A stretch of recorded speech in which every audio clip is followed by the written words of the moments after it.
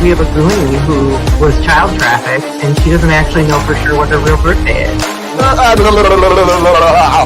He doesn't follow the mainstream research only. He digs very deep. Yeah, that's important. It's all comes down to awareness, because it's like a sort of coalescent kind of. That's really what I wanted to try to show you, is that it's not like that when you get it in the light. Anyway, it's not doing justice. Science, the mainstream has to adjust. the awareness, we have to. You gotta go, mate. No worries, no worries. Right? We've been going for 4 hours. Sorry, it's been a really good pleasure. Wow. Yeah. Who was it was saying their TV got hit the other day, got struck by lightning? The big speakers, and yeah, I messed my ears up. I feel like that could be connected to the science thing a little bit, but regardless, I got I'm over it. My chaos is always well-natured, or has a positive goal at the end of it. When I start causing chaos in a situation, it's because the situation really needed to be changed, for example, or something is going to happen that I thought would be a good idea.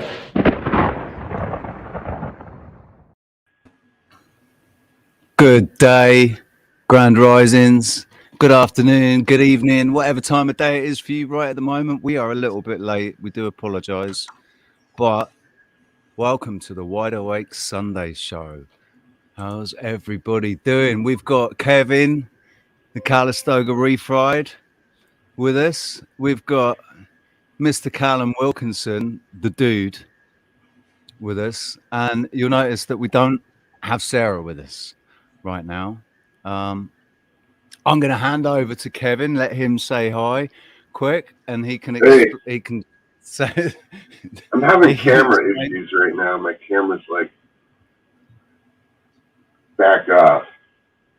All right. Good morning, everybody. How's it going? Just sort of waking up. It's like 5:38 a.m. Was up late last night doing some last-minute adjustments on the website. I don't know if you've all been down there lately, but please give me some feedback today. If you've gone over, check it out on your phone. Richie's having problems seeing it on his phone, but I can see it, so give me a shout back. Have I got a Richie at Magia, Sach'a, Wasi? Yeah. Have you done the emails? Yeah, I just did it, so I'll send it to you. I was doing it, so I'll send it over to you today. Cool. You can set up your password and all that jazz. Mr. Kallum Wilkinson. Hello. The hell? Oh no, yeah. Kevin was just going to say, actually, because he's in the same. He's staying with Sarah, so Sarah's not doing too good at the moment. She's not feeling so hot, so she is hopefully going to join us later, right? It's sending healing up that way, upward. Yep, That way. that way. Yeah. Okay. We've got to save some of that for Two Joy now, though, because she's not doing too hot at the moment. Two Joy. And so Two Joy, sending you our love. Right?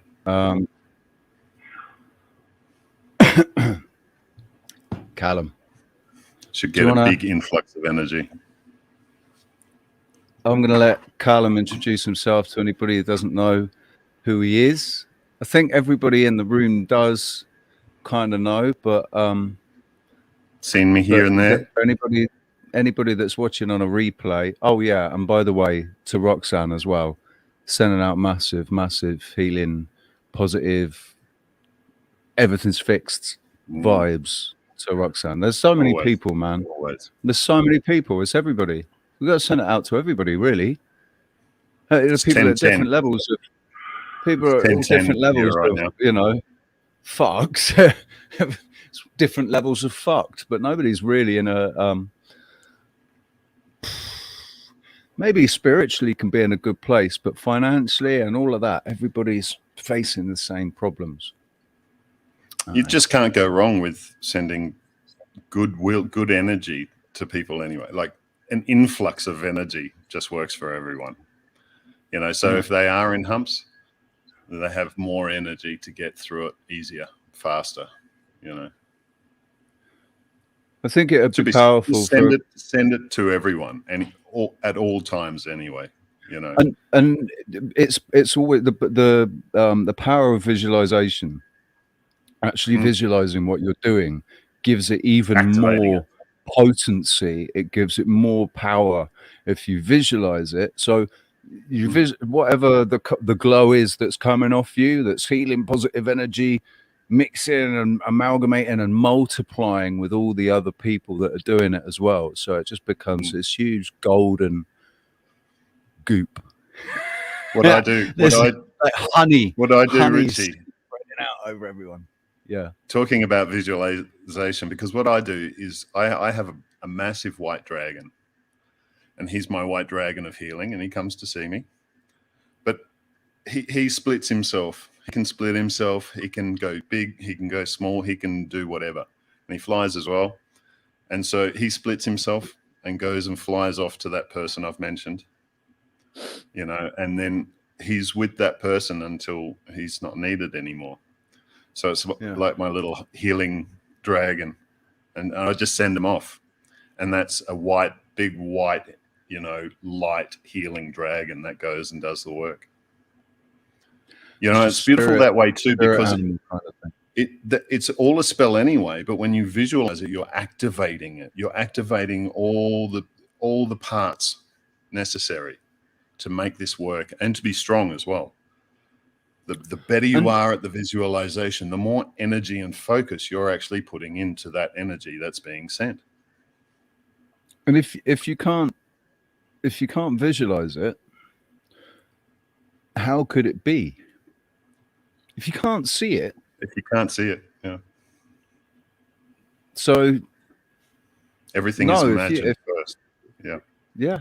That's where it all begins.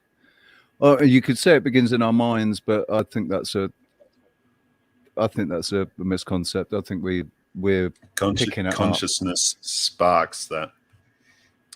It's in the ether. Ideas, I think, are in the ether. They're not, especially these really good ideas. It's like for all kinds of creative things, like creativity is in the ether, isn't it? This is my thing with water and stuff as well. Like pure water has all information. It is everything. Pure. It is the ether. And the way I see it very simply as well. I see air is water and water is air. I see it. Yeah. I see that different density. Different pressure, and that's fire. That's the alchemy, which is the transformation between the different realms and stuff, different states, and the physical working exactly the same as the spiritual. It's just levels and states of awareness.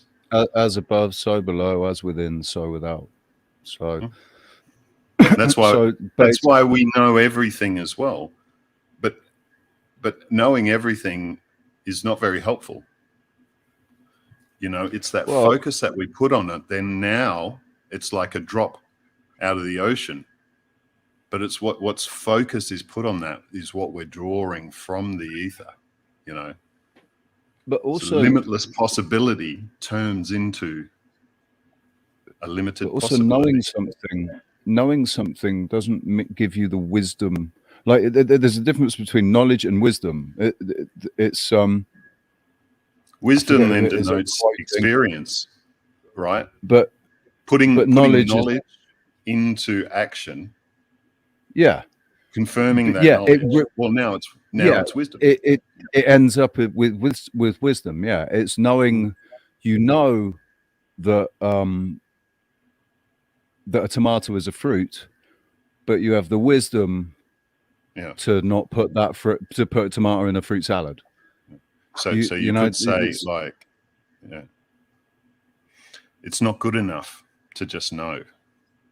No. It's the experience And that's what this is. We're having the To apply that experience of knowledge. putting things into, and How to then apply that. then it becomes wisdom.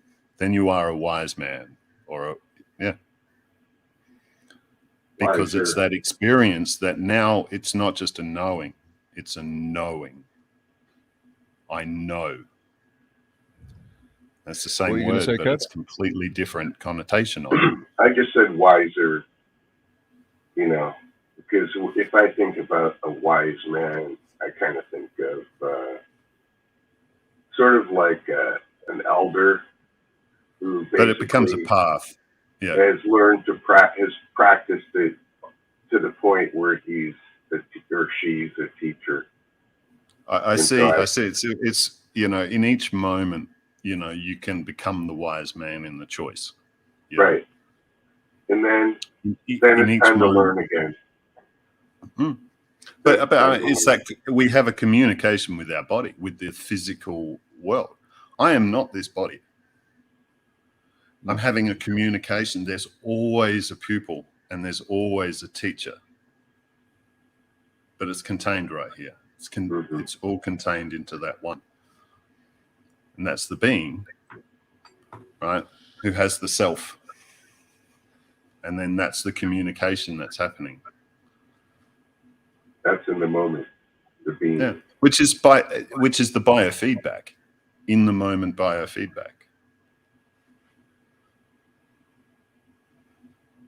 That's where premonition is, and which is just the simple nature of how the world interacts with itself. Biofeedback.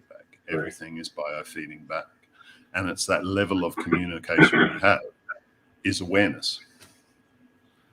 And if it's a deeper level of communication, it's a deeper level of knowing. Because there's a logic. This is kind of where science goes complete, because it's the argument of it. It's all logic and no spirit. What we're talking about there is that spiritual knowledge, where it's all there for you to realize with physical reality. Then it becomes something. Then it becomes, science and this creative world, the spiritual world put together. It's the imagination, right? So it's that limit and that limitless coming together. But that's exactly the same as saying these are the two sides of the brain coming together for this beautiful resonance in the middle. So in terms of the argument's always this or that, but usually it's down that middle. It's that bit of both, which is the awareness of it all. So this doesn't know this and this doesn't know this when it's extremes. But in the middle, it's like I'm in the middle of that line when nature draws a line like that, and I see further. I see the entire picture. And if we bring this down to the physical and stuff as well, that's just the middle of the torus. And we come back to that center all the time. We were talking about breathing to sort of start the show. And I think that's a beautiful sort of starting point for people to understand the physical and the spiritual. And that's usually what happens in meditation. It's always, focus on your breathing. It's just shutting everything down. It's just having one thing to think about, so it's an extremity. It's an extreme focus. But at some point you've put that much focus into that breaks. And then you're open to that wide world. You're open to its contrast. So you end up in the middle, which is all meditation is anyway, right? Medium, middle, which is part of life. It's that, extreme between sleep and awake. There's a middle of rest and peace and relaxation. And this is what most people out there don't have the concept about, is this middle section. It's like it's missing like a whole 50% of life, because most people are going from one to another, an extreme to the opposite extreme. And it's this period in between, which happens very fast, until you learn to slow it down and you understand the transition and you're mindful, right? But this is what this is why they work so hard to polarize everybody, because the only way they can control everybody. Yeah, if everybody was balanced, had balanced views, and was taking the middle path, then they, didn't shock didn't get offended or jump into this. Didn't react, didn't react, weren't able to be triggered, and this goes into every aspect of our lives. This goes into every aspect in of our lives, and why I think it's a really important thing with YouTubers, people that have decided to go onto YouTube and stick their head above the parapet and say, "Hey, wait, no, whoa, I think something different," and then get all the slings and arrows shot at them. The whole point of that is, for me, was to make me see how triggered I was, how easily triggered I was, and how dangerous that was, not just for me, but for for my reality, for everything. Because if I'm that easily triggered, somebody can just destroy you, or worse still, they make you destroy yourself by reacting in a bad way. Who has control over that trigger? And if you learn, I don't have control. So I want to bring easily get triggered, then that's just saying that I have no control over this physical being. And most people don't go into psychedelics and stuff like this because they do not want to lose control. So, which is funny, because they'll then go out and drink. They'll then go out and drink a shitload of alcohol and lose control. Go on, Kev. Sorry, mate. Yeah. So this brings me right to what I wanted to say, is that I believe through my study, that what used to happen in the Buddhist religion was a tea called Amrita. And the Amrita was psilocybin mushroom. So that was a part of the meditation process. So not only would you be sitting, you'd be sitting in lotus position or half lotus position, and you'd be keeping your spine upright, and you'd be focusing on the microcosmic breath. The whole time you just keep your focus on your breath. And now the mushrooms are coming on, and all these things, all these psychedelic visions, geometric patterns emerge, and your task is to just stay focused on your breath. And so what that training does for you then, when you go outside, and once you are familiar with that type of a situation, and you're in touch with your breath and you're living in life, there is nothing that can upset you. When the lion jumps in your direction, you look for the perfect place to step so it goes past you. And the whole time you're focused on your breath. That's kind of what you're doing. Exactly why it was taken away. Because when we train in that methodology, using all the tools, it empowers us. There's no it's giving you control. Yeah. You're maintaining control. And you have the power. So you literally, it is self-empowering. It's like lifting weights. It's like lifting psychic weights. What is control at the end of the day? It's responsibility, isn't it? It's responsibility. Well, it's surrender. It's almost even more than responsibility, because you get in touch with the natural law. And so you surrender to natural law. And but natural law. That's literally ultimately the giving up. What I talk about is there's two types of letting go we can see here. One type of letting go is letting go to the ego, right? Which is already what a lot of people have done and are doing, are going through experiencing the ego's view of reality, right?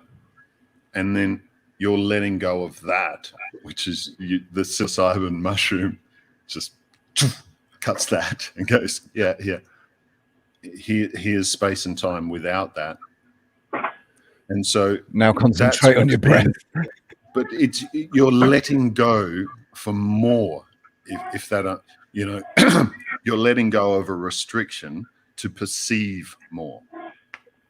Because this is just a perception, but it's like an iris. It's closing in on that. You let go of that to a greater understanding anyway. It's the same as how cults and stuff work as well, right?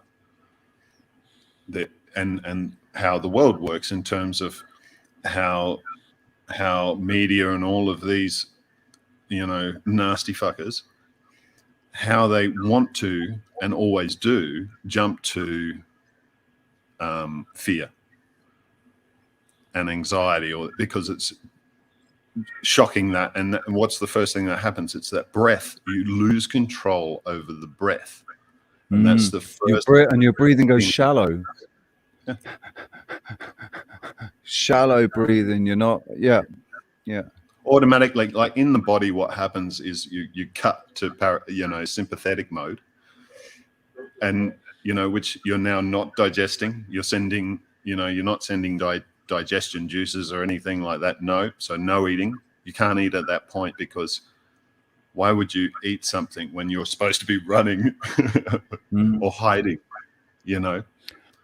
And that's when these little things misstep, and people are in and out of these extremities throughout the day constantly, where it becomes then an underlying anxiety. So what we're talking about here is situational anxiety, and then there's a greater form which builds up in layers, which is our ongoing anxiety, right? Which even coming down off a situational anxiety happens in the moment, poof, and the fight and flight, and then you're supposed to come back to a norm. The ongoing anxiety is another type of anxiety that just keeps going and going and going, and gets worse and worse over time if nothing's done, if the environment is not changed, right? If the terrain is not changed. It's crazy, because that's kind of the cycle that people get into as well, and where illnesses or whatnot become chronic, where it's just like a forever detox because you're forever toxinated, So and it hasn't, you haven't clicked with it or something, so the realization hasn't occurred, and you can't change the terrain. I'd be willing to put money on it as well, that at least 40 to 50% of people out there that consider themselves to be dealing with chronic pain, it's not. They're telling themselves they're feeling chronic pain. I would estimate the to be much higher than that. It's because that's what we see rising, because it's the shorter ones that just get more and more. So I go through this detoxing process, and I go through this detoxing process, and I go through this detoxing process until there's like a full stop where the body can't process, and it goes, well, I'm just going to keep trying this and this and this. And at some point, this dummy's going to fucking get this, that something has to change. That something has to change. Can't keep throwing pills at it or something, because that's the only detox method I have left, right? It's this loop that happens. But that's the chronic, but it's like all of these smaller ones happening usually in this process of ending up with this chronic condition. Yeah. And that's where people state like, I have this and I have this and I have this. I know that I spent arthritis and like all these things. It's like, well, no, this is the end of a process that's can quite clearly be laid out, but it has to be like a realization moment that puts all this into perspective, and you go, oh, now I know exactly what it's just. That's what happened for me, man. That's exactly what happened for me, right? My circumstances, my whole situation changed completely, and I was pushed, you know, I was sort of made to get up and start doing things and using, instead of just sitting down all day, you know, and using my crutches all the time. I was forced to start getting up and do it, and I was happy, you know, I wanted to. I couldn't just sit there moping and depressed in my cousin's when I moved in with her. It's when I left my wife. I found her in bed with another guy, and I huge war, and then left her, and yeah, and then I met this girl, and that was it. That was the realization, that moment when I was like, something has to change. Well, it's the only thing I can change right now. Like, and so I threw my crutch down and said, yeah, I'm gonna stop relying on it. It hurts a bit, but maybe that's just because I haven't done it for such a long time. The actual moment, the moment of healing, if we could just take that example, right? The moment of the healing, it was this spontaneous healing that happened to you in a change of thought, in a change of perspective, that then completely, like flipping a switch, just went bang, the change. That is the change. That's the realization. Change of focus as well. It can't happen. Yeah. That's changing reality right there. You know, that's not fake it till you make it. That's being it, doing it, making it. Right. Yeah. And that's how powerful our mind is in this whole process too, because that's the point that you started healing. Right?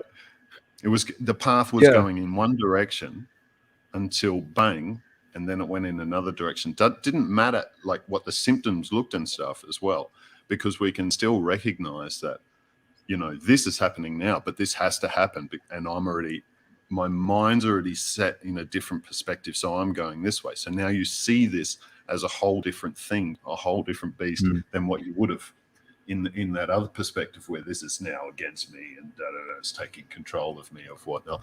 And oh no, this is just something that needs to happen. Cool, bang. And that's in alignment with the body now. So then healing happens very quickly as well, and can happen extremely fast as well. And we can go through horrible things, but afterwards we understand, you know, what just happened there, and oh, that needed to happen. Yeah, I'm good now. I'm really glad it happened, man. I kind of wish that it could have happened without you know, it needed someone else. It needed my focus changed because I was suddenly infatuated with this girl, you know, and that was my reason for it, was to become more of what I knew I was. Like, I went back to being the old me before I got married to this crazy lady. God bless her. I love her. Sometimes, you know, the road backwards is the road to take. You know, never leave that out, because sometimes that going backwards is exactly what we need to do. I mean, a lot of the times it's exactly what we need to do. You know, and sometimes in terms of health, it's always like that too, where I'm stepping back to a natural, right? It feels like like things have gotten out of control, and you're stepping back into this solid, known nature, you know, understanding, which is confidence. That's what gives you confidence, you know, to do whatever you want to do as well. That's an automatic program now. So that, like, changing that ego, you change the ego, changing that whole template of the body and everything, the ego's template of the body, right? You've changed it all completely. So now it's rewritten in an instant, and then that is reality, and that manifests as well. Just knowing this too shows us how powerful the mind is, and how we can just cut straight to the chase. You know, normally it does take an understanding of this, of what we're talking about, and general health, to sort of get the benefits of this as well, because we're talking nocebo and placebo and everyone's beliefs and stuff as well. But if you wipe all that clean, which is someone putting themselves in an open state, and that's like, yeah, I'll give this a shot, can't hurt, whatever. Putting yourself in that open state where then things can happen, nature can happen if you're listening. And that's a listening state. That's a receptive, receiving mode that we put ourselves in, right? And nature sort of does this automatically, but we can just click and put ourselves into that receiving mode straight away to receive, because it is a receiving of energy as well. It's always give and take. But if we click ourselves into that receiving mode and we're listening, we've now activated all the things, aligned everything with nature so that nature can just happen, which is how we always see it. It's homeostasis in the body and in nature.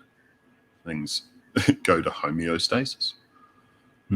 This balance, this equilibrium. If we let nature be nature, it has this balance. So it's stepping back. And what is stepping back? It's always the ego part of it.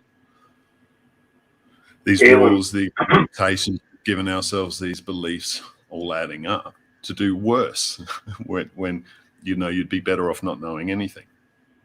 Yeah. But not having the influence as well, because now it's built up a social influence, like building up all these doctors and PhDs and all of this sort of stuff.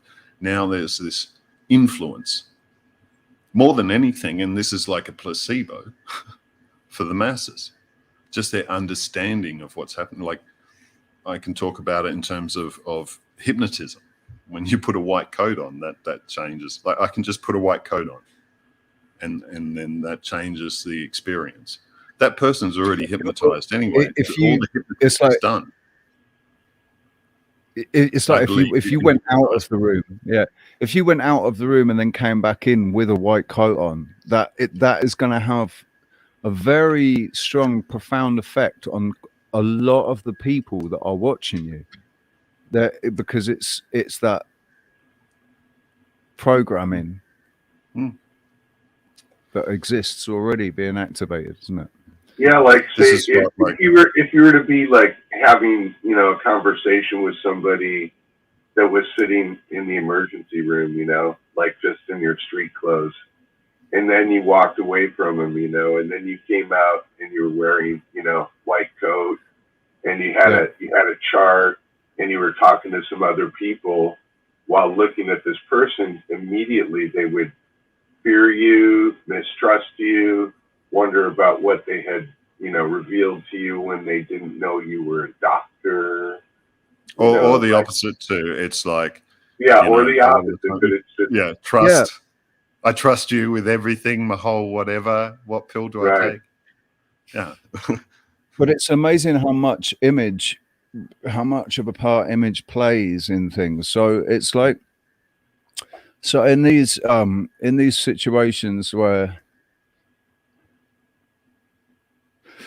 like, when you got,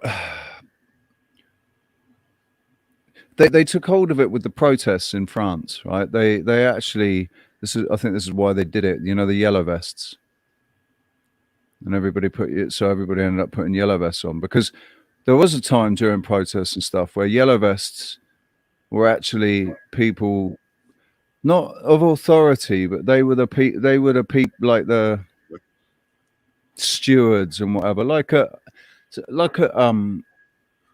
funeral, the Queen's funeral, right? Everybody looks at anybody that's wearing a yellow vest, stood there on the side, and they're wearing a yellow vest. Oh, they must be part of the security, or or a steward or whatever. But that could be anyone. Anyone stood there. High vis, yeah. Almost. Just wearing a high vis vest. It's amazing what a high vis vest can do. If you just walked into a warehouse wearing a high vis vest with a clipboard, maybe wearing a shirt and tie underneath your high vis vest, proper shoes, and a clipboard, you walk in there and suddenly everybody in there is going to be fucking very wary of you. Like, oh shit, big wigs are down. Or this is a an inspector or something, The clipboard gets you just in a clipboard. And shoes as well. Important for you to be wearing, you know, highly polished. You look like an office person. You don't look like a Black, fucking highly menial polished worker. You've shoes. got highly manicured hands, and you're wearing, you know, handmade leather shoes, and you do that, and people just Perfectly immediately make pristine an white assumption. hard hat if it's a work Oh site. yeah, Yeah, yeah. you're good to go. And the confidence that comes with it. Because it's really like I've worked on so many festivals and I've never really shown ID or any of these things. A lot of the time I just Confidence, walk with a right? purpose. Confidence is Yeah. key. Confidence And is all key. If black. you look around, if you look like you're meant to be there, you know, and you've got no qualms about being there, and if anybody approaches you, you just, you know, you just dismiss them. Yeah. The key is in office size. You need a big office so that you can have your frames up behind your desk far enough away that nobody can actually get close enough to read them, you know. So you have all of your PhDs and your certificates and then everybody comes and sits in front of your desk. And now all your history behind you. Now we can do business. Anyhow, we're talking about hacking here. If you just tuned in, hacking consciousness and bypassing programming and finding your true core. How you can find healing within yourself, wherever you are, whenever you are, whatever you are. And how it's connected directly, inextricably to your health, to your physical health, your consciousness, your natural healing experience. Yeah, there's natural healing inside of you, trying against all odds. It all comes from inside anyway. Anyone I help with healing, it's always been a decision that they've made themselves eventually, right? And it's just a persuasion. I'm persuading them to think differently and suggesting for them to think differently until they find that realization, you know, that point where they decide exactly what you did, Richie, where they decide, oh, now I'm doing this now. And that it's just the power. So it always comes from, it's just that decision made from within. Oh, now I'm going to heal. You know, and if you can say that with confidence, in the knowing of confidence, that becomes the spell. Oh, now I can heal. Good. And you can feel that. Hopefully you can feel that as because I just felt that too, as goosebumps, because that's the wave of truth as well. You know, as soon as you say it and mean it to yourself, which is the genuine spell, right? Which is one of these things that people do a lot too, which I think mostly detrimental. It's just like the mantra thing of repeating, you know, and it becomes that idea of fake it till you make it as well. But if you can say it once and meaningful, genuine, and that's like forgetting about it as well in that same moment, because it's done. That's now the demand. That's all it takes. It doesn't take a million times repeating it, but we can change a program that way. You know, I'm not saying it's bad to do that. It's just there are different ways of doing a lot of things, fast or slow, depending on what you want. You know, so you always have that choice as well in terms of, now I'm going to heal. Well, there's ways, or like I can heal fast or slow. It's always within you and where you are, you know, so you can always gauge it so it suits you exactly where you are, what's going on, because it could be quite physical, can go through all these chronic problems and stuff like this as well. But as soon as you've made that choice, then all of that's open to you now, where it wasn't before. But that's the most important thing, is just people to make that. And when you see that moment, a lot of times you understand that is the moment. You know, now they've made the decision. Now they're going to do it themselves. Now I can step back and go, sweet, you know, and knowing that person's going to go, because they've set their mind to it. When they set their mind to something, bang, right? But they've set their mind to a state of being. It's not usually a specific task that has to happen. That means it could be symbolic, but more often than not, it's simple. It's very simple. It's just a state of being, which doesn't really, you don't have to do anything. The goal then is to be that state of being, not doubt yourself. So it's that confidence, and then doing it, like having that wisdom and that experience, or I've done this, I've tried this knowledge over and over, and it always happens this time. It gives you that confidence. So my own testimony, my own, you know, I have my own testimony physically, but also with sickness, you know. So when was it? 2018, I think it was. 17, 18. That's when I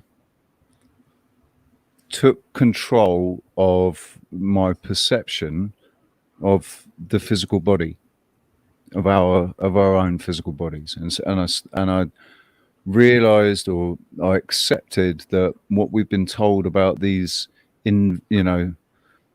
microscopic little living organisms that can cause us so many problems and lay you up in bed with, and all of this.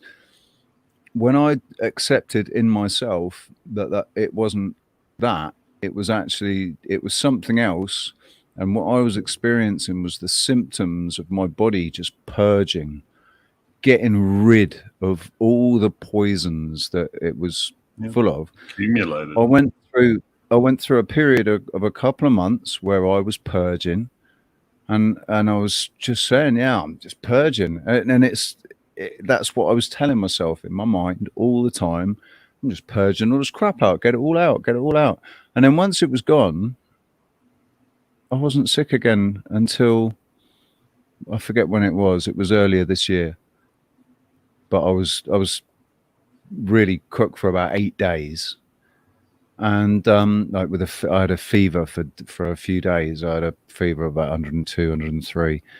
And I always ask people when they go through that, what was there, was it high stress or whatever before that?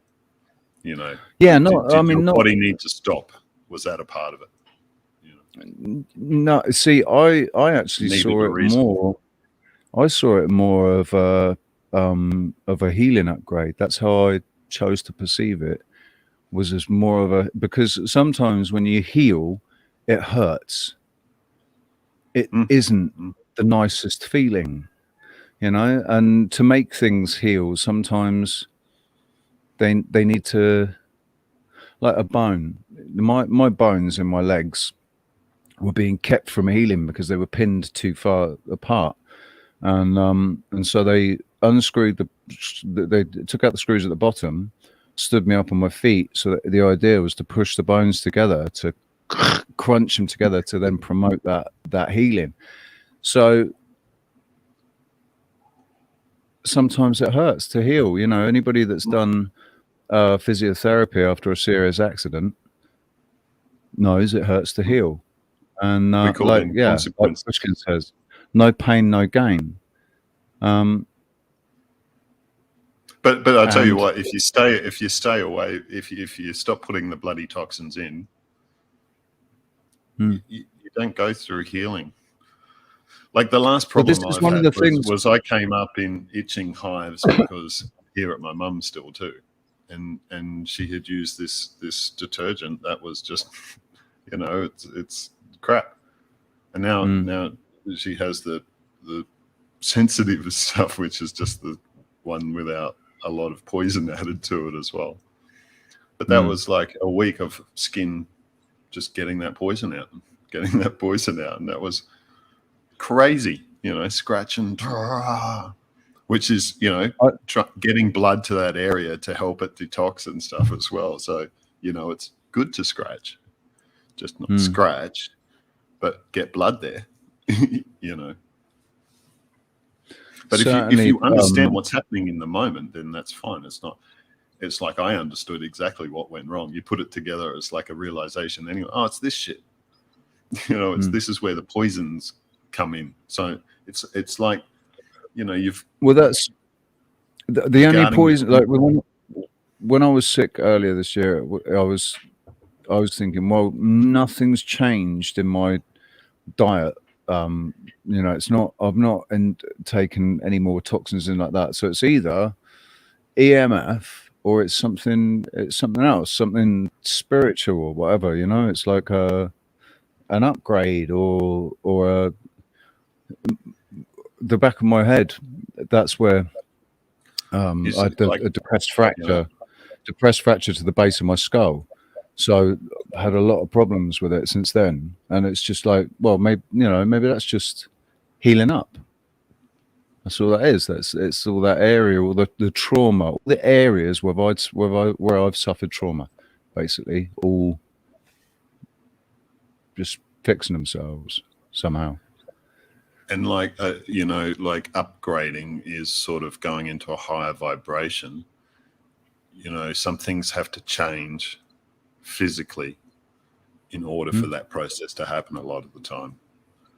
So, and we've got documented evidence. So it's only documented because it is documented, but we can remember that the human body's changed. Call it Mandela effects or whatever you want to call it, but the kidneys have moved, the heart's moved, the skull's changed. Everything's changed. Like kidneys used to be down in the that's why kidney punches were illegal in boxing, and now kidneys are up behind the rib cage. They've moved quite considerably. They're protected now. They were never protected before. So I've not had pains. Well, no, I have had back pains. How have these changes happened? Have they been gradual and slowly happening? Just as we've been living, our kidneys have just very slowly moved up. But that doesn't explain why the literature has just changed. Because all the literature before that would be a catch-up. Well, it depends on people's beliefs and stuff as well, because I have no beliefs in terms of evolution and stuff like this as well.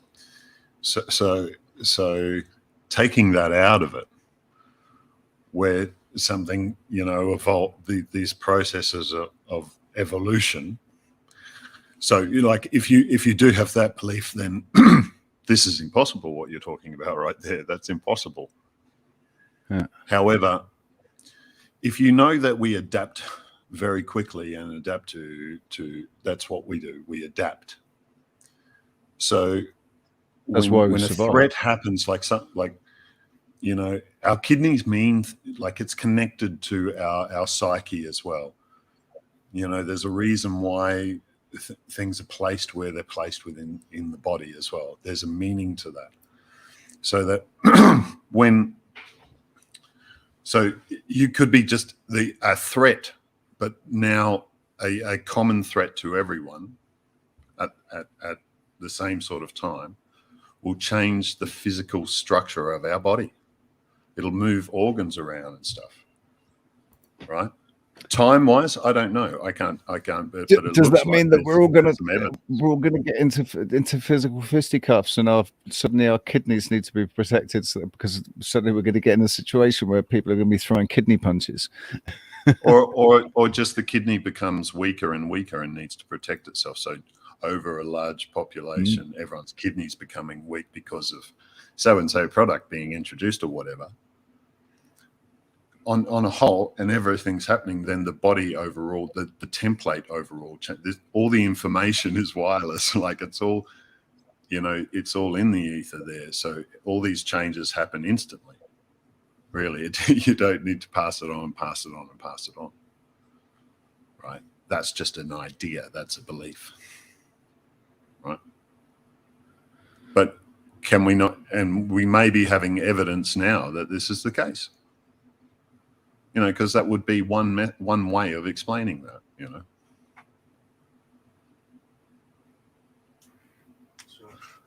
I've only just really read this comment here, Shari's comment. I've come to a new thought that maybe we're not supposed to walk away from everything that triggers us, but to put it in its place in the moment and let it go. Yeah, if you can, but triggers the conscious awareness as well, so that it's there. I got triggered by that.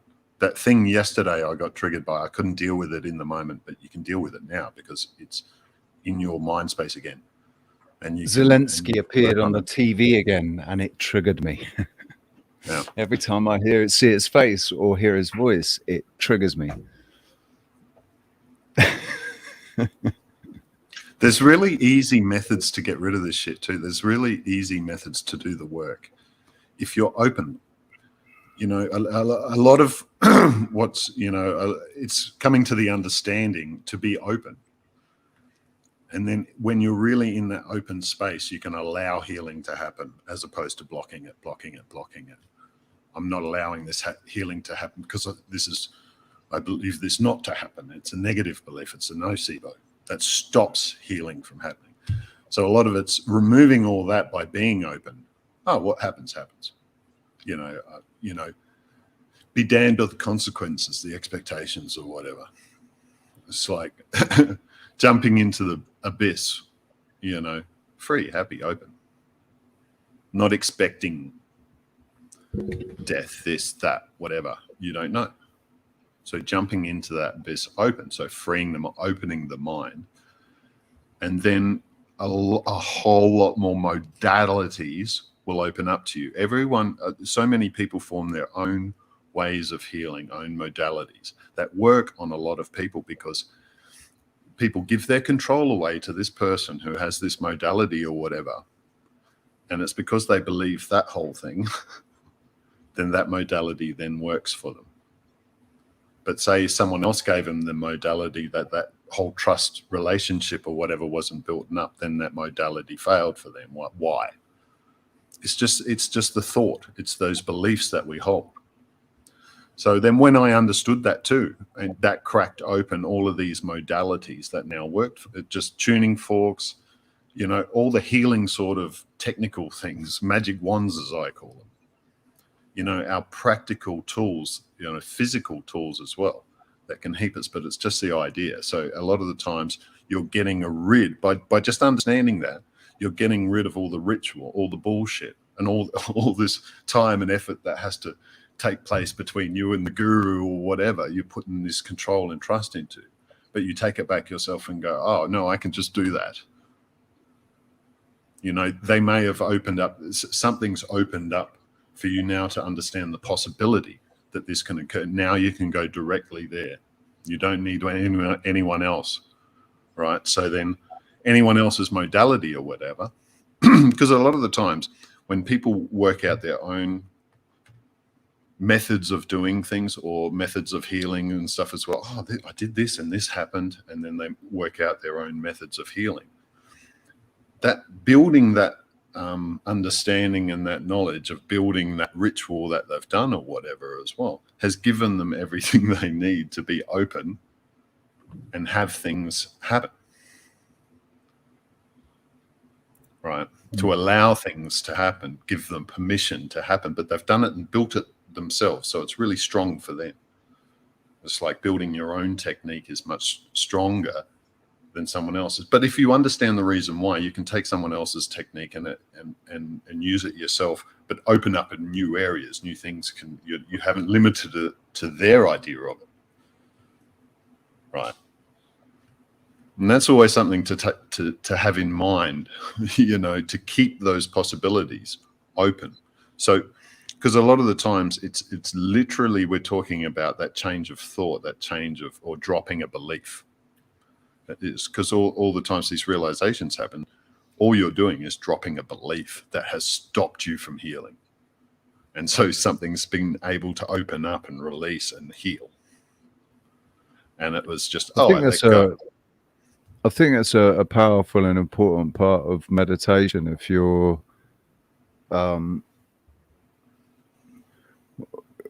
if you're making affirmations and stuff,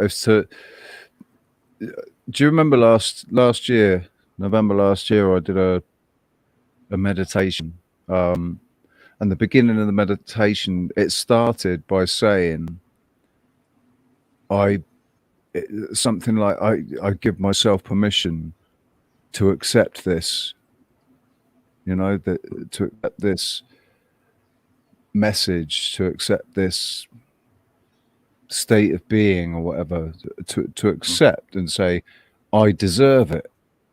I deserve this. I deserve, and I accept it, and I welcome it, and you know, because and starting the meditation with that, to then it was an abundance meditation, to accept abundance, because It's funny that like that's what I call sort of opening the door to healing. You know, and just a statement like that does it. So now I'm in a space of healing. It focuses you to a point of healing. Whereas before, it's funny how people just open the door to all the bad shit. You know, doors wide open for all of that. But when it comes to healing, they're like, oh no, close the door. Close the door on that. Right? It's a you know, close that door, open that door, and then you're good to go. Right? That's why there's people are programmed the same for that. with Reiki, with distance Reiki, or giving permission to the person that's doing the work. When I've had people, you know, like Sarah's asked my permission to do Reiki work on me, and Janine, you know, it's important to open yourself up. But then permission. I think people are, and that's about. It's a requirement. People are afraid. Some people are afraid to open themselves up because they're worried about what might come in. If they're open to this, what might slip in the back door? Are they open to this? You know, and that's. But you can see that as a good thing in certain areas. You know, it's that is control. But when it's control, you know, because if they don't have control over it, ultimately, then they'll always do that choice. They're programmed for that choice. I'll always block this or whatever. It's like a lot of people that can't be hypnotized, sort of thing. Well, no, everyone can be hypnotized. Everyone hypnotizes themselves. Everyone's hypnotized all the time, pretty much, right? When you say you can't be hypnotized, that's a point where you've lost control. You know, you have control. You're not letting yourself. In essence, you're not letting yourself put yourself in a suggestion state. You're blocking it. But you can, if you want. You can be. Yeah, you just have to let go, and that is that's ultimately full control, where you're now choosing to let go and not let go. It's very important. That's just an absolute. I don't know if it's subconscious or what, but an absolute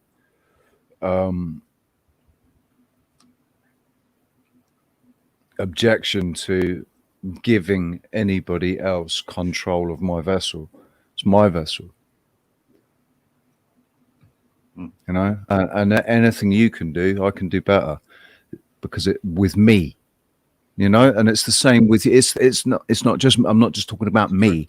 I'm saying the royal we, all of us can sit there and say anything you can do, I can do better for myself. As far as I'm concerned, maybe you can play piano better than I can, but playing piano is not part of my world. So, you know, it's interest. You know, yeah. I mean, that's the thing. Like anyone, what. You know, I could do anything. That it is limitless. You can do anything. It's just my mum always used to say you can do focus there and do it or not. That's one of the things I'm grateful for my parents for. You can do anything you put your mind to. Yeah. Except they still had their limitations. You know, they didn't seem to think that my mind was capable. Whoever you want to be, so long as it's a lawyer, a doctor, right. You can do whatever you put your mind to. I want to be a musician. Yeah, well, you can't do that. You've got to be a doctor. School molds you to do. You can be an astronaut, but you can't be a fine artist. Yeah. Yeah, be an astronaut, but you're not going anywhere. So. Hey, Mom, I found a different way to space. You want to try these mushrooms? Exactly. I mean, that's kind of like the route I took. You know, I was being groomed to be an astronaut. It's faster. And I was like, and you can fly high as a kite if you want to, faster than light if you want to, beaming through the universe. Thinking is the best way to travel. Sorry. Sorry I about forget that. who it was. I forget who it was that was talking about it. Science is just talking about other realms. Right, but the speed of thought. The speed of thought has to be the fastest thing that exists. It's before existence. Say again. It's before existence. Yeah, but if you couldn't, like, if it's like, Don't think, you know. I think it was back in the days when I was entertaining, the Pleiades as a star system, millions, billions of miles away, and they were talking about the speed of thought. You like everything happening now. Well, for them, isn't someone on another planet like back in time or something? They're in a different time. Well, period. what we're seeing now, not happening instantly. No, but if this is what I was trying to get my head around, but imagine though, if now if I could just be there in that room at the speed of thought, I would be there. Boom! Now. Hey, what if I had a big stick, right? And the big stick went from me to you, right? You got it there. You got it there. Yeah. And I go douche. What'll happen then? Well, screws with your mind, doesn't it? Screws with your material. mind. It's material, isn't it? So if it was a physical big stick, then there would be a fraction of a second between you doing that and also how hard would you have to push it, because there would be a certain amount of elasticity between where you are and where I am. Have you seen them discussing with the electricity in this very same scenario, where it's extend that distance? No. How is there a delay before you turn it on in the light switch? And then they're arguing there is there isn't a delay, or there wouldn't be a delay, because it's basically on paper, it's theory. It depends, doesn't it? If the supply is cut, or if it's just interrupted. If it's cut and has to come from source, or if the flow is just interrupted, so the distance to reconnect is less. Do you see what I'm saying? And now if you took magnetism, because every time there's an electric field, there's a magnetic field as well, and now take that bit of information and work that into your theory as well, because all of these attributes then add another dimension to what's actually happening, which I can't tell you. I don't know. And I haven't seen it as well. I haven't seen like 10,000 feet or whatever, and someone doing the actual experiment as well. It's like some of these experiments, they're thought experiments. Like, until I see it, well, what are we discussing? Is there a delay or isn't there a delay? I don't know. Right at the start, the foundation of that discussion, right? That's the foundation.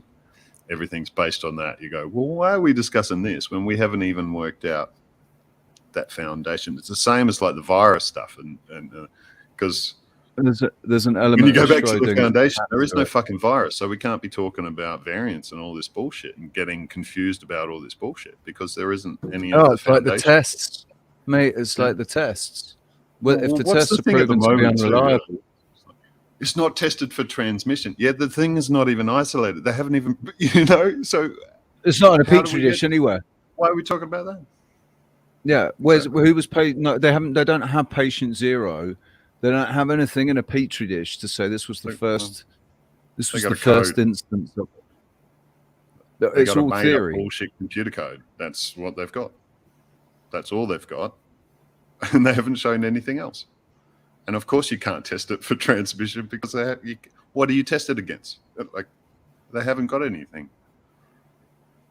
It's all quite hilarious. It's all quite hilarious too when you see what's happening, when you know what's going on. You know, because you can't be fooled. That's the control that you have as well in terms of knowledge as well, because they're all traps.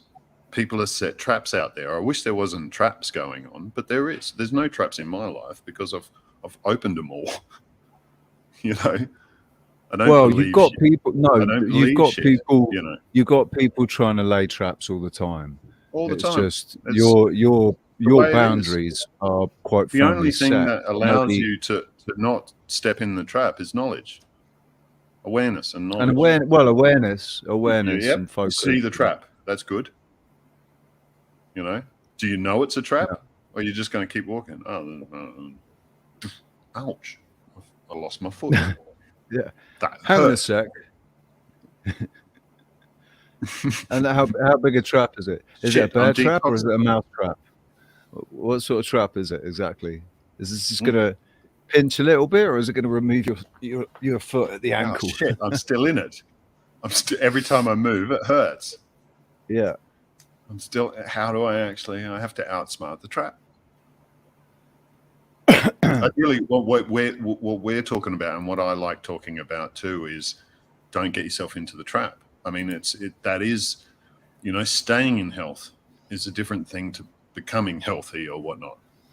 Right? Staying in health is what I care about. That's what I do now. Like, I used to be that unhealthy person. Yeah, instead of treating symptoms, you're preventing symptoms. Exactly. Instead of I'm not treating going to get illness, them to start with. Preventing illness. Yeah. And that's what people still need to realize with the medical profession, maybe not with the medical profession, but with the pharmaceutical industry. The medical profession has been influenced so heavily by the pharmaceutical it is the same thing. Industry. Doctors have a contract. Well, it's become the same thing.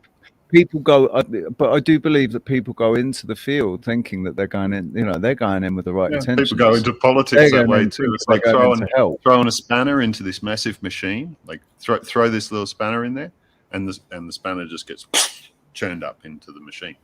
What inevitably happens, unless they've come to a realization and get themselves out of the machine, like Dr. Berlando. What's going wrong with the machine that like, put them in that? Like Dr. Berlando.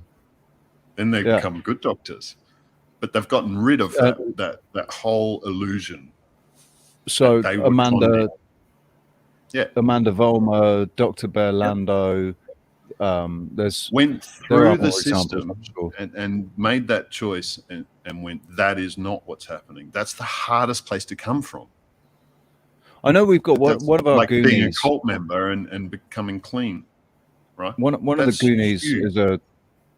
Goonies is a registered nurse. Oh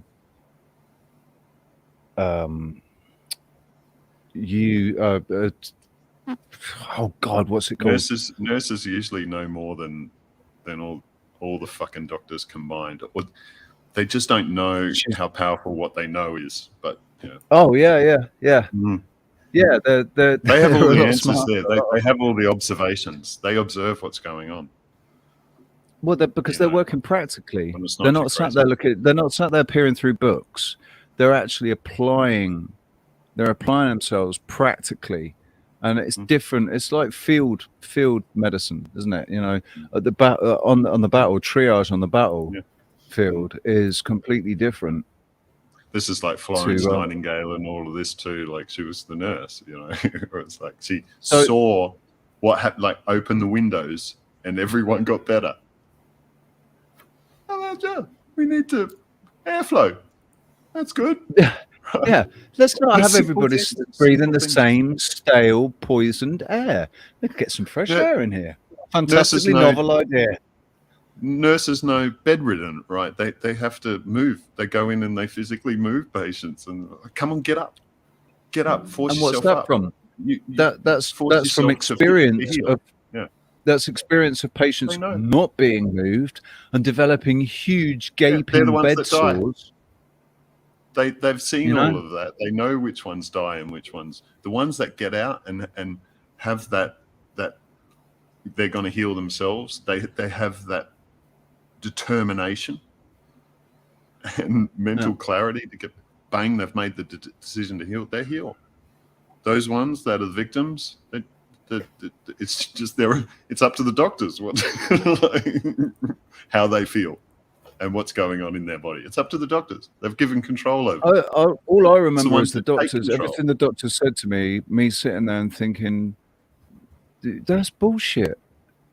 Like, what you're telling me is bullshit. Why are you telling me this? But you're like, Matt Letizia will break his leg and he'll get told something completely different to what I'm told. You know, I remember thinking that back then. And a sportsman, you know, thinking, hang on, how is it that sportsmen and women can have horrific injuries and be back? You know, maybe not playing at competition level, but playing within 6 months. But you're telling me I'm never going to walk properly again. It gets very interesting in that field. It gets extremely interesting in that field because we're taking a lot of beliefs away as well. And people make extraordinary miracle heal, like really. And then because there's one guy I sort of follow as well, which is, I can't remember his name, but it's a funny name, you know, Dr. Young or something.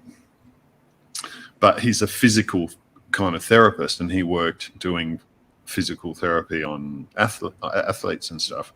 But he changed his way of thinking completely. He was running a clinic and everything. Changed his way, and you know, it was a change in thinking basically on the philosophy of what's going on there in terms of you're telling your body what to do. So you tell your body to heal. So you're actually working through a healing. You're not just letting it happen. You're actually pushing it and developing it in certain ways. And healing occurred, like healing after injury occurred so much faster, right? But not only faster, because normally people that heal from an injury the standard traditional way end up worse than what they were. But his patients ended up better than what, you know, stronger, right? Because that's part of the healing process if you're looking at it in the correct manner, which is you're telling your body that this, whatever happened here, we need to be stronger. We have to be stronger than what we were. So your body is putting building cells. It's not necessarily that you have to be, it's that you can be. You will be. You will be stronger afterwards. And like, you don't want this to happen again. I remember being told that bones were weaker after they'd been broken. They were weaker and more susceptible to be broken again. But I've seen the X-rays of my legs. There's absolutely no way they're weaker now. They're twice as thick. But look at the belief structure of that too, because if every doctor's saying that because of however some bullshit test, right?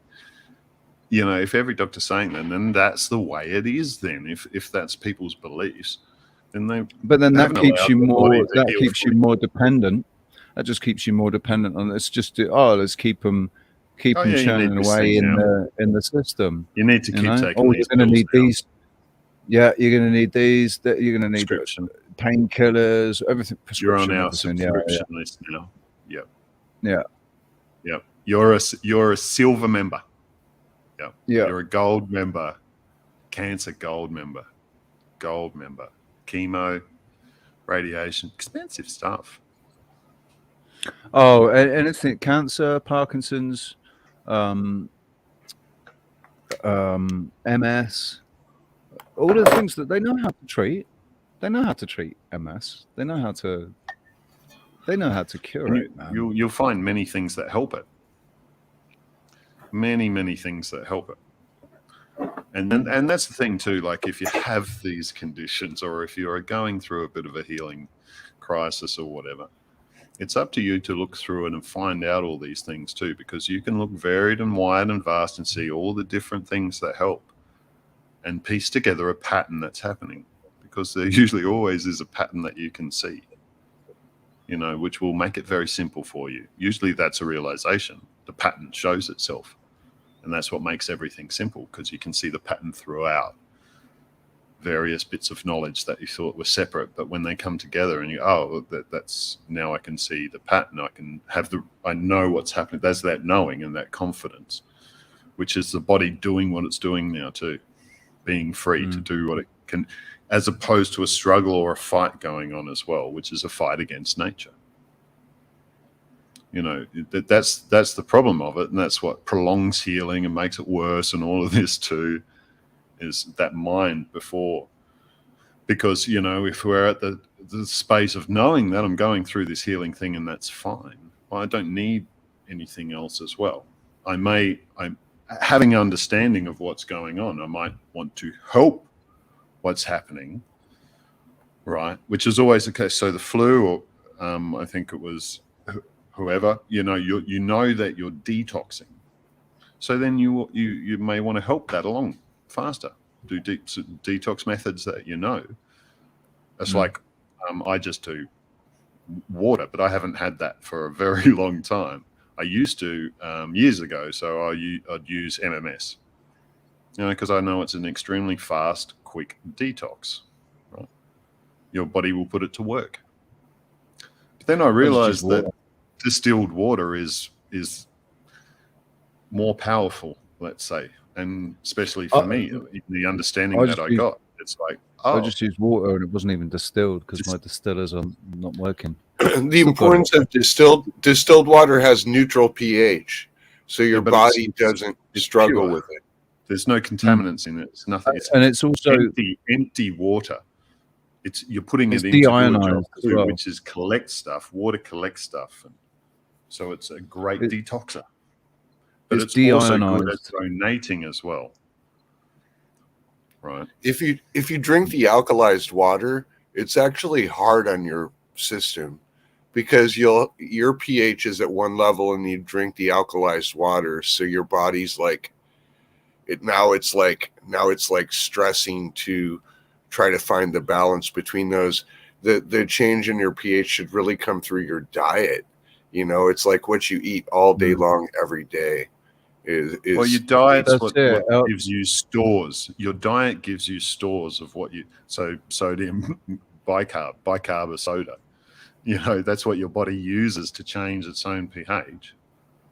It needs stores of that. It can't, you know, and allow it to do its thing naturally. That's why it doesn't hurt to drink a bit of bicarb. A very simple guide is the pH of your urine. So you can kind of see. Now we go and here we are back at urine therapy again. Well, I'm not telling them to drink it. I'm saying all you have to do is dip a little pH paper in the urine. Nobody needs to get their hands wet on this experiment. And it wouldn't matter even if you did. But it's okay. Pee. You can fucking drink it. If you want. And if you've been out drinking the night before, you'll just get drunk. Good to know about. It's very interesting to research anyway. Even if you're disgusted by it or whatever, there's a lot of interesting research into it. Even if you're not going to do it, fine. Whatever, you know. Just be grateful you don't have to test the pH of 100 people's pee today. But there's a lot just of be good grateful knowledge. it's your own pee. You're not testing somebody else. It's not anybody else's pee. Right. It's your pee. It came out of your body. It's like your little baby. You know. It's come out of the inside of you. Right. There's a lot of those beliefs and fear beliefs about what it is to start with as well. I mean, it's a waste product, and then it's just sort of labeled as that, and that's that. But there's a small attribute of being maybe a waste product, but it's also something that's already been processed through the body. So if you put it back through the body, it already knows exactly where to go. It'll just be waste again.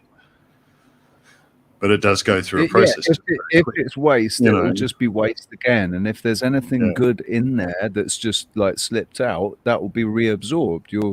you've got more chance. And of there is a absorbing. lot of good that goes. It is only the tiniest bit of waste or whatever, but in terms of what it actually is usually stores of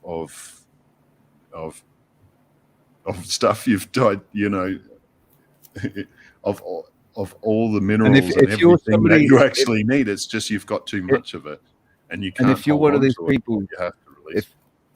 If you're taking synthetic vitamins and minerals, then it's going to be absolutely loaded with a lot of that, because your body's only absorbing 25% of what you've taken in. Yeah. So 75% of that you're peeing out. It's pumping through the blood, but your body's only going to take up what it can take up. Yeah. I think maybe with all this pee talk, we should probably have a pee break. Tea break and some coffee. Yeah. I was going to go to 1 hour 30, but yeah, we stop now, and we can come back in like 10 or 15 minutes. We'll have a pee break and make coffee and whatever else and people want to do. Awesome. Yeah, don't go anywhere, guys. Or if you do, make sure you come back. Come back, eh? Time to get the music on. Yeah. We're gonna have a little boogie.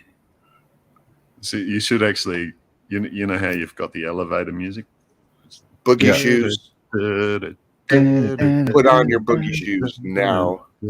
Should just put it on a loop. Do you know what? I'm gonna do that. Just go like until I've got that edited and sorted out. We're just gonna do this one.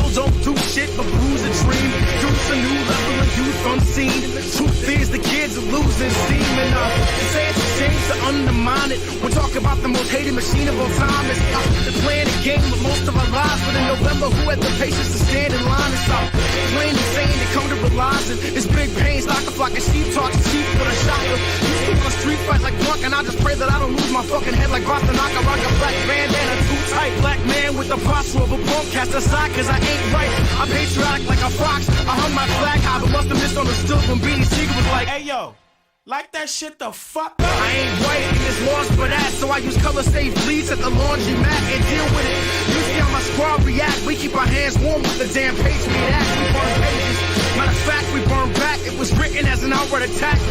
See, you can't fight a feeling. I feel terrified. There's a war against me, my friends, my fam, my problem, my life, my job, my rights, and like-minded folks are like they just don't mind it. So cool, right? They wag the dog, we cast the lipstick. What kind of city plumber thought that he can make his own lucky pipe fit?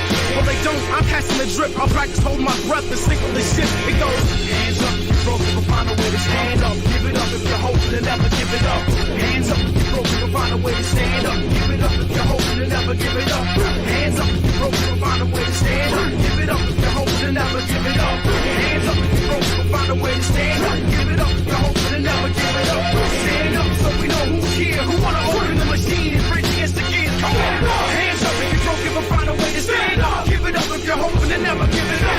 Stand up so we know who's here, who wanna open the machine and break against the gears. Hands up if you're broken, but find a way to stand up. Give it up if you're hoping and never give it up. Stand up so we know who's here, who wanna open the machine and break against the gears. Come on.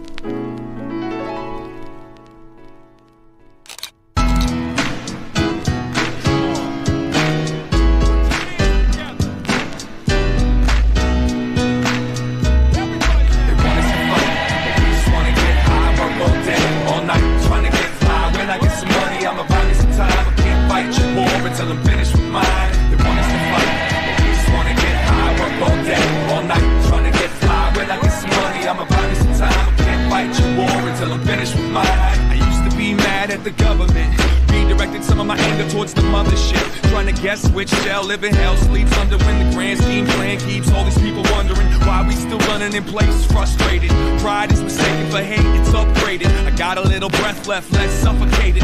Pointed the epiphanies and call them all drug related. The time I spent with my life on bent, trying to find the friends inside my head. Must have disengaged every phase and stage of my I'm coming of age. My unofficial auto bio will be accompanied with tips on how to smile, cause I found that when they don't see you frown, they never know that you're a threat and they don't sweat you when you come around. So who's gonna be my next door savior? Step up to your neighbor and do me a favor. Take off the mask, let it all collapse. Empty the pack and watch your wings grow back. They want us to fight, we just wanna get high. Work all day, all night, trying to get fly. When I get some money, I'ma buy me some time. I can't fight your war until I'm finished with mine. They want us to fight, we just wanna get high. Work all day, all night, trying to get fly. When I get some money, I'ma buy me some time. I can't fight your war until I'm finished with mine. Society becomes jealousy, intimacy becomes intensity. Say it with a smile like it's meant to be, and all of a sudden, boom, American family. And I can tell when you're mad at your past, because you tend to take them turns just a little too fast. I can tell how you push your foot on the gas, that you already knew that you was gonna finish last. Slow it down and take a little time to look up at them clouds with the fake silver lining. Up in a tree knowing damn well you'll never reach the top, but you don't stop, you keep climbing. Well, okay, it's settled. No more nights in this weed and thorn infested metal. From this day forth, only forward I'll pedal. Get the memo, I'm cutting the strings to pedal. Shuffle the cards and let's argue. Rooted in between the computer games and cartoons. Stop and watch us all get lost between God and a shot of scotch. Let's get fly. They want us to fight, we just wanna get high. Work all day, all night, trying to get fly. When I get some money, I'ma buy me some time. I can't fight your war until I'm finished with mine. They want us to fight, we just wanna get high. Work all day, all night, trying to get fly. When I get some money, I'ma buy me some time. I can't fight your war until I'm finished with mine.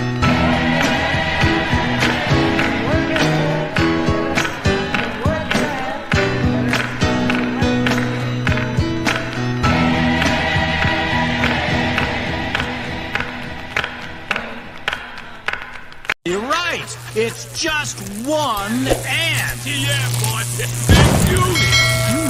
Puny. Say, let's pretend this grain is a puny little ant. Did that hurt? Nope. Well, how about this one? Are you kidding? How about this?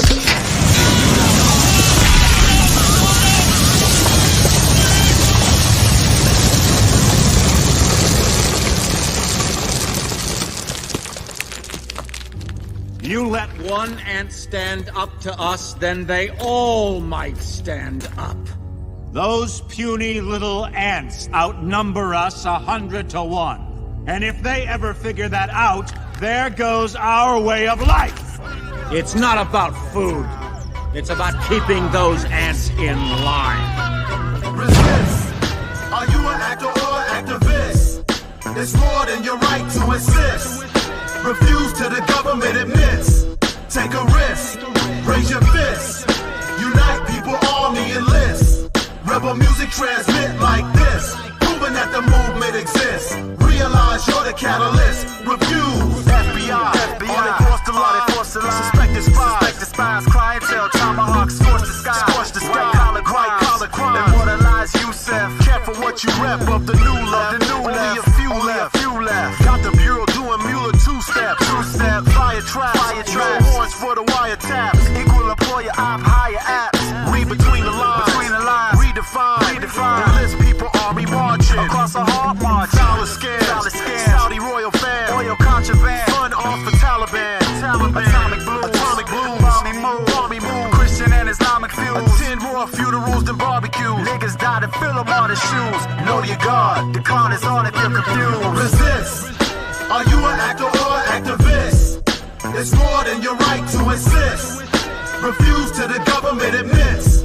Take a risk. Raise your fist. Unite people, army enlist. Rebel music transmit like this. Proving that the movement exists. Realize you're the catalyst. Refuse the hate that hate made. Push the fear past tear gas. Flashbang grenades. Demonstrate. Awareness generate. Protest. protest and disregard the pepper spray. Don't stop, don't stop. Overthrow the legislature. Till they pay us reparations every day. Filthy pigs, murderers. The hate made. Maybe you heard of us. Revenge for the engineered virus. Slit their eyelids, carve an image in their iris. So slaughter, bloodshed, brutalizing. The truth rises. The CIA trained to crash test pilots. So feel wise. Don't believe. Cause they don't want you to see through the real eyes. So realize. Don't accept the realize. Move, refuse, resist. Are you an actor or an activist? It's more than your right to insist. Refuse to the government admits. Take a risk. Raise your fist. Unite people, army enlist. Rebel music transmit like this. Proving that the movement exists. Realize you're the catalyst. Refuse, resist. Are you an actor or an activist? It's more than your right to insist. Refuse to the government admits. Take a risk. Raise your fist. Unite people, army enlist. Rebel music transmit like this. Proving that the movement exists. Realize you're the catalyst. Refuse.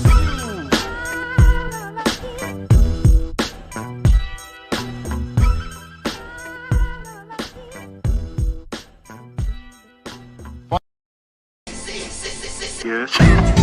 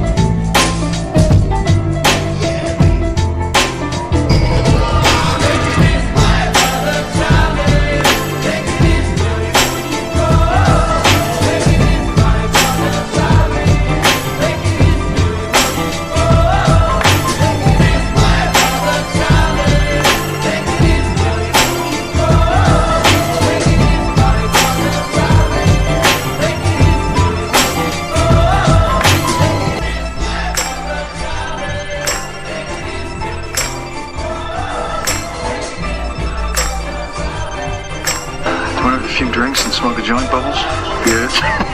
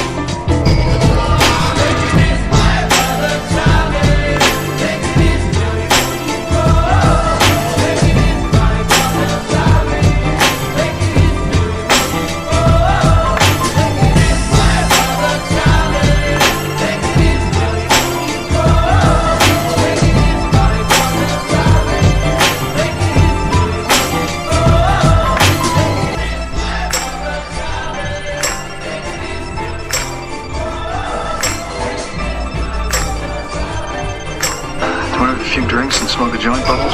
Yes.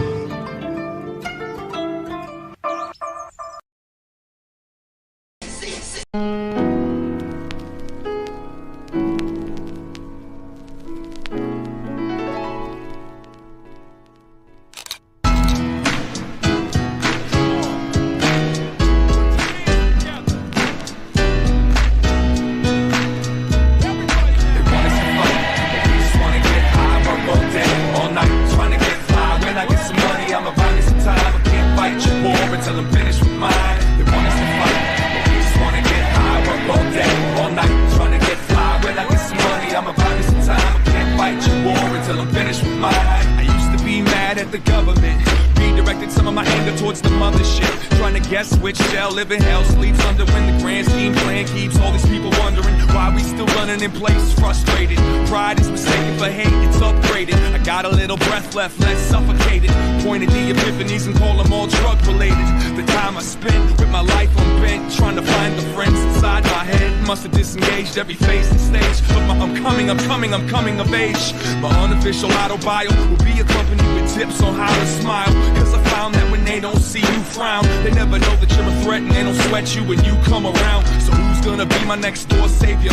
Step up to your neighbor and do me a favor. Take off the mask, let it all collapse. Empty the pack and watch your wings grow back. They want us to fight, they just wanna get high. Work all day, all night, trying to get fly. When I get some money, I'ma buy me some time. I can't fight your war until I'm finished with mine. They want us to fight, they just wanna get high. Work all day, all night, trying to get fly. When I get some money, I'ma buy me some time. I can't fight your war until I'm finished with mine.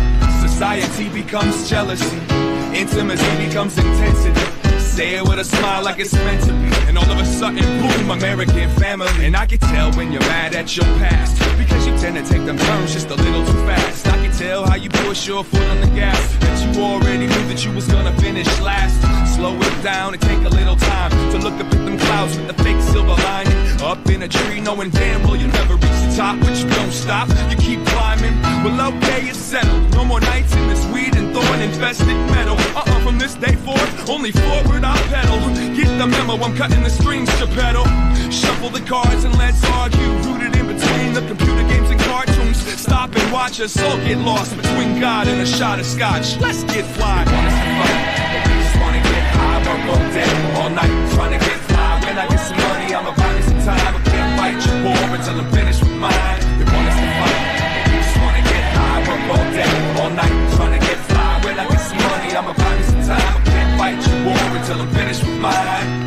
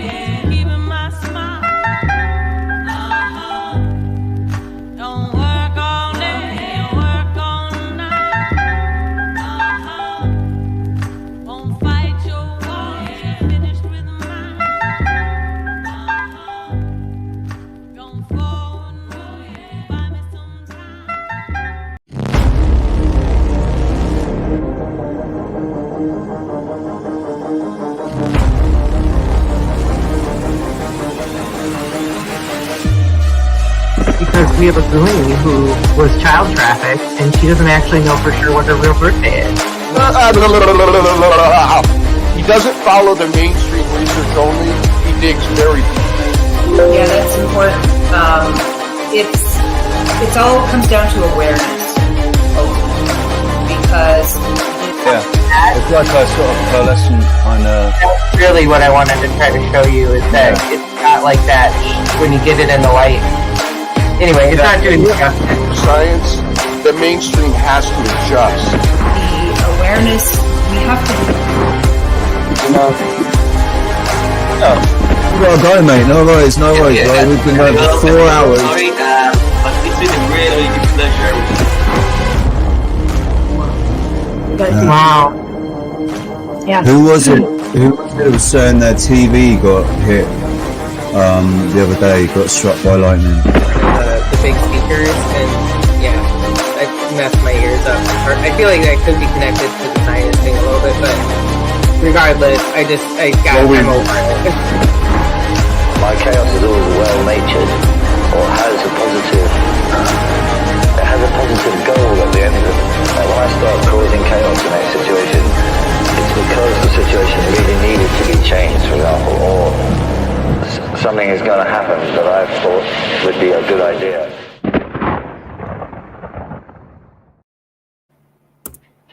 Boom!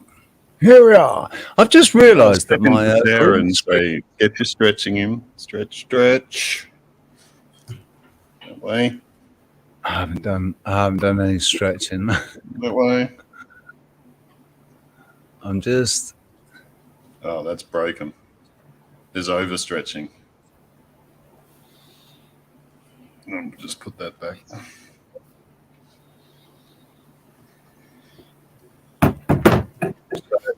This is the dog tail technique. Wag your tail. If you wag your tail right at the bottom, right where the tail would start. Don't forget that we do all actually have the tail. The coccyx is the tailbone of the spine. So we do all have a tail. I broke my coccyx. It was extremely painful. Coccyx.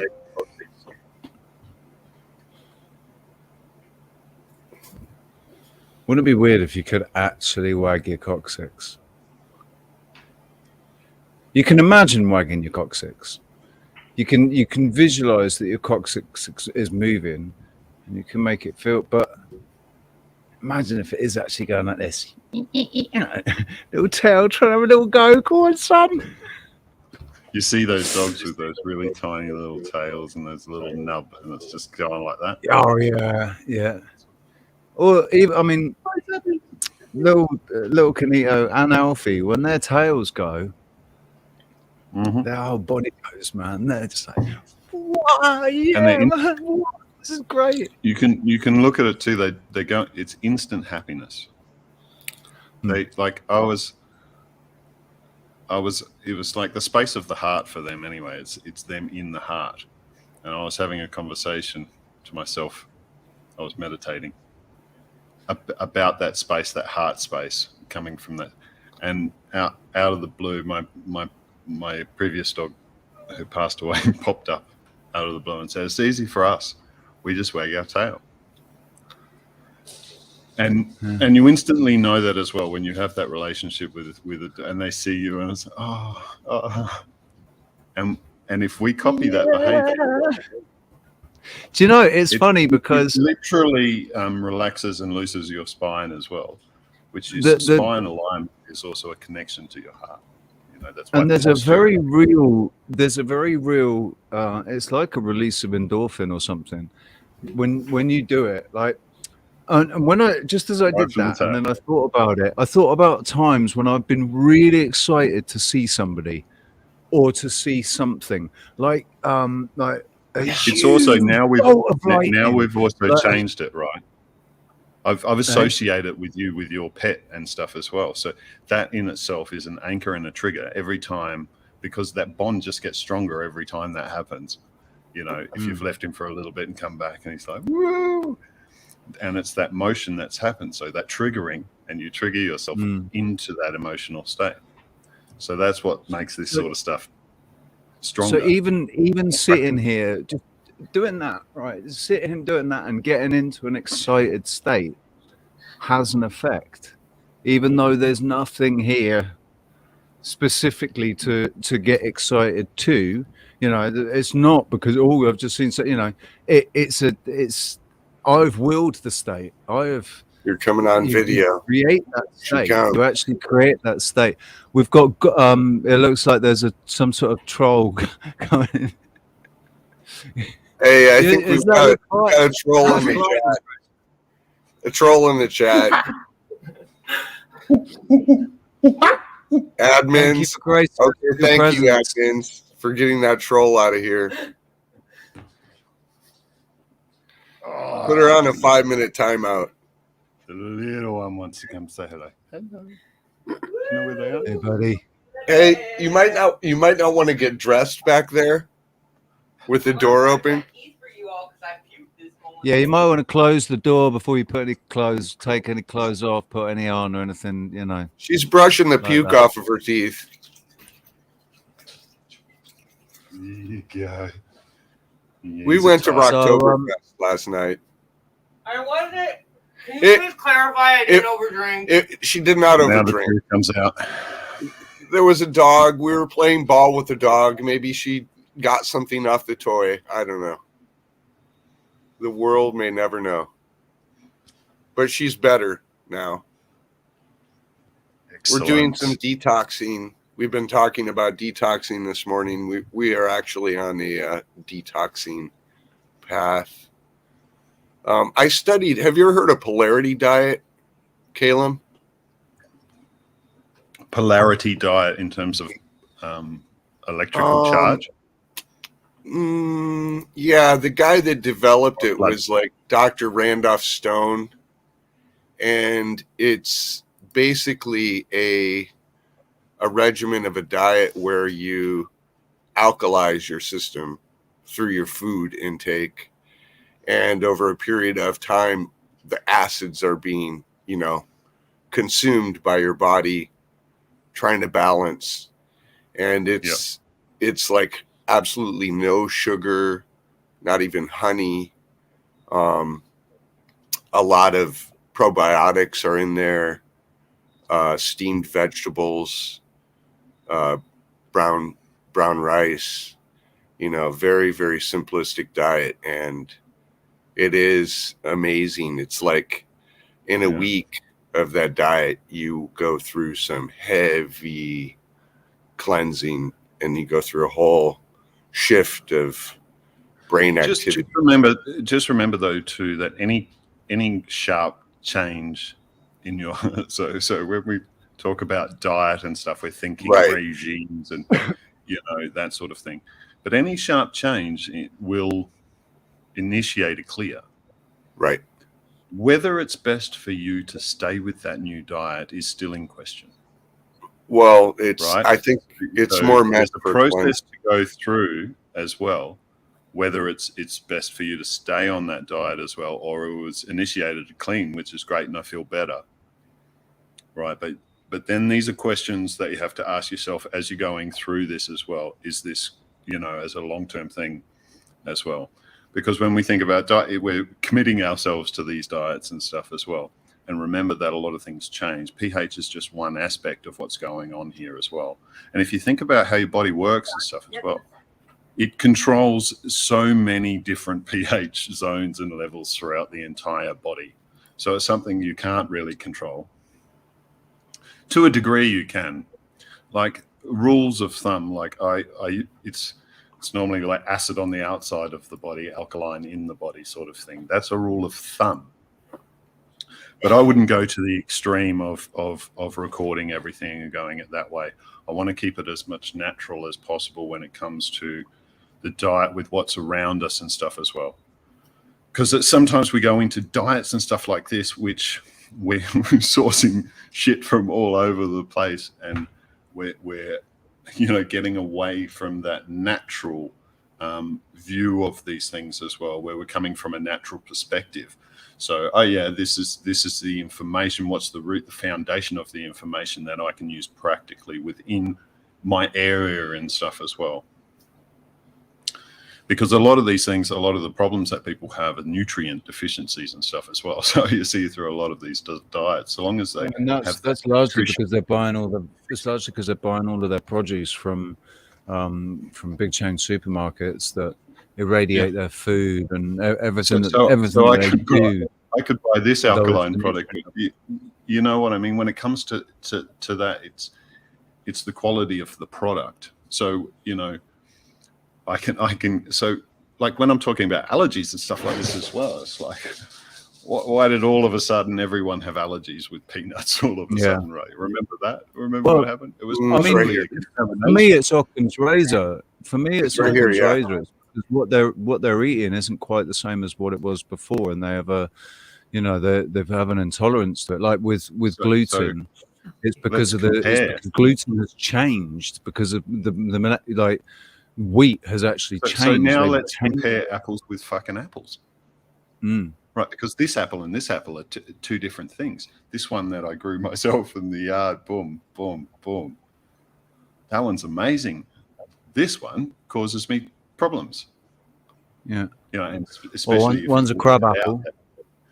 Yeah, every time I eat this certain whatever, I have reactions. So therefore I don't eat apples.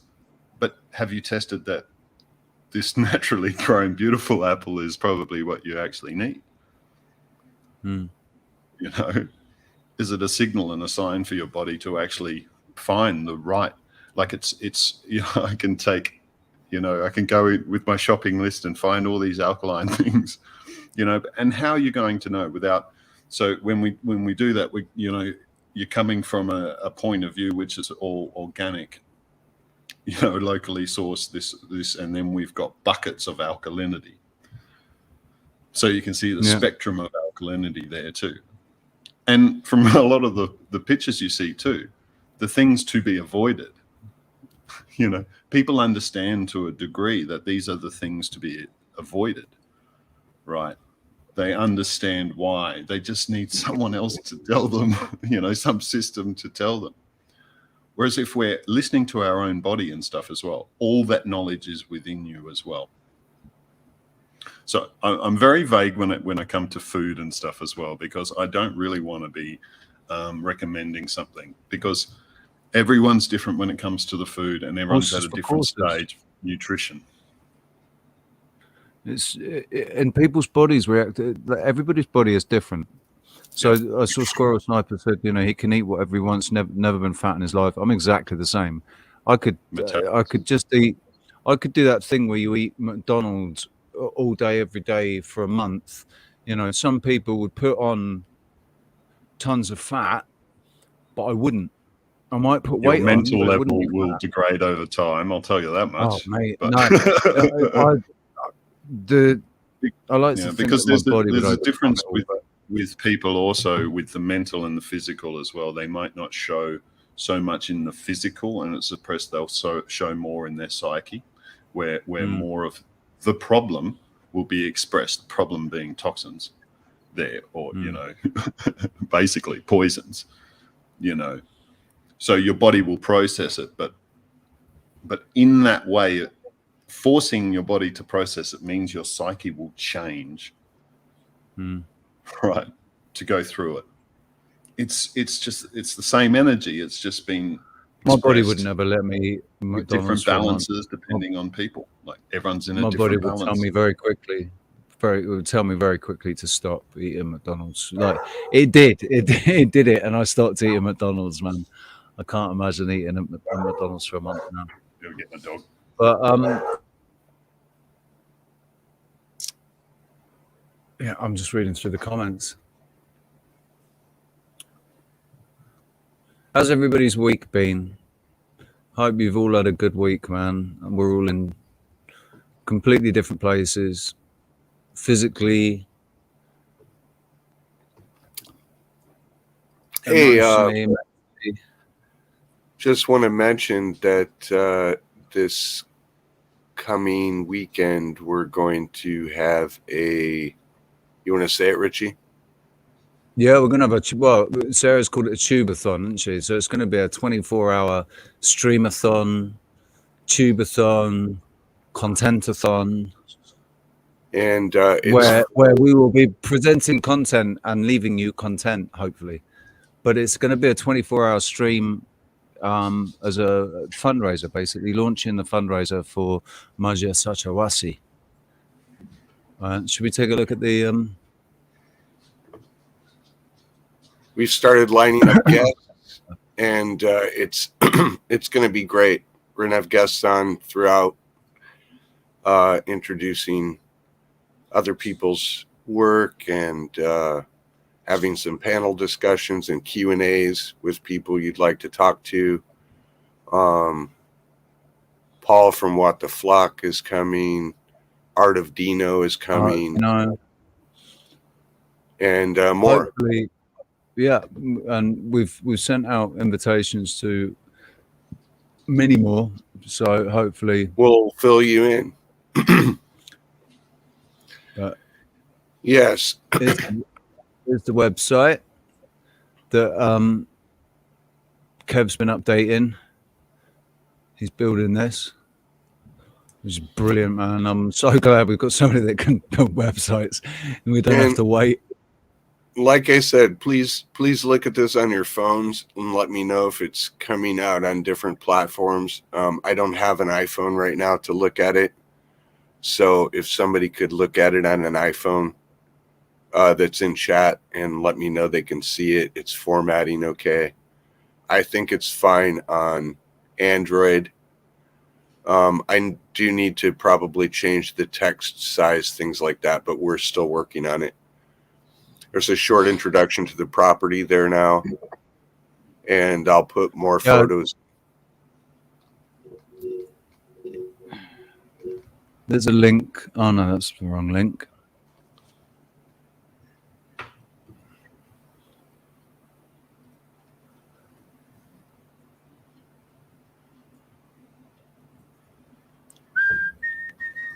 Yeah, beautiful. Just put the link in the comments. The view from the roof is spectacular. So this is the property that we're going to be buying, and what comes with it, basically, what we're going to be utilizing to create this community. Be it, it's, you know, we're not looking to build a little town or anything, just a little small community that can work alongside the foundation that's already established there, basically maintaining and hopefully expanding their local culture and customs and keeping traditions alive and all of that. But this is going to be our base when we first get there, for the first, and until we're able to grow. Once we've got people, we're going to start building on the 35 acres. Well, actually, we can't do anything on is it 6 acres? 6 acres is protected, and aren't we going to look to expand that protection a little bit as well? Yeah, well, I just don't, I'm not sure what the situation is there, and we'll see when we get there what we can do as far as even possibly in the future finding more property that Quechua would like preserved. Hopefully what we're going to do is we're going to come across all these old ruins and stuff of the old. There are lots of ruins. There's massive ruins in Ecuador.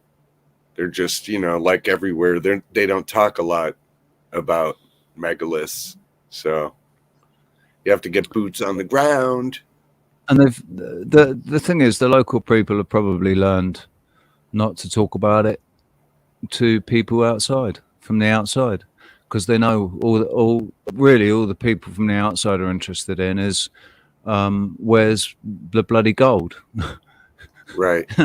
Where's the gold? Where are the diamonds? Where are the gems? Where's all the stuff? And it better be next to a McDonald's. Yeah. Where's all the stuff we can loot and pillage from your mountains? Who is it? There is actually the Inca. Is it Solomon's Gold? The Inca Golden City, or whatever it's supposed to be, in Ecuador, isn't it? Buried in Ecuador. Is it Solomon's Gold? I'm asking you, Kev. Oh, yeah, Solomon's Gold. Yeah. They used to be my favorite. Do you remember the cartoon back in the late 80s, early 90s? Yeah. And I think it was called Solomon's Hidden. But it was all about the Incas and Solomon's Gold and this hidden golden city. A hidden city. Yeah. El Dorado. That's it. And then they go and make a stupid bloody El Dorado. They make a bloody stupid situation drama called El Dorado on English TV. It was called El Dorado, this series that was on. I don't know how many seasons they did of it, but this series that used to be on like soap. It was a soap. King Solomon's Mines. That's Africa. King Solomon's Mines. That's it. There was a really good old movie about that. With Charlton Heston. Yeah. I think so. Yeah. Old timey. Do you know, I love the old films. Me too. Even, you know, when they're badly acted, when they're completely overacted and the scenery's terrible and, you know, you can see it's a movie. But it's like now I really appreciate that. I really appreciate the fact that you can see it's just theatre. It's just basically a theatre. They're putting on a theatre. See, back in those days, it was about the actor playing a believable, lifelike role, and now it's about delivering the message. It's like, and very quick. I remember, like, look at the scene, like, look at a movie now, and just the time before they're cutting to another scene. So it's boom, boom, boom, boom, boom, boom. It's epilepsy. But when all the older movies, you know, the scenes are lasting for long times where you're getting into conversations and understanding and knowing people and their relationships. Like, it's the story that's the most important thing, right? So the story writing was much better too. It may have been acted shit, it may have had shit, but the story was so much better. You know, now, like, that was they're basically JP. expressing the same story over and over again anyway, you know. They know the formula for that. Right, gents, be upstanding for the lady, please. Welcome, Embers. Hats off to the ladies, gentlemen. Oh, we've got Auto here as well. Just seen him in the chat. I see autodidactics here too. Yeah, that's what Auto. Cam, yep. I can't. I've barely had like one cup of coffee. And it's so like rainy here. It's rainy. It's raining. It's depressing. And just to tell everybody what part of the US in. Oh, good morning. Thank you for gracing us up with your present, Sarah. Looking bright and bushy-tailed. How you doing, mate? You know, you throw up what doesn't serve you, and then you feel a little better. I think one of the sausages I ate was a little funky or something. Yeah, you know, a lot of people say you are what you eat, but you actually are what you don't throw up. And, you know, nice. sausages. That's scary. Sausages are notorious. But I can always taste it when the sausage is gone. That's what she said. There's always a risk, right? I've been hanging There's out always with a risk with having too much. You have, and it's showing very much so. Hey guys, that was awesome though. Without missing a beat.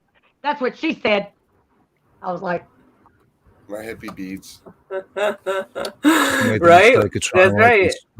I'm so glad you got to join us, Sarah. I just showed up. You know me. I'm so late. Oh, you're good. I don't have an excuse. This is early for you, isn't it? Lizzo, how you doing, man? Well, yeah, kind of. Hey, Cam. Hey, Vividness. Well, it's later. It's later for It's not as early for Em as it is for you. Yeah, it's 10:30 here. It's like 3 hours. So it's early there. It's early. It's Monday. It's early where Sarah's at. Yeah. You're all I still didn't on get up at Sunday. 4:45. This is late for me at this Do I point. look like I'm I usually woke up up about 3 hours 4:45? earlier. I should put on a clean shirt. What time is it? I did Well, go. I I take that did go back. to bed a little late last night, so I'm sure that didn't help either. I went to bed at 5:30. I was back up at 7:30.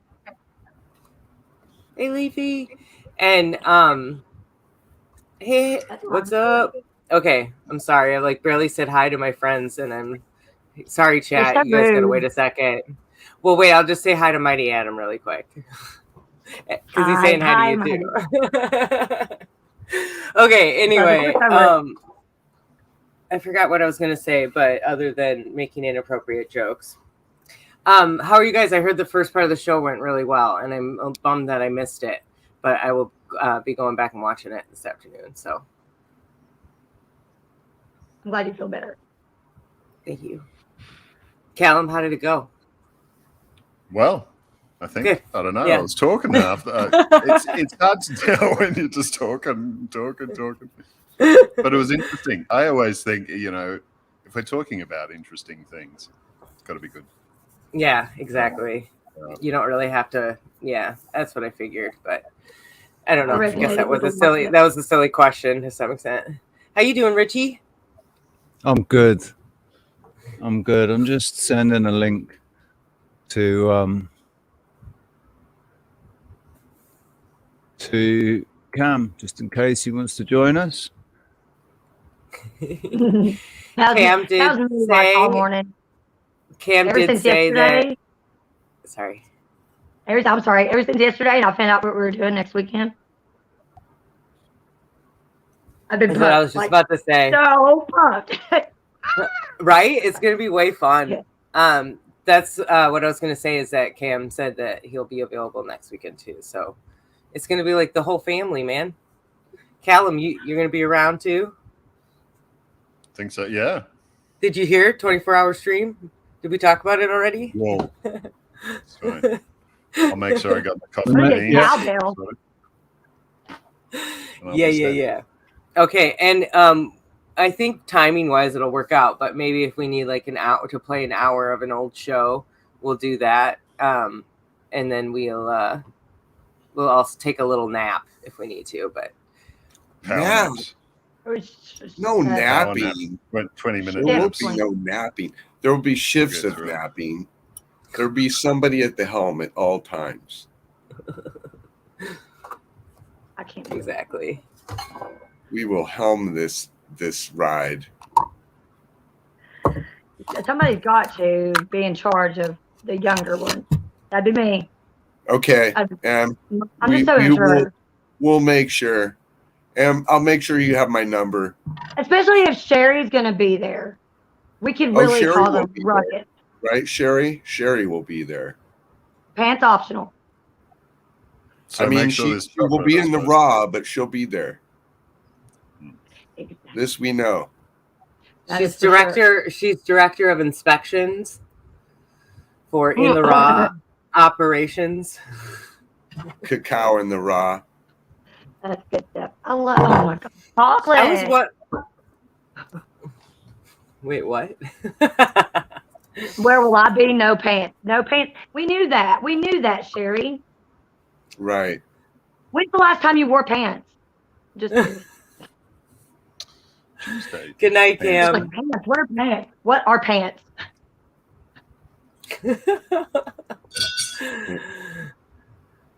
Depends what country you're in, isn't it? In the raw inspection. Director of monkey business. Is she General Cheeky? She's General Cheeky. Pants are a bit. See, I told you she was general. Sarah. Yeah, you did. She's generally Kevin, naked. She's Kevin, general naked. Kevin was like using like because we were trying. Okay, we were gonna. No, maybe I'm not gonna say what we were gonna do specifically. I love that shirt. I still want that to be a surprise. Kevin's shirt, his mushroom shirt. Isn't that great?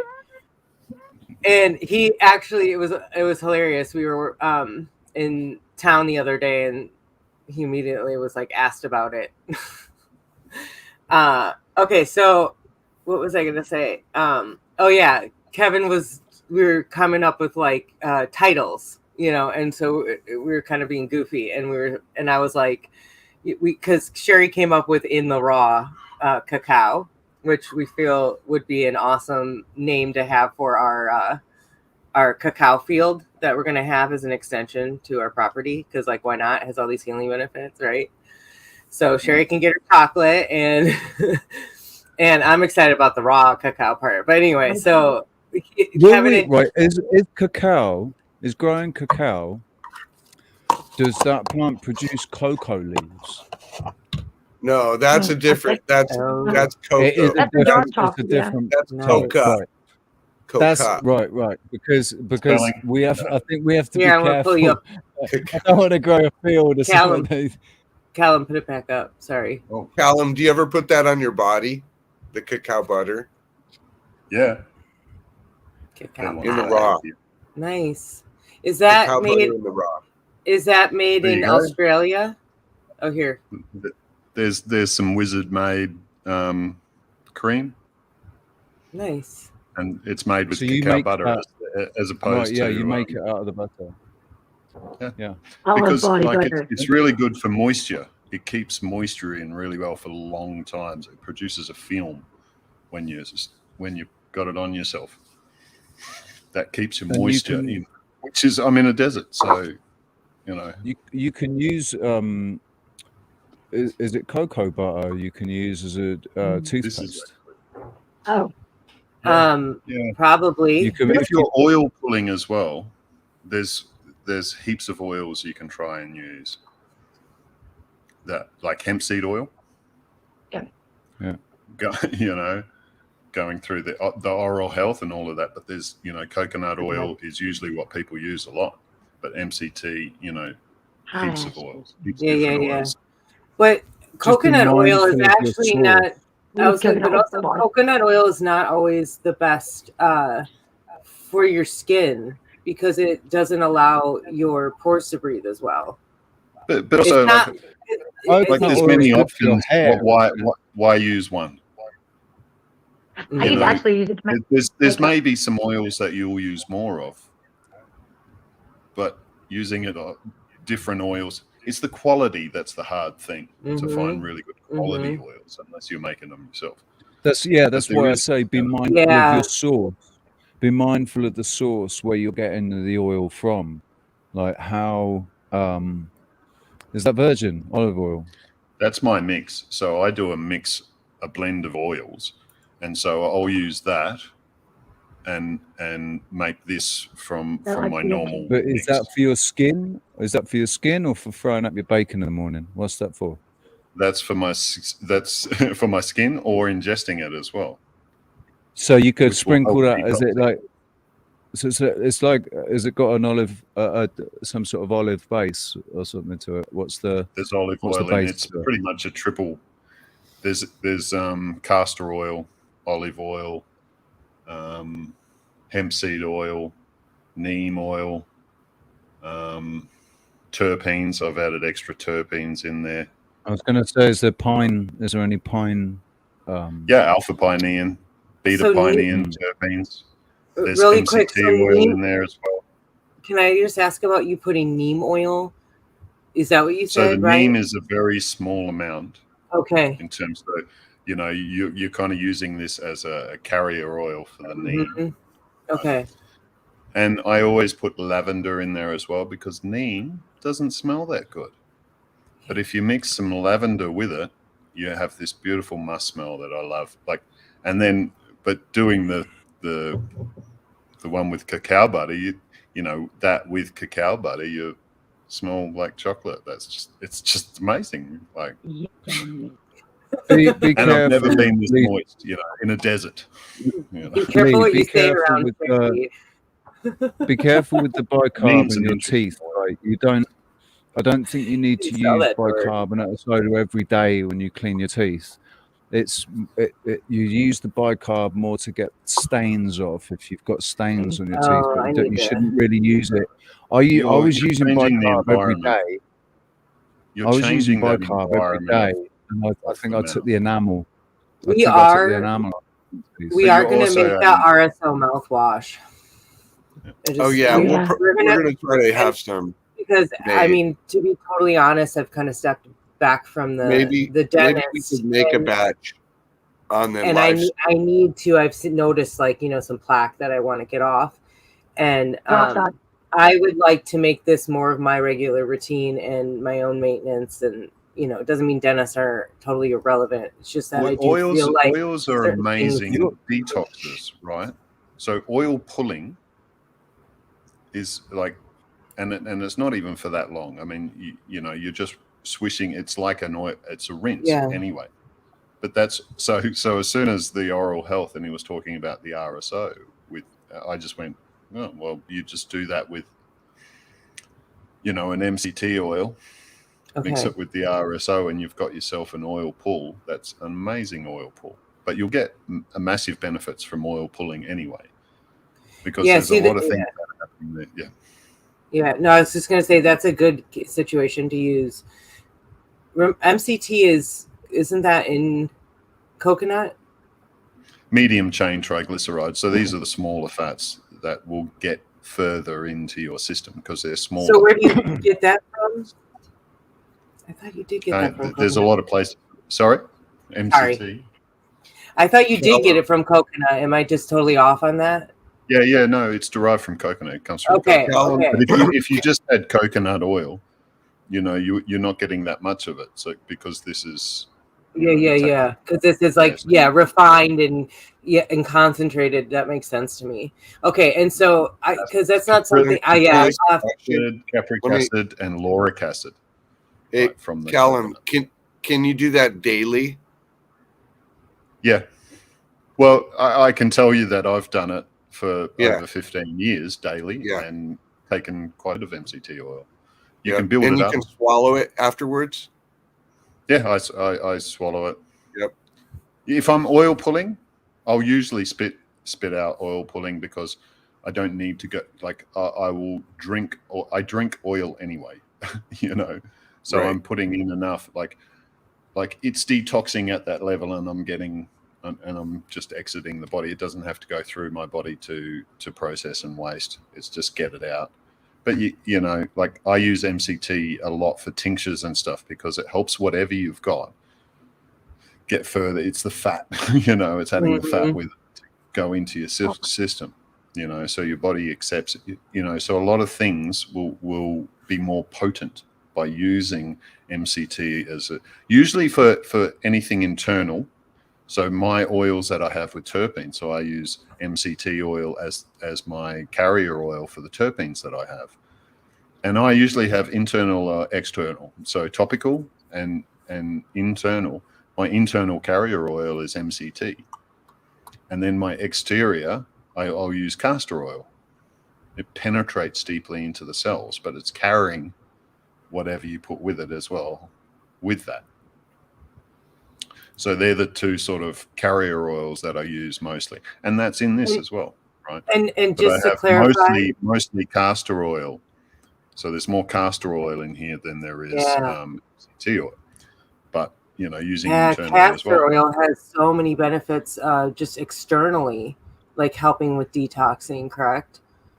Yeah. Well, it's a carbon chain, right? Like it's the carbon that's really, drawing. It's the charge that it has to draw what we want out of us, the waste products out of it. It's the perfect. It's like taking activated charcoal. That is killing me.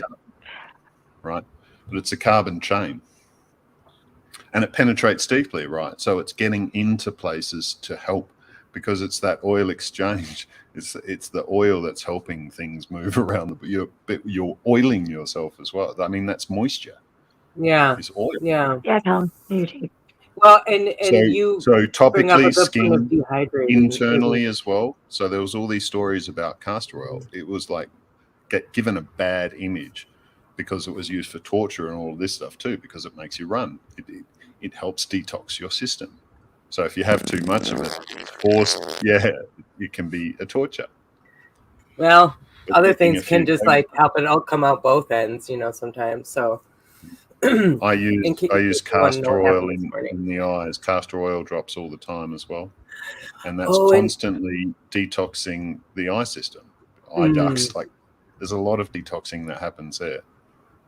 And I've had conjunctivitis once or twice too. So for me, that's something that I do regularly to keep those detox pathways open. Could someone just detox?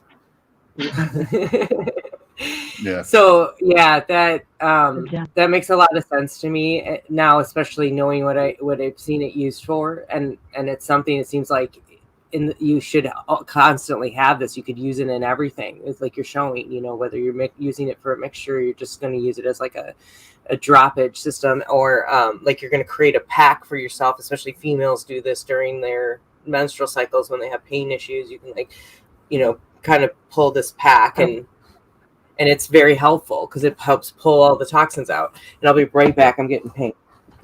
Hey, Kevin, I think it's time for you know what? Oh, I'm being called to breakfast. I'm going to run and eat quick. I'll be back. It won't take long. Enjoy. I'll chew well. Stay relaxed. Yes, mastication, high mastication. Enjoy. Okay, I already excused myself. Oh, you did? Yeah. You told me you wanted to. No, I'm gonna. No, I said I excused myself from chat already. Oh. See you guys in a minute. Okay. I'm gonna. A little bit goes a long way. Pushkin. A little bit of castor oil goes a long way.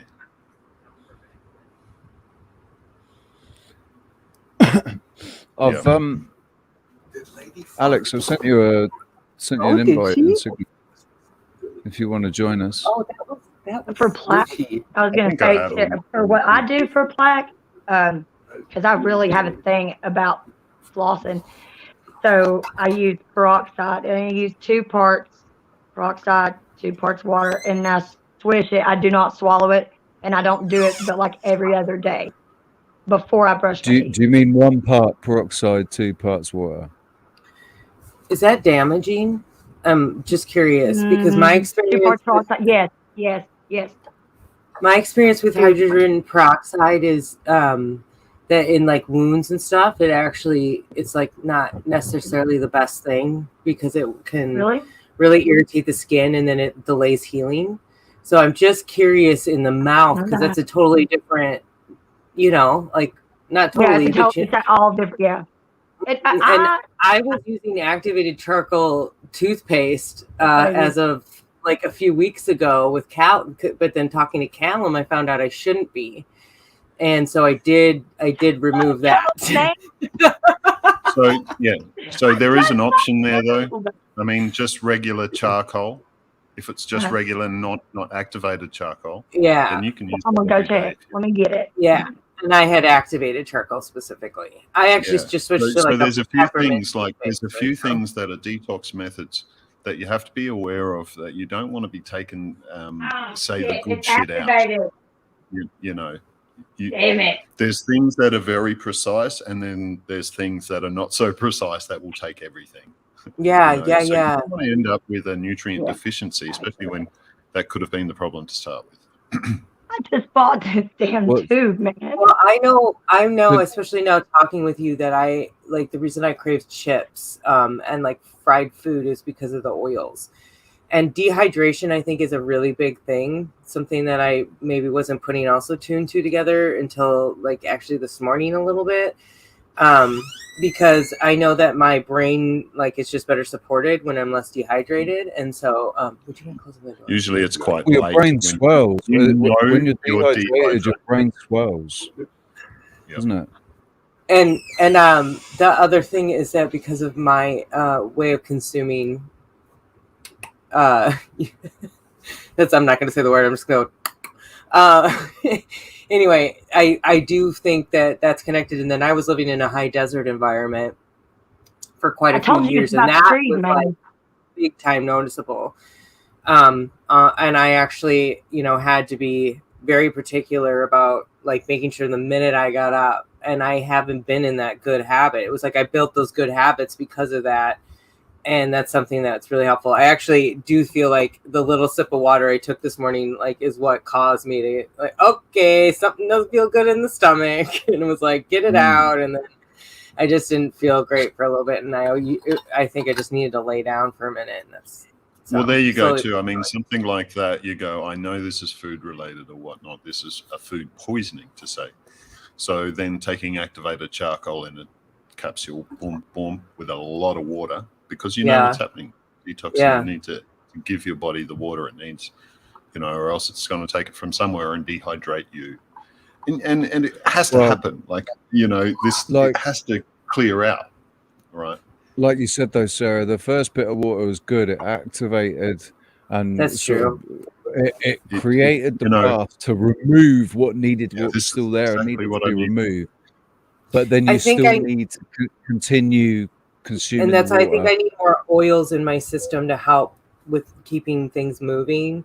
Like overall, I feel pretty good, but I know that I am lacking. I've been thinking about that. I've been thinking about which ones I want to start with, and so this is great. I mean, there's some. It's really difficult when it comes to oils, because most of the oils you see around you are rancid, horrible processed oils, which are doing more damage for you than what you want from it.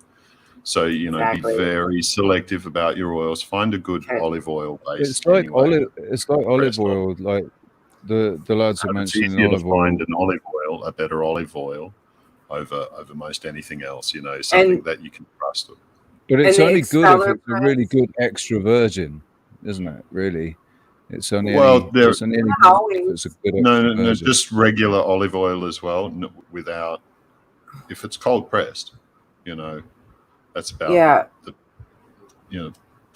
So like my goal when I look for oil is you want to try to find expeller press, so they're not chemically pulling out and or like excessive heat pulling out the oil. I think, Andreas oils, the ones he has are the best oils that I've seen. Andreas? Andreas, I think that's the name. Andreas oils. Oh, okay, cool. I was going to do a little method, and he goes through the method he sort of uses and came up with, and had to get patents and stuff to do it. But it's knock your socks off sort of oil. Wait, don't put that up.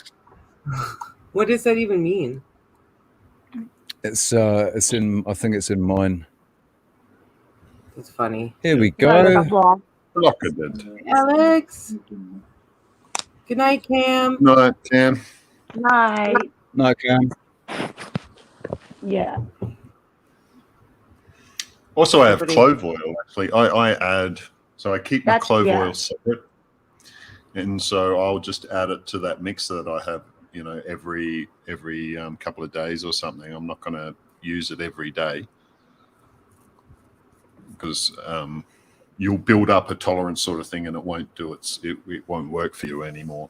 So clove oil, we need to be careful. Even when you use it as a pain relief, it'll get to a point where it won't work if you're using it all the time. It'll get to a point where it won't work. So you have to give your body a break from it, and then it working. Because clove oils, I think that's a collagen producer as well. It helps your skin or stimulates the skin to produce collagen in a way. Yeah.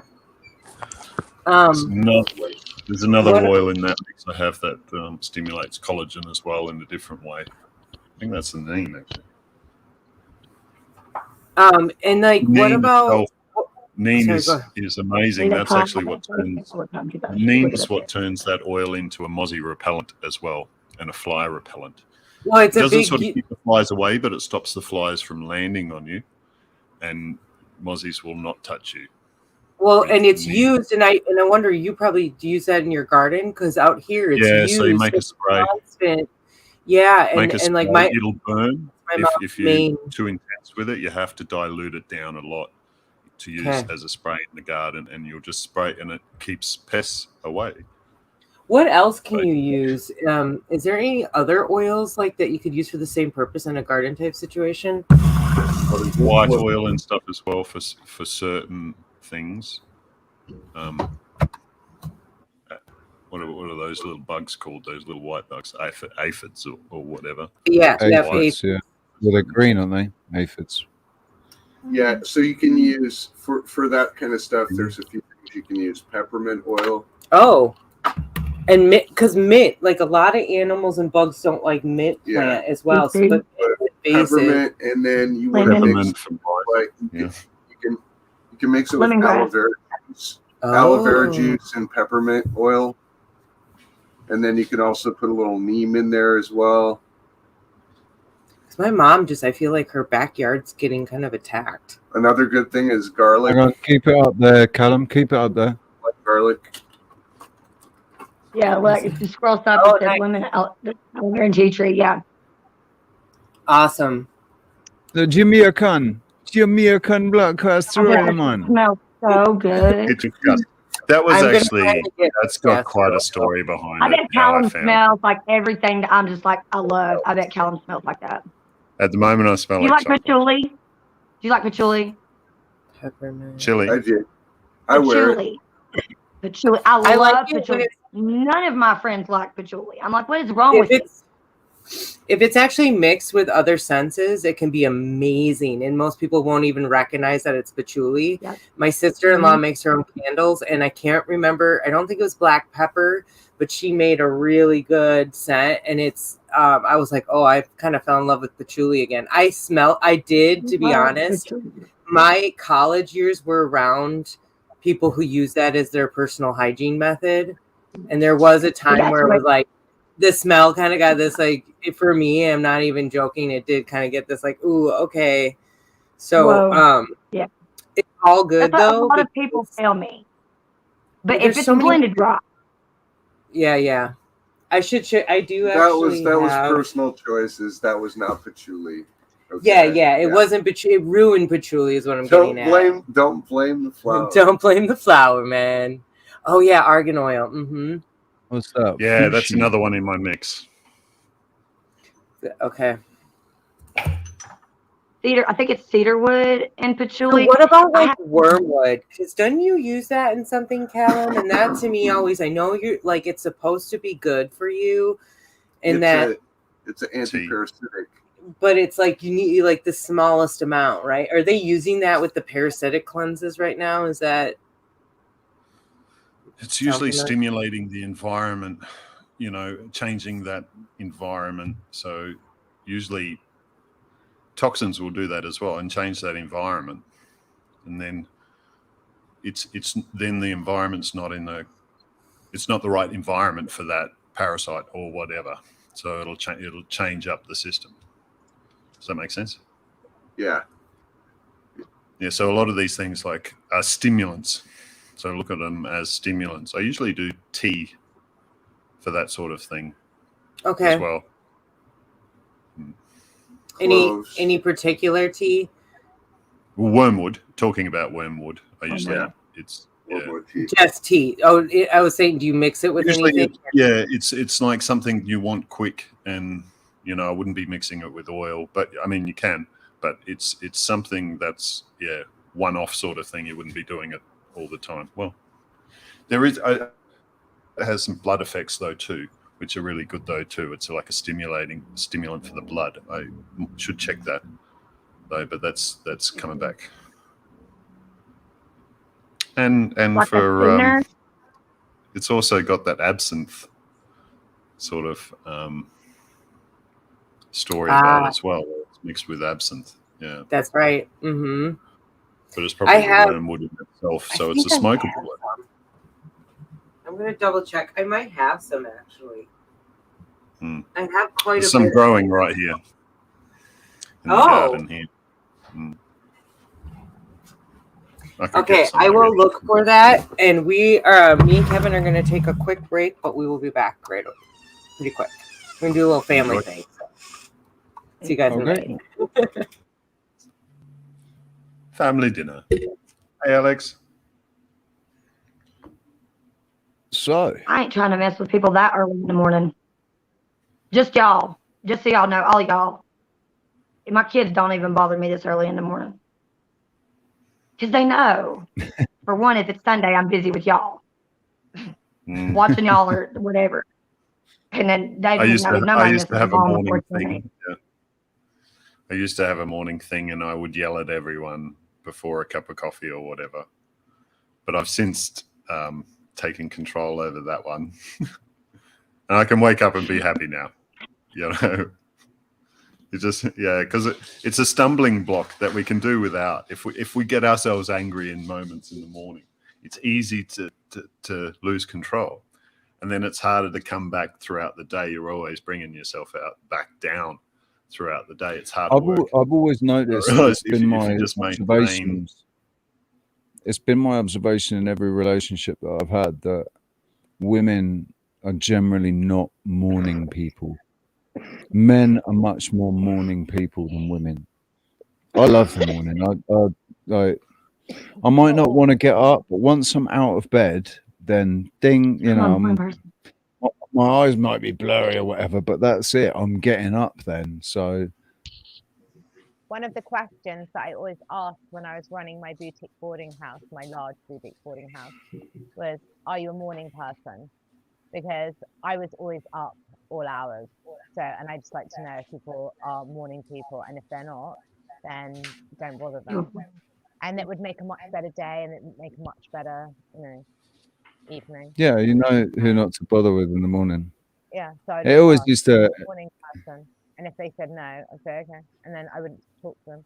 They'd have to talk to me if they wanted a conversation in the morning. Work very well. I like mornings. Man. I do too. Yeah. I just don't like bother them at any time. I love my dog in the morning too.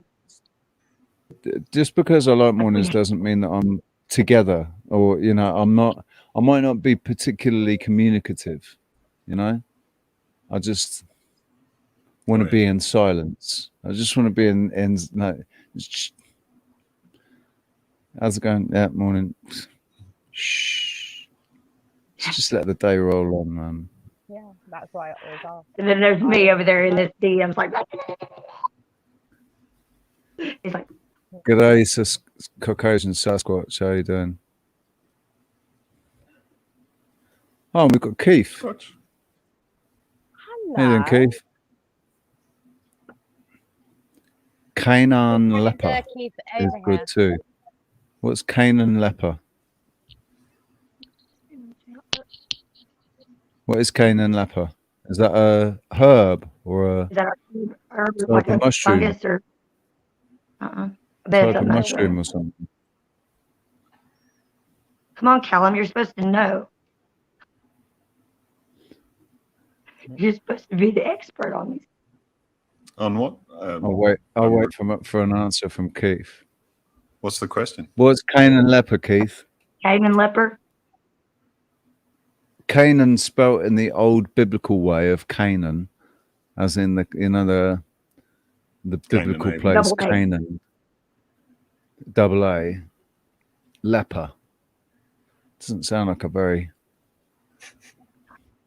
Or a shrub, like a weird plant, maybe. I've never heard of it. Never heard of it. Probably a shroom or some shit like that. I'm about to text my homeboy that does the shroom thing. Yeah. Oh, cayenne pepper. Oh, it was a cayenne pepper. Cayenne pepper. Cayenne pepper. Cayenne pepper. That's what you mean. Yeah. Cayenne pepper is actually I think that might be one of the peppers that we're going to be working with in our in Ecuador, because we're going to do wasabi, and there was another pepper. I can't remember what it's called. It's got a weird name, and we were going to mix that with wasabi. So it's going to be why wasabi? Yeah. I don't know, because it's easy to grow. I'm not entirely sure, but it does have health benefits, I think. My dad I don't know if peppers like confirm religiously. Or it might just be because Sarah and Kev love wasabi. It might just be because of that. I like wasabi. Yeah, in the right. I think it's because they like. It is a stimulating effect as well. It's the same as like chili as well, where it will stimulate you to a lot of the times detox, which most everyone needs. So, you know, the body goes sweet, you know. Vividness. I think wasabi is the same family as but you know, that's a detox that's happening, triggered by the heat of the chilies.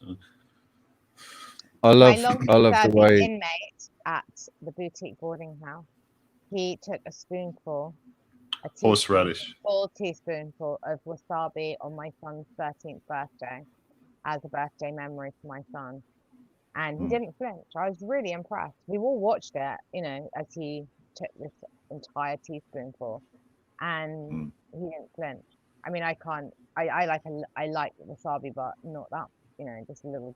It's not a physical. It's not like a hook that's digging in, which is chili. It's a different hit as well. So I like the way it feels like it's cleaning your sinuses. It feels like your sinuses are being cleaned when your eyeballs are if sweating. you've got a bad cold, if you've got a bad, if you're really badly congested, spoonful of wasabi. Yeah, I think it's from the radish. Vividness said it there. Wasabi is made from horseradish. I know horseradish is extremely well, you know, isn't it? I thought wasabi is from the same family.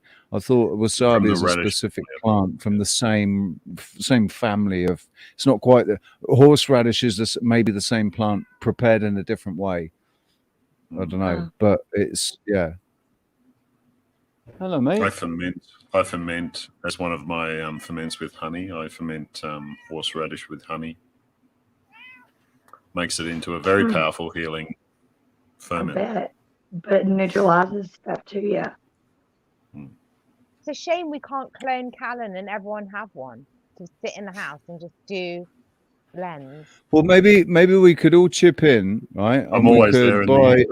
We could buy a Tesla robot, and we could imprint Callum's consciousn's into it somehow. That's what I think. You know, the more I talk to you guys, the more I'm order kind of 66. like thinking, I think Schwab's got a point, you know? I know he hasn't got a main point, and I don't like all of his points, but certain of his points, I'm like, I can go with that. Clones? If I can have a Kallum, I'll go clones. Absolutely. But Remy, if you could have a Kallum clone. One Kallum and one Rich. I'm going to clone you all. To go. I ordered ahead online, so let's make it snappy. Amazon. See, but the thing is, because we're always changing, you'd only be able to clone us at a particular moment in time. Within a year, we would have upgraded, but the clone would still be stuck where it was. You have to get the updates. You have to get the updates. Yeah, it's a membership. Yeah, you have to buy the updates. That's upgrades. And also, you have to, if you wanted to get people to buy your update, you'd have to, you know, offer amazing USP, unique selling point, and that would be a way. But they to are know, the unique selling point. Well, exactly. But you know, that's what I'm saying. As a generality, you know, we're not really having that much trouble with that sort of thing here. But overall, you know, we're the lucky ones. I think I'm getting the sun to come out. That's hard. It is. I'm just going to go through the comments. I was reading the chat. It's a riot. It's a riot. Oh. Back in the It's a laugh riot. No worries. I definitely don't like wasabi. I can still remember the taste. It was years ago, but you love chili sauce. Hot chili sauce. Chili sauce, my friend. Oh, chili sauce. I love me some chili sauce. I like sweet chili sauce, hot chili sauce. But I just don't like Indian spice. I don't like hot curries, Indian curries. I can do Korean. None of it is right. The smell doesn't smell right. Like now the smell. Everything I put in the freezer comes out smelling like my ice cream smells like curry. Sometimes it's the weirdest thing. So Oh, you should put some bicarb in the fridge, then that will stop. It takes the smell away. I didn't even think about that. Yeah, just put a little jar, open jar, a little open ramekin of bicarb, just shove it in the back. That'll sort that out. I'm gonna do that later. Hey, You know how Edna. weird it is? It's weird. When you're eating vanilla ice cream and you smells like curry. Got it. I can't remember the last time I ate vanilla ice cream, I'll be honest. Y'all, don't mess with me. It's two things you don't mess with: my coffee and my ice cream. I'll lose my mind. Literally lose my mind. And yeah, don't tell me there's not an appropriate time. Ice cream is all the time. The ice cream time is all the time. Tell me there's a certain time of day I gotta wait to have ice cream. Do you remember what we were saying earlier on in the stream about not being triggered, about being able to, for somebody to do something or say something and it not trigger you into a reaction? Meltdown. Because I have a full meltdown over ice cream. I love you, but too. you know. I do. It's hard. Because I'll be in the middle of it and then I go, they got me. It's just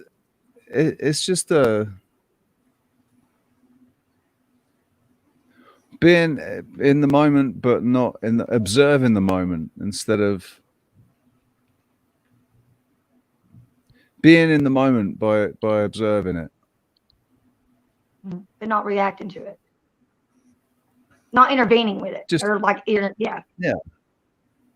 So somebody comes if along. You're truly in the moment there, you can just stop that reaction in that moment because of the awareness that you have. Yeah. You have full control within awareness. So it's that moment of consciousness when you go, I'm angry, or I'm triggered. In that moment is when you can just release that trigger as well in the going through, because that's where you have the conscious awareness. That's where you have that choice. Yeah. And that's the whole count to 10. That's trick, where the key is to keep it in your conscious for long enough to make that choice sort of thing, what you need, how long you need to use that moment. So counting and all these things will allow that moment to happen. You do that a few times, but you can also trigger yourself, like I was saying, with those past triggers. You go, that triggered me yesterday. So you can bring that back up within yourself by tuning your mind to it, to that position. Putting yourself, using your imagination, put yourself in that, trigger yourself again, put yourself in that space. And then so you feel the triggers and then you can process it and get used to it in that moment. I feel this triggering me now. I know the start of this. This is the trap that they utilize within therapy and stuff, where they get you to relive, rehash the moments, go through them again and again, but they don't tell you how to process that. They don't tell you how to transmute it, and I can tell you a very easy method while we're here, while we're in it, and that's using EFT, TFT, thought field therapy, or emotional field therapy, because that's what you're doing, right? You're tuning it. By putting yourself into that position, you're tuning it into your mind now. I'm experiencing that emotion now.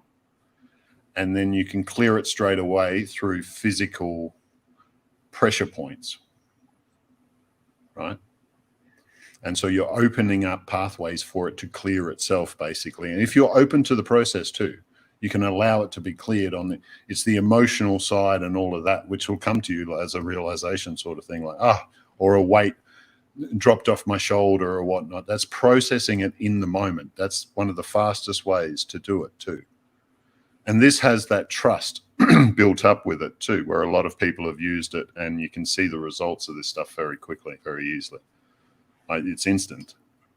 You know, it's an instant use of acupressure in the moment, you know, and you can create that moment wherever. It's just tuning of the body. We're working on this right now, as opposed to reliving because that is another method as well, but usually a very painful method, and you don't really need to relive it to clear it and stuff. A lot of these things. Sometimes you can gain a lot of information from the reliving, which helps you, you know, stop these cycles and programs within the future. You know, and that's sort of an NLP method of doing it, is to relive through it. But a lot of times they're not. You're just reaffirming the trauma, which it is, which is what the essence of what that is a trauma, and you want to be releasing it. You know, unless you come to that point of realization or emergence where you understand, you realize the moment, and you can release it. It's a definite point of bang. You know, it's like, oh, I've held this in my shoulder, and now I just release that pressure, that tension. You relax the muscle, right? Which has opened a energy point, a blockage, opened an energy point. It's all the same language throughout the body and energy. It's all the same. Have you ever heard of the Japanese? It's a very, very beautiful art form, and I think it's kutsu koroi, and it's where you take cracked things, then you mend them, and you put either silver or gold into them. I think it's an amazing metaphor. It's called kutsu koroi. It's Japanese art where you take a cracked ornament and you put gold or silver in it, and you make it even more beautiful. And I like feeling cracked. Yeah. Yeah. And kutsu koroi makes an absolute fortune in Japan because it's so unique and it's so original, because no crack is the same. Like, you know, most people are cracked, but no one's cracked exactly the same. So if we fill it with gold and silver, metaphorically, then we make ourselves even more beautiful. I'm a real proponent of KISS theory, which is keep it simple, sweetheart, or keep it simple, stupid, depending on the mood you're in. And there's, you know, Occam's razor. Yeah, well, there's a lot of long ways in order to get to a certain point, but I like to take the quick route. And for me, the quick route, and I'm not very good at it, so let's not, you know, get it twisted. But what I find more interesting for myself is when someone offends you, you have to see them as stealing, but you can also see it as they're pointing out, if you're triggered, that you have a weak link in your armor and you're only as strong as your weakest link. So you could actually say thank you to them because they pointed out where you have a very, very weak link in your armor and you need to kutsu koroi it, you know, fill it with gold or silver, mend it. We discussed that before, didn't we? Yeah. And it's very, you know, once you get that sort of, you know, thing in your mind of like, okay, so don't worry about it. If you don't get it right the first time, who cares? Yeah. It's like something to aim for. You know, don't expect to be there in the next 5 minutes or even in the next 5 weeks or in the next 5 years. You might be there in the next 5 days, you might not, and it doesn't really matter. The point is that you know where you're aiming for. And the more you know where you're aiming for, the more chance you have of hitting it. Because it's like a game of archery. If you're constantly pointing your arrow in the wrong directions, you're never going to hit the bullseye. And you won't hit the bullseye every time. You might not hit the bullseye for a long time. You might not hit it for a short time. It doesn't really matter. The point is that you're making your better aim.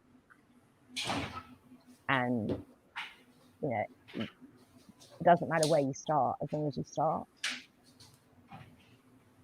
And the journey of that sort of thing, you start with the first step, right? So, you know, and I think that it's much easier for people to imagine where they want to be, so that you've got a better idea of where to get, how to get there, and how to get there. It makes it easier to get there. I think this is probably a big problem for a lot of people, because they really don't know where they want to be, because if they like, because the options are not spoken about. It looks like You want to reside the in the park, a place to visit, but it's not a place to park in, and reside there. Have a look. As we were saying, or you were saying yesterday, about the whole thing of the past is a mystery, or is the history, the future is a mystery. Stay in the present because that's the gift, or stay in the moment because that's the gift. That's why we call it the present. It's a Kung Fu Panda type thing, but you see, that's only very, very it's the third off, and because people are so about being in the now, the now, they don't really know what they're doing in the now. And they're there, but they don't really know what they're doing there. And the whole point of being in the now is so that you can make your future a gift that will keep on giving. And there's a way to do it, and there's a way not to do it. And it's like a Tesla experiment. There are so many ways not to do it. And people will find out, people are finding out how not to do it. And for some, it'll be too late, it's too late. I'm so sorry, but it's just too late. I just want to point out to the chat room, guys. If you can see, look, Alex's mic is right next to her. It's that little white bit on the thing. No, it's further up. It's, right there. That's where Alex's mic is. So it is pretty close. I've got the volume turned up as much as I can. People are having a little bit of your volume is a bit low. No, don't click that. Don't click that. Don't click that. Don't touch it. That doesn't change the volume of your voice. It only changes the volume in your ear. So just make sure it's turned up in your ear. That's the volume for your ear on that one. But it's also the microphone as well. So when you click it, it's this really loud. Oh, okay. No, I won't click it again. I didn't know this. Learn something new every day. I'm still learning about headphones. Yeah, I'm still learning remotely, very remotely about tech. Good day to Mesamelt, a new new person in the chat. Welcome. Thank you for being here. Mm-hmm. And I think Kallum. Oh, yeah. So, ladies and gents, 3 hours, right? We're just going to take another little break and see. Oh, Kev's here.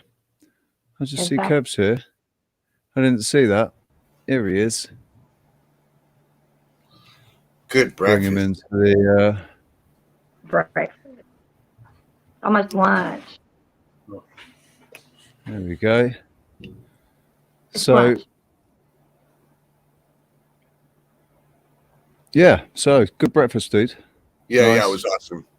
Homemade bread, some local honey, couple local eggs. Yum. I'm not jealous.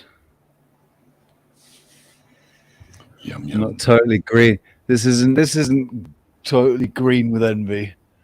Man, I'd love somebody to cook me and make me a nice breakfast. Me too. Soon, Richie. Soon, get your butt off that island, and I'll make you breakfast in Ecuador. I'm just gonna walk to the store and get cookies in a little while. I'm just gonna go get cookies. Why cookies? Did you go last night when I was talking to you? No, I didn't. I didn't get up. I didn't. I stayed up doing miscellaneous stuff around the house, like I do whenever I'm anxious. I clean a lot. Like the stuff that you don't want to do that you put off, like cleaning out the fridge. A lot of people do that. Yeah. A lot of people do that. Clean when they're anxious, when they're feeling anxious. Yeah. A lot of girls. I've known a lot of girls do that. It's yeah. I should do that, but I don't. And now I've also developed this habit of washing the dog a lot. Like I give her a bath like once a week. Because I can't find anything else to do. And now every time you clean, you get anxious. So I gotta give the dog a bath. It's part of the routine now. Like I clean the tub, give her a bath, clean the tub again, then I take a shower. Yeah. So So much.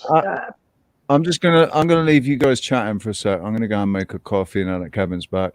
And Yeah, me too. Because I gotta go potty break.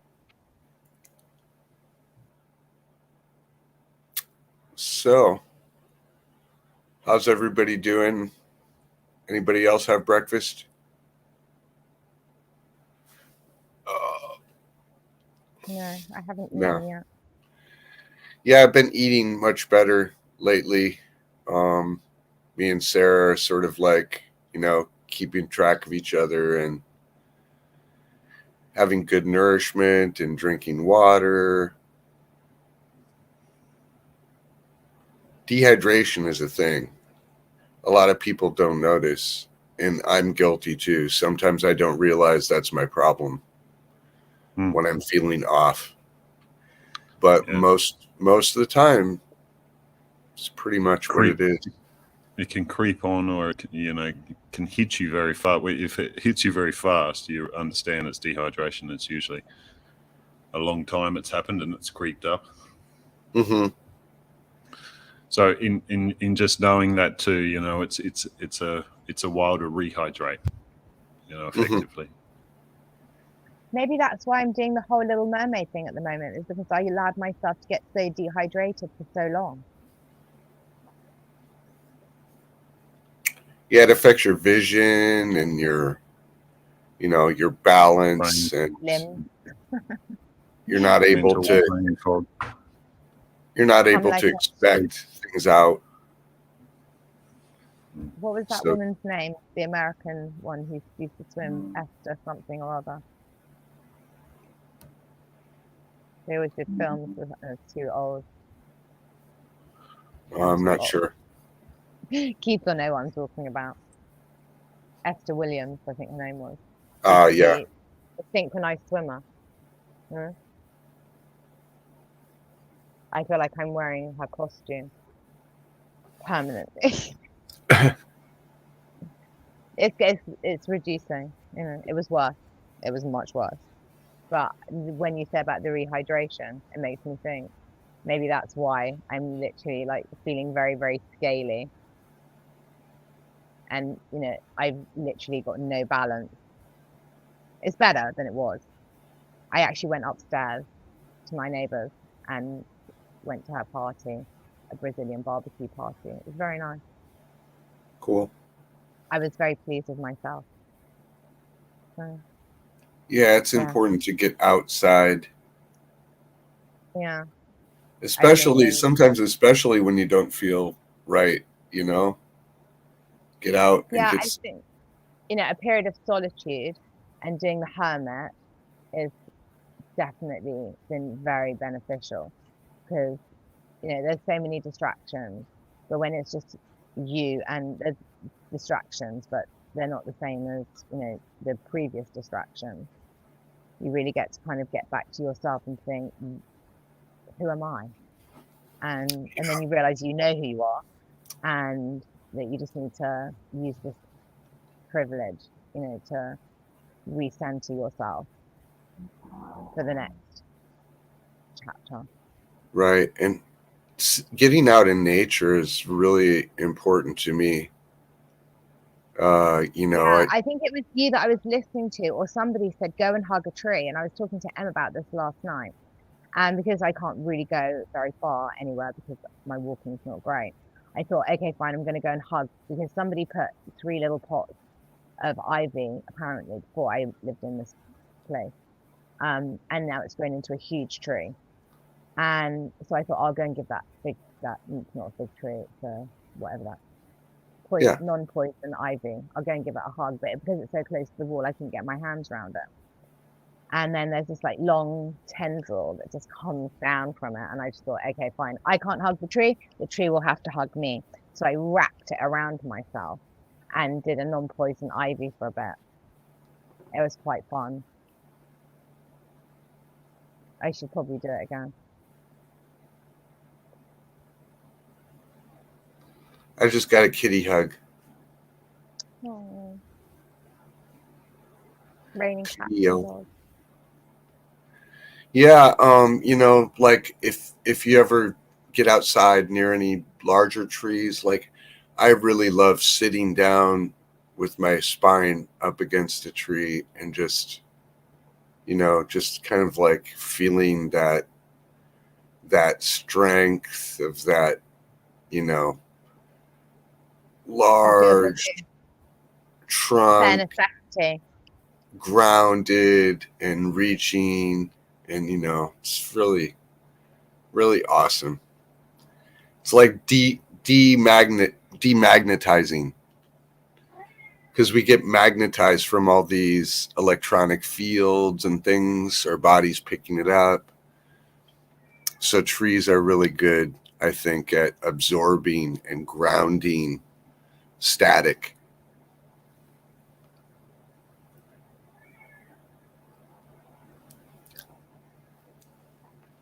Yeah, it's like the tribe of Asher.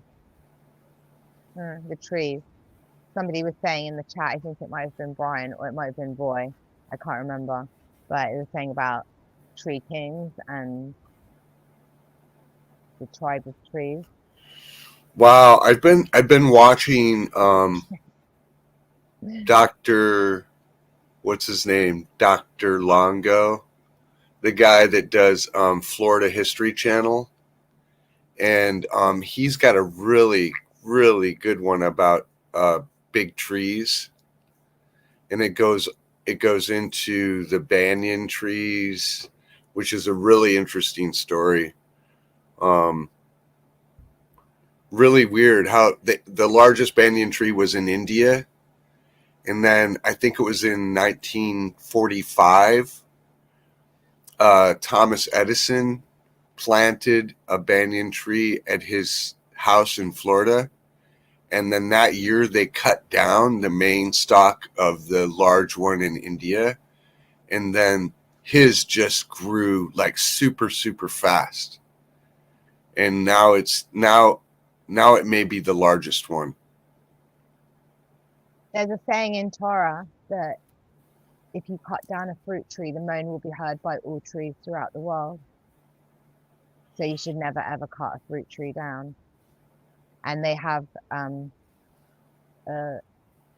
high holy day called Tu B'Shvat, which is the trees. It's the day of trees. And you do like different like wine, like white wine, add a bit of red wine and Yeah. some prayers and everything. It's really nice actually. And there's like a feast. Most Jewish festivals, involve feasting. I think all festivals actually involve feasting, apart from some which involve fasting and starvation, which is good for you.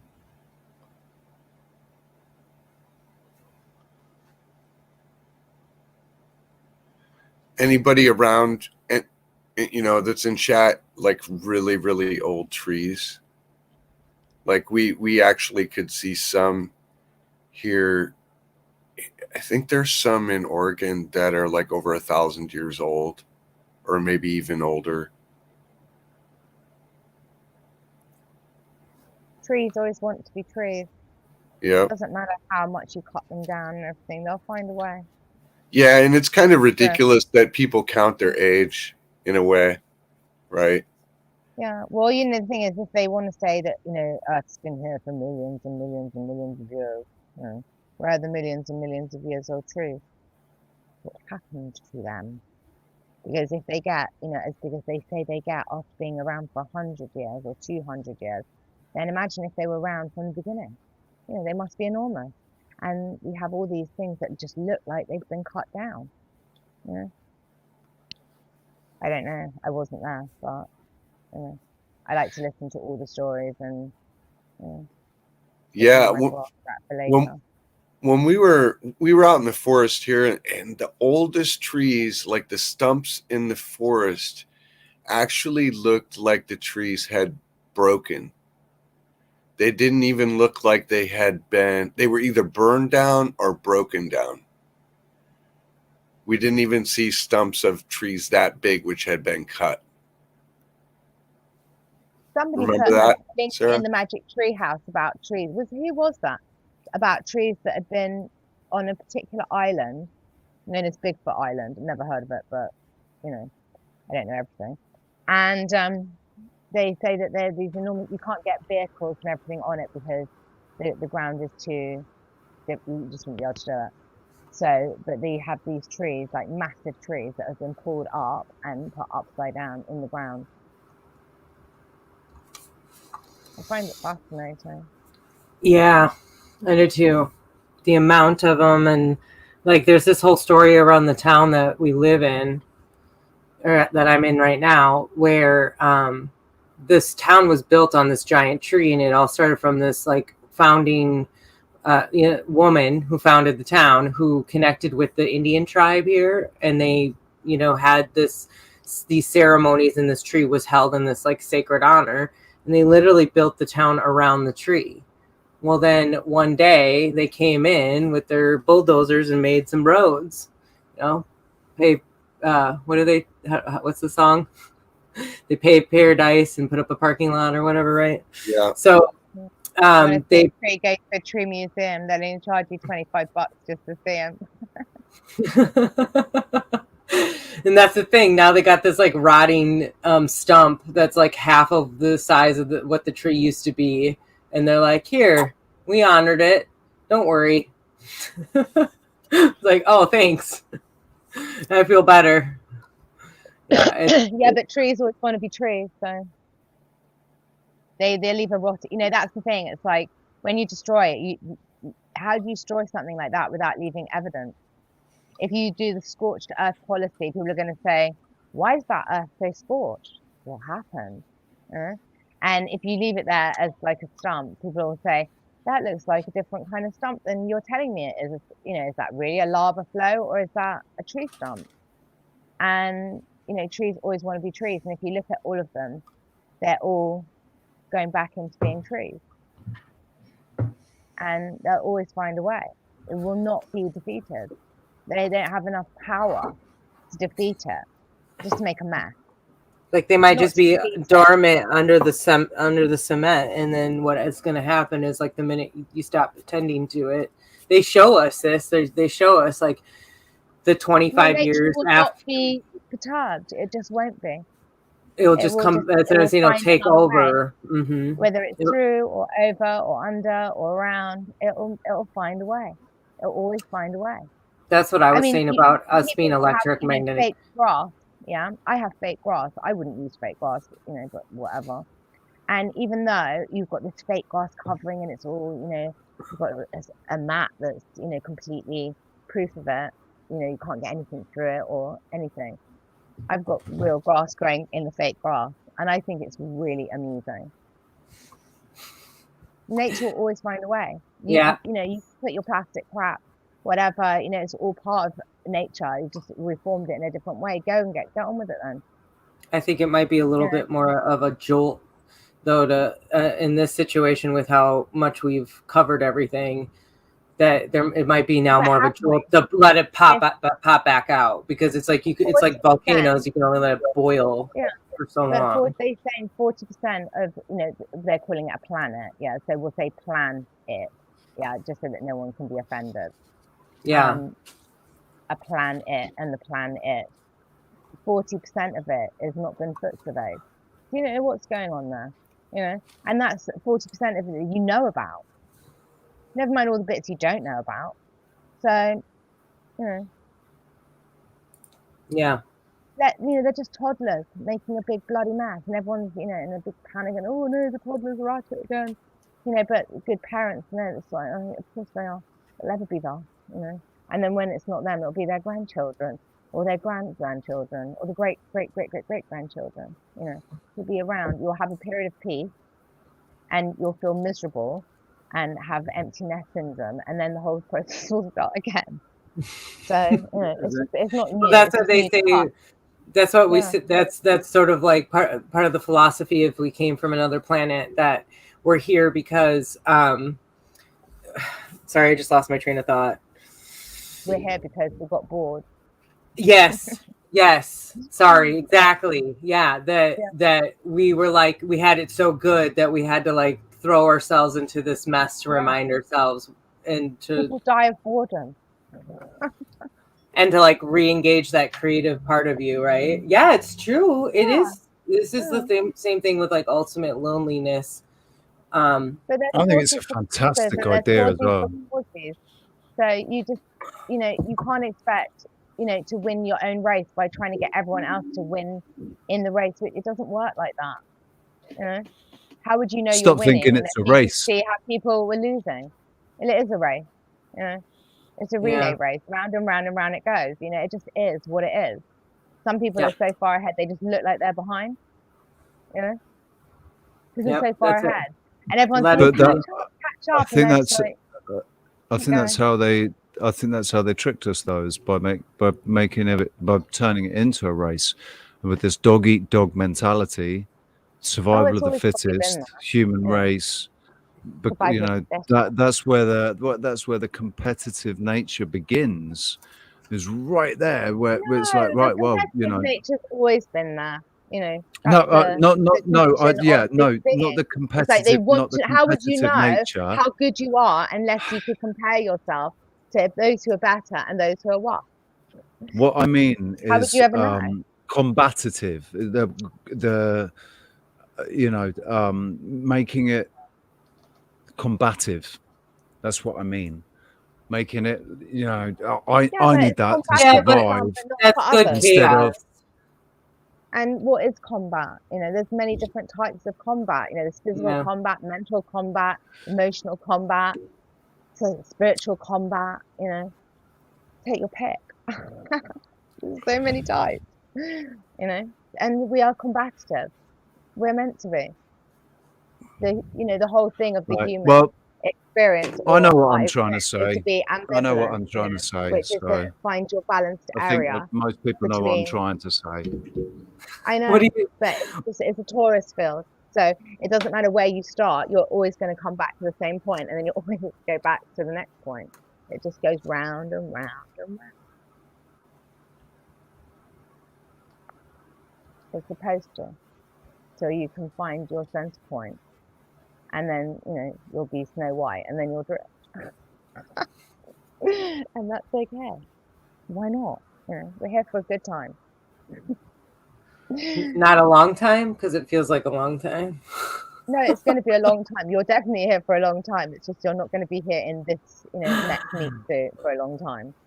You're here for a good time, and to experience it, But there's no doubt. Energy can't die. It can transform, transcend, transmit, transmute. It can do all these trans things, but it can't die. You can't kill it. You can switch it off, but it's still there. Always. I do feel like it does, though. Feel like the type of setup we're in now can't last. We actually don't, even though because it feels very rat race. It feels very gerbil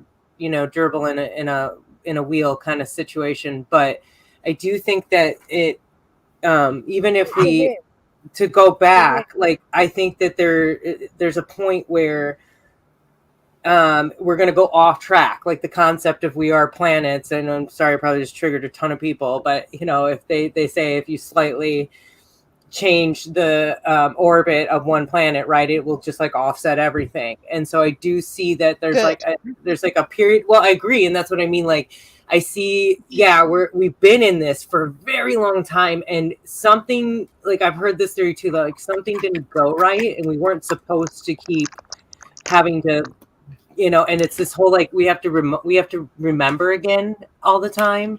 We have to relive and remember what we've been through already to like before we die again, so we can like, so I think there's a little something else that maybe it's beyond what we could even imagine. So whether it's we do you pop think out of that, it, or the synchronicities that people are experiencing, if you were really, really smart, and you knew you're really intelligent, but you knew you'd have to come here and forget, what would a really intelligent person do? Make themselves go through it all again to remember. No, they would leave clues. Well, that's what I mean. So like my whole life to me, right, was like every incident I've had with other people and what I've gone through, I think helped awaken me to go, oh, in these past lives, I'm pretty sure I've experienced this or I've experienced that. Right. And so then, Yeah. And you don't really need to know why, how, when. yeah, The thing. It's just the knowledge of, I've done this before and I'm back here again. yeah. So I'll do it again. And I if I was totally really smart, I would have dropped myself clues. And if I pay attention to myself and not to the we's and, because never mind about that, let's get back to myself. Clear it, start with the nose on my face. Why?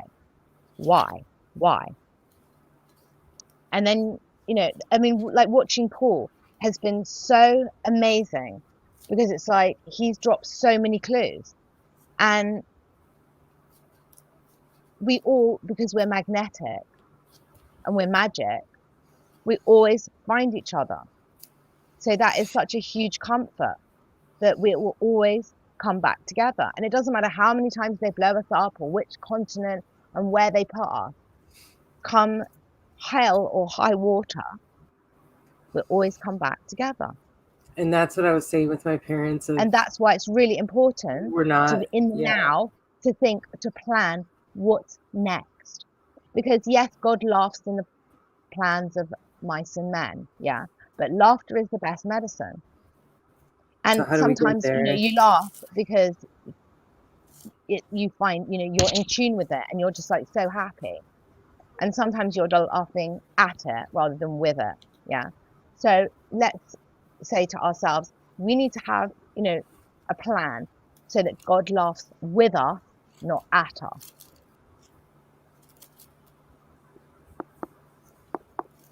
You're coming up with your plan, and you will see, is God going to laugh with you and be your best medicine? Or is God going to laugh at you as like, nice try, but no cigar? I don't know. But that's what you get to do, that's your free choice. You get to decide. Yeah, but then you'll get thrown back.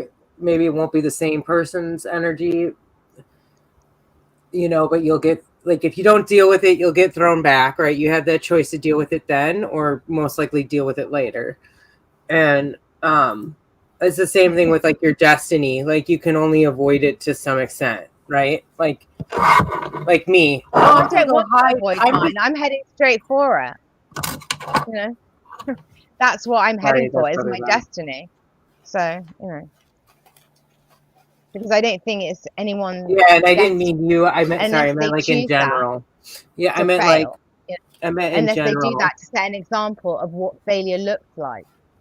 And when you see it, instead of being like, oh, you can say, wow, thank you for setting an example of what failure looks like. Namaste. It doesn't mean I'm going to do what you do, but I'm going to be grateful that you set the example. And if that's how you want to say it, is like they sacrifice their earthly incarnation just to be the example of what not to do. Thank you.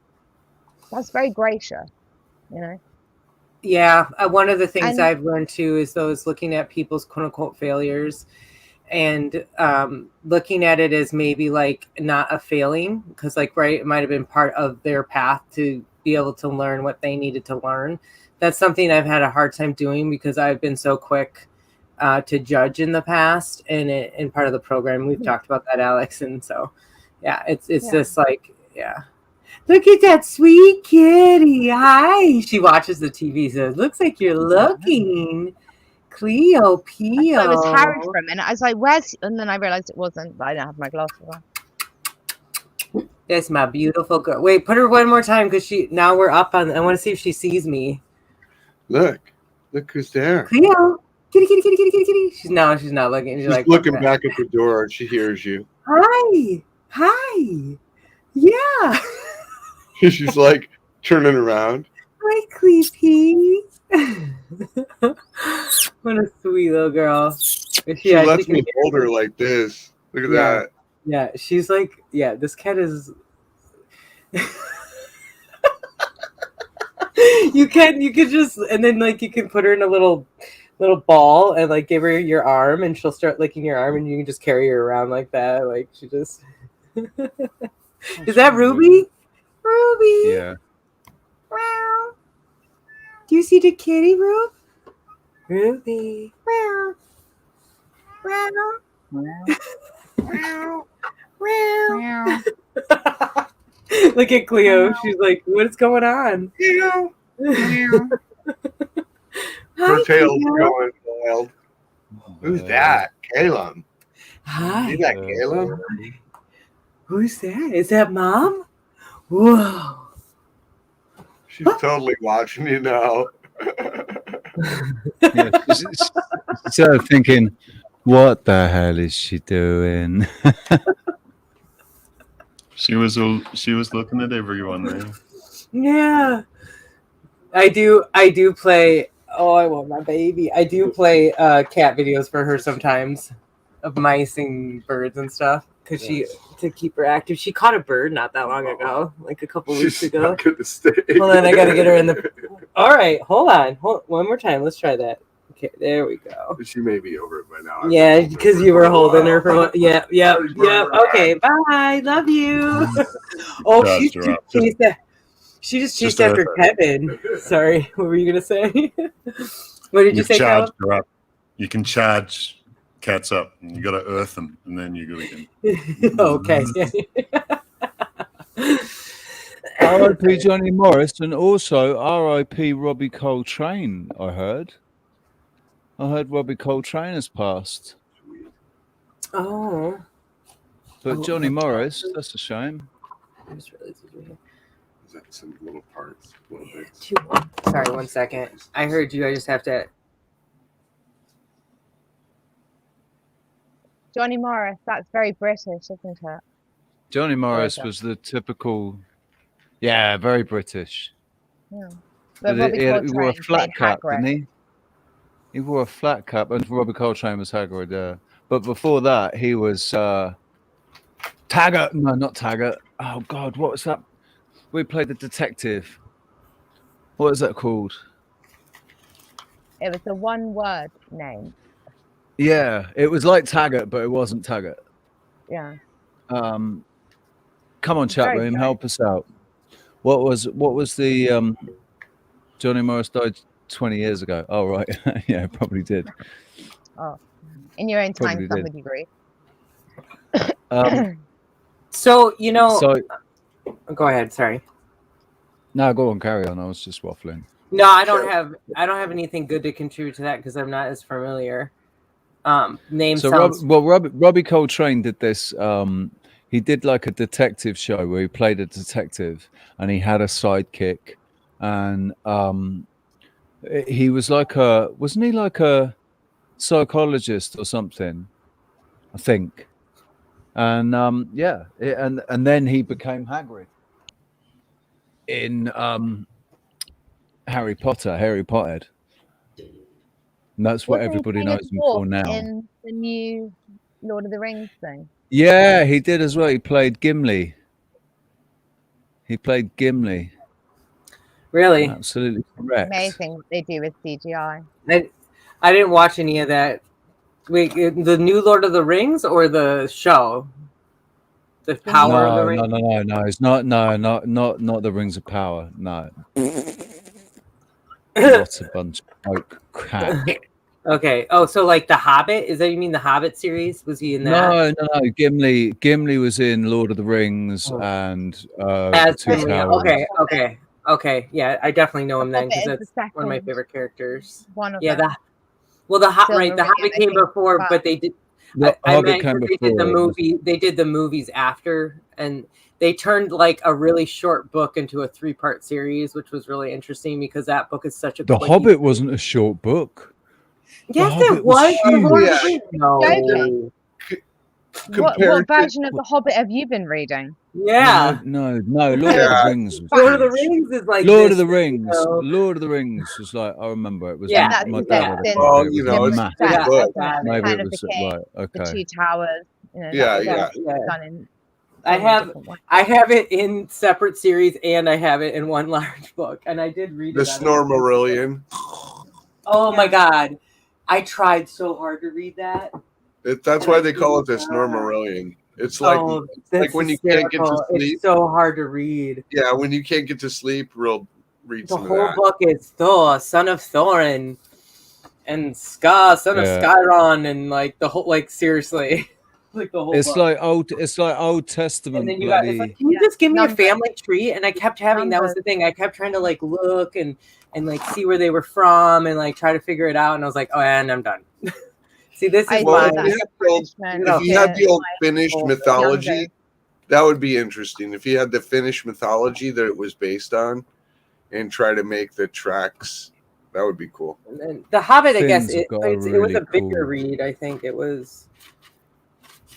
I read The Hobbit when I was a child, when my Oh, mother went away to Canada, and I had an aunt who was a speech therapist, and I would never let her get past Gollum because she did Gollum so well. She made all like guttural noises. So every time she opened the book to get to the next chapter, I was like, no, do Gollum again. So she had to read the same thing. This is 300. enjoyed This is 320 pages, so this is a decent. This is a decent. book. They tried to But make. It's an easy read. It's an easy read. They made a film out of Lord of the Rings in the 1980s. Do you remember? They did when they first did it, and they sort of did it with cartoons. They blended cartoon and a film into one, and the Wraith were quite scary in it, and I really enjoyed that one. Wait, you're talking about wizards. That doesn't have anything to do with the Lord of the Rings. That's the wizard. And everything to do with Kallum. No, Wraith. I'm talking about the Wraith that come when he puts, or maybe did they Wraith. use film in that one? When he puts the ring on. When he puts the ring was on, the it's same the guy demons that live in the other. That makes him invisible, like Harry Potter with the Death Ray. You know, he puts on the cloak of invisibility. Well, makes him The same invisible story to told the people in the mortal realm. Makes him invisible to people in the mortal realm, but makes him shine like a bright light to the beings that live in the, that operate in the other realm. Yeah, not Wraith. Wraith is from Harry Potter. It's but they're similar. They're similar sort of. They're called the Wraith in Lord of the Rings. They're called Wraiths. But I think they call them the Naga. They call them Nagas too. They're the kings. They're the fallen kings too. Yeah. It's from Stargate. What do they call them? There's like a whole thing on them in here. Hold on, I'll find out. Do you know what I watched on YouTube yesterday? The entire film on YouTube. Lord of the Rings?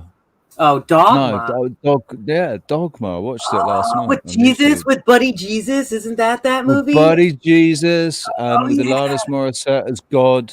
Yeah. And with Chris Rock. And I gotta watch Chris that. Rock is the what's he called? The Apostle. The Apostle. I can't remember what his name is. Not Brian. Not Brian. The film Dogma. Yeah. Dogma. Oh yeah, with what was his Silent Bob?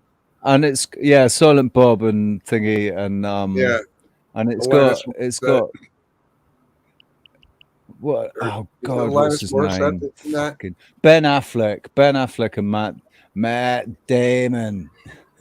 Matt Damon. It's quite interesting, right? That they made him such a character, but I wonder why I wonder why Trey and Matt Stone and Trey Parker decided to do what they did with Matt Damon, because he's always really articulate, and he played that really intelligent lad, didn't he? It's like in Dogma, he's really well spoken and articulate, and and he sounds really intelligent, but they portray him as an absolute meathead. Have you I seen? just wonder. Have you seen? Most people don't. I feel like haven't seen this movie, but it's called "Thank You for Smoking." I know I've talked about it here. If you haven't seen it, you should see it because it's just a great. And it's all about like the alcohol, guns, and cigarette guy, like the head sales head. Not head sales. PR people. They get together and they eat these big bloody steaks, and they get together and they talk about all the bullshit that they deal with. And so it's very like eye-opening. But in this movie is Brad Pitt, and he plays this like hyperactive fitness guy and just a total doof. And he ends up, I don't want to give too much away, but something happens to him because of his kind of, goofiness and like how he gets involved in the whole thing. But his character is hilarious. Just like Totally not Brad Pitt. Totally. Oh, Burn After Reading. Is that where something happens in a cupboard? I messed it up. Yeah, that's right. Say that again, Kallum. Is that where something happens in a cupboard? Is that the one with? It might be a Is different that what movie. it is? Is that I can't quite remember how he, but it's because he gets mixed up in like the. I remember crime. that part of it. And then it's like a Darwin Award type thing, you know, like Okay. Anyway, sorry because I messed that up, but that's Burn After Reading. I totally forgot. Have you guys seen that movie? I forget what the premise of that movie is right now too. Okay. Anyway, it was like not want to talk about films here. Okay, crickets. Kill the crickets. Just not films that I know. Not films that I know. You know what? We could talk about. We're probably not allowed to watch that. We could talk about what? What's up? I was going to say like a little scene from the movie June. June.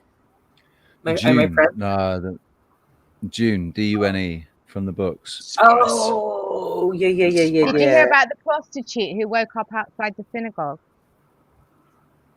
She woke up to find a heavy dew on her. Sorry, Dad's DNA has to come out. You spark it. It's like the mom. It's like the dad jokes for moms because like I was talking about this the other day. I know I know. Really feel I'm ashamed. But it's like you gotta say like the mom's dad's joke or something because it's like so you gotta come up with like another name because like mom's jokes Dad's usually joke would be like, but we because generally our jokes are gonna be witty, so like don't count on that all the time. So every once in a while we gotta have her. I'm just kidding. Dad joke. I don't know. I'm not right. Do you think that they got the Ryu's special move in Street Fighter? Do you think that they took that from Dune and from the word when he said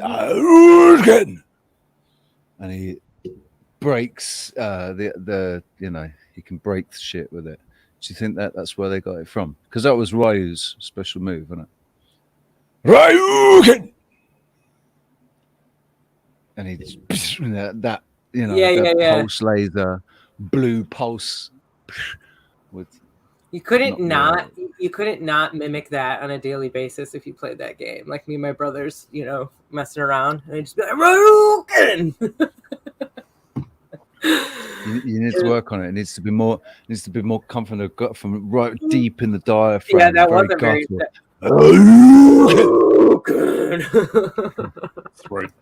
Throat singing sort of style. Yeah. What was the? Campbell had that amazing thing that he sometimes plays on his channel, which is the throat singing. Yes. I actually found he sent it to me, or somebody on his chat sent it to me. I can't remember. But I downloaded it and I occasionally listen to it. We probably should all be practicing that. That's something I've like tried. I need to. Well, that's the whole practice. point of Hebrew, because using the guttural sounds, the sound, it actually creates synapses in your brain. So throat singing is really, really good. Because this is the other interesting connection, and they've talked about this with flow all the time, is that also strengthens your throat muscles, and there's very few things that can do that. And so if you think about that, now you're breathing different, you're breathing deeper, and so it's connecting that.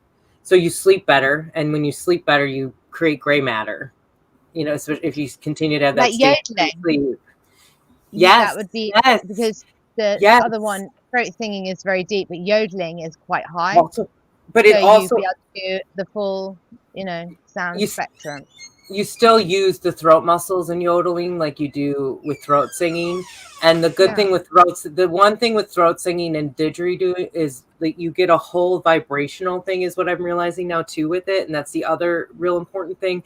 It's that whole thing, like we almost should be probably doing this like so many times a day.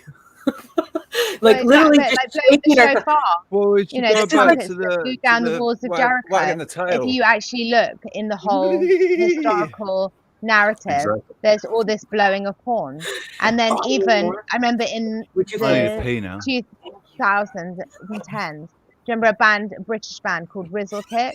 And they did that song "Down with the Trumpets," and it was brilliant. Rizzle Kit? No, but I love the name. Yeah, it was fun. No, you Down should with the Google trumpets. it. Down with the Trumpets, Rizzle Kit.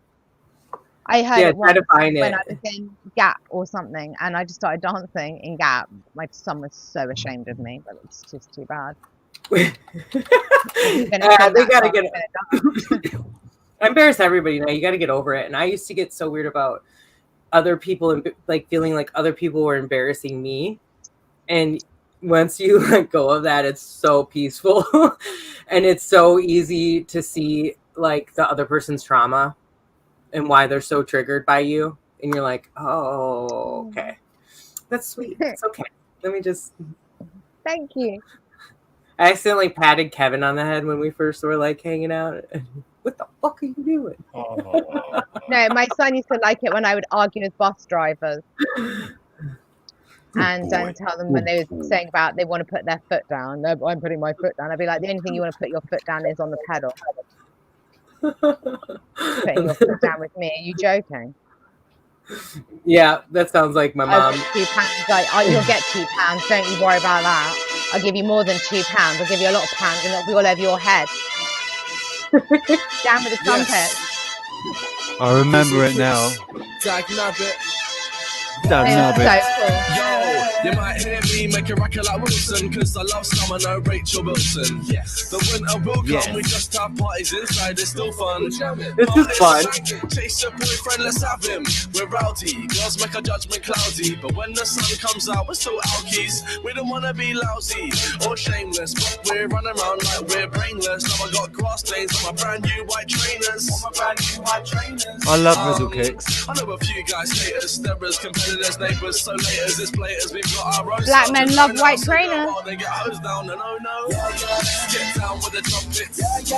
Get down with the trumpets. Get down with the trumpets. Let's get down with the trumpets. Let's get down with the trumpets. Get down with it, down with it. Get down with it, down with it. Get down with the trumpets. When I get down, I get respect now. And when our tune drops, you know it makes your head bounce. Yeah, I move with the flow.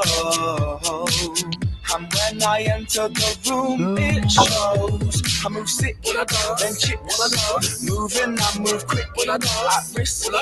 Just be careful you don't lose your chick. That might just happen, so listen deep, stick with your madam, or she might just leave. Get down with the trumpets. Get down with the trumpets. Get down with the trumpets. Get down with the trumpets. You know that time at the dance and they're like, everybody stand up, put your hands up. Seriously, kick your body. From the brass to the air, will it take to put your bras in the air? Pardon me there. So we love a bit of Rizzle Kicks, man. Sorry. Yeah, they did a couple of really amazing songs. The Mama one is also very cool. I like that. And there's No, one you're okay there. Yeah, cut to the good bit. The other door. Cut to the good bit. Let's cut to the good bit. Oh, sorry. Love that. 3 songs, brilliant. 2 wise men with 3 brilliant songs. That was very fun. Hey, I'm over here. Did the chat room like it? Let me just check. Scale of 0 to 10. Get down I'm just with kidding. the trauma I don't want to trumpets. know. I don't want to know, but how good is my dancing? Don't tell me. Those were my hands. I think, right, I've I got always all thought of for a long time, you've got to come dance with me and all these dance competitions and stuff. They should do a chair dancing competition, like where you don't leave the seat of your chair. You just, it's chair dancing. Proper chair dancing. Imagine that you are paralyzed from the legs down.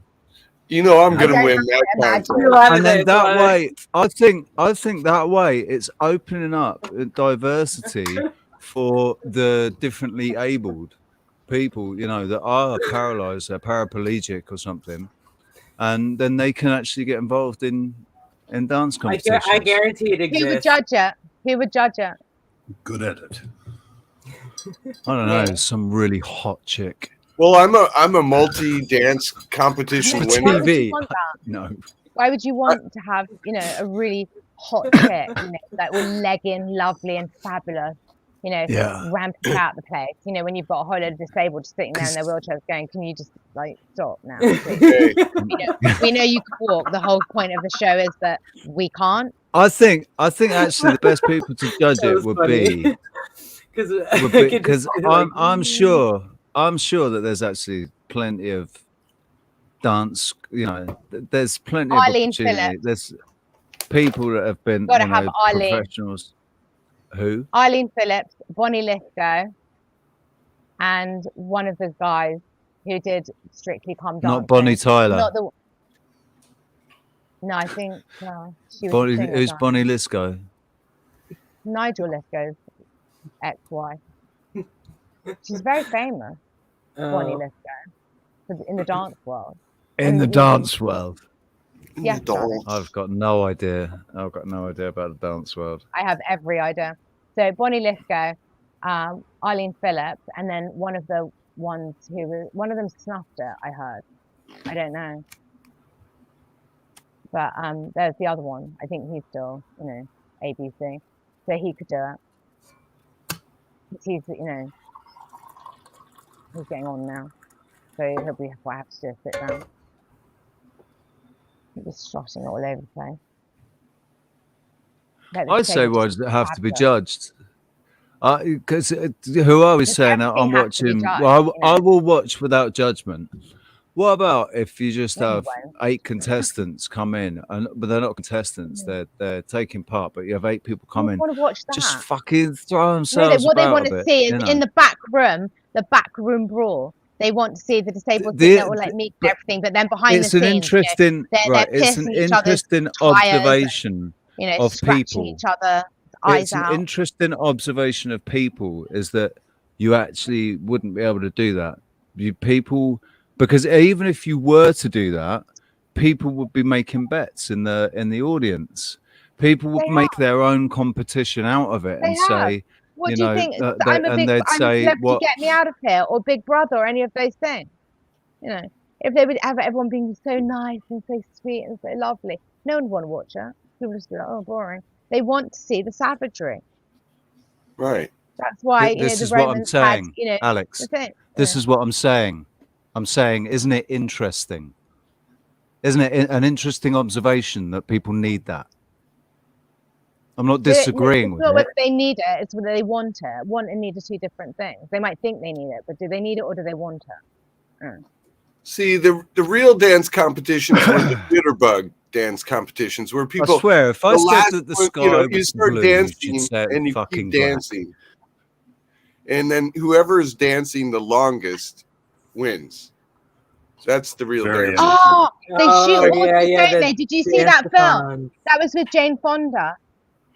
It was called they Shoot Horses, Don't They? And it was about one of those competitions where they dance, and you know, it's when they who lasts the longest. Right, right. It's called They Shoot Horses, Don't They? Amazing film. Yeah. And they do shoot horses. Yeah. And a lot of people, you know, who were in that competition, you know, felt the same as they were like, they're like, begging for the bullet. Please she's just come and down, give me shoot the her. bullet. You know. We need more. There's this stuff that we used to get drink. it out of your system. You know, it'll only last, you know, 24 hours, and then you'll be back to your regular self again. You know, having got it out of your system. You know, that combative, competitive spirit where you just want to take it to the limit, the absolute limit, and see how far you can push it until you collapse. Speaking of someone who's done that very thing, you know, pushed myself to the limit, ran on vapor, had no idea, and then, you know, collapsed and have been, you know, housebound, bedridden ever since.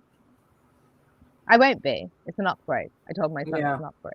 Yeah. But, you know, but all upgrades, when you see them, you know, in the superhero movies, they tend to be painful. But you know, they can't do that for like a really long time, because then we'll sit there and watch it. They want it to be over and done with in literally less than 30 minutes. No, less Yeah. than 30 minutes. You know, they'll watch it for like 5 minutes and they'll be like, okay, enough. What next? You know. But in the real world, you know, in my world, upgrades take quite a considerable time, and you can't do it all on your own. You know, you need to have excellent advice of what to do and what not to do, and one size doesn't fit all. It's my belief that at some point in our lives you will be possibly forced to be patient when you really don't want to be patient. And I had an injury with, sorry, go ahead. There's a book called What Katie Did, and what Katie did was she went on a swing and she was told not to, and she broke her back and she had to lie in bed for a very long time. And the whole book is about her experience of meeting, you know, the friends of pain and the friends of patience and the friends that she met in the metaphor along the journey. And for me, that the fact that I got to read that when I was a child has really, really helped, because something I needed to learn was patience. I don't have any. And I it's sort of like, so you're talking about kind of like, I was like the opposite, where I didn't speak up and I gave too much until it broke me, kind of a thing. Yeah. No, I've done both. Yeah. And then now and Kevin can contest to this. Now I'm on the other side where I find myself strong. I'm easygoing, but I'm a strong combat. I will hold my ground because I'm done giving in. What is it? That's what you're becoming. You know, you're cracked, but you're filling your cracks with gold and with silver. Yeah. Some people can fill it with lead, and I don't advise it. But you know, I've done some of that, you know, and now I'm cleaning some of that out. Wash it off and start again. You know, that's the sugar bowl strategy theory. And it's still work in progress, obviously, but yeah, it's just cool because of those different perspectives, you know. And I at a young age, not that it compares to anything, but I had I was like my basketball coach would constantly tell me, you need to slow down, Sarah. You're making kind of clumsy moves because you're just like pushing. And you need to take a step back. And lo and behold, I had a major knee injury because of basketball, and then had to be on crutches for a year. And that was so hard for me because it wasn't that I couldn't put weight on it. I was told, because of the type of injury I had, to not put any weight on it, so it healed a certain way. And that was so hard for me to learn that lesson, you know. And I was really young too. But anyway. Yeah, but that is like how, you know, you could be learning that lesson, you know, in 2 decades from now. But you didn't learn still learning. That was that was one. You know, well done for learning it so young, because some people are still learning that lesson, you know, and they're decades older than us.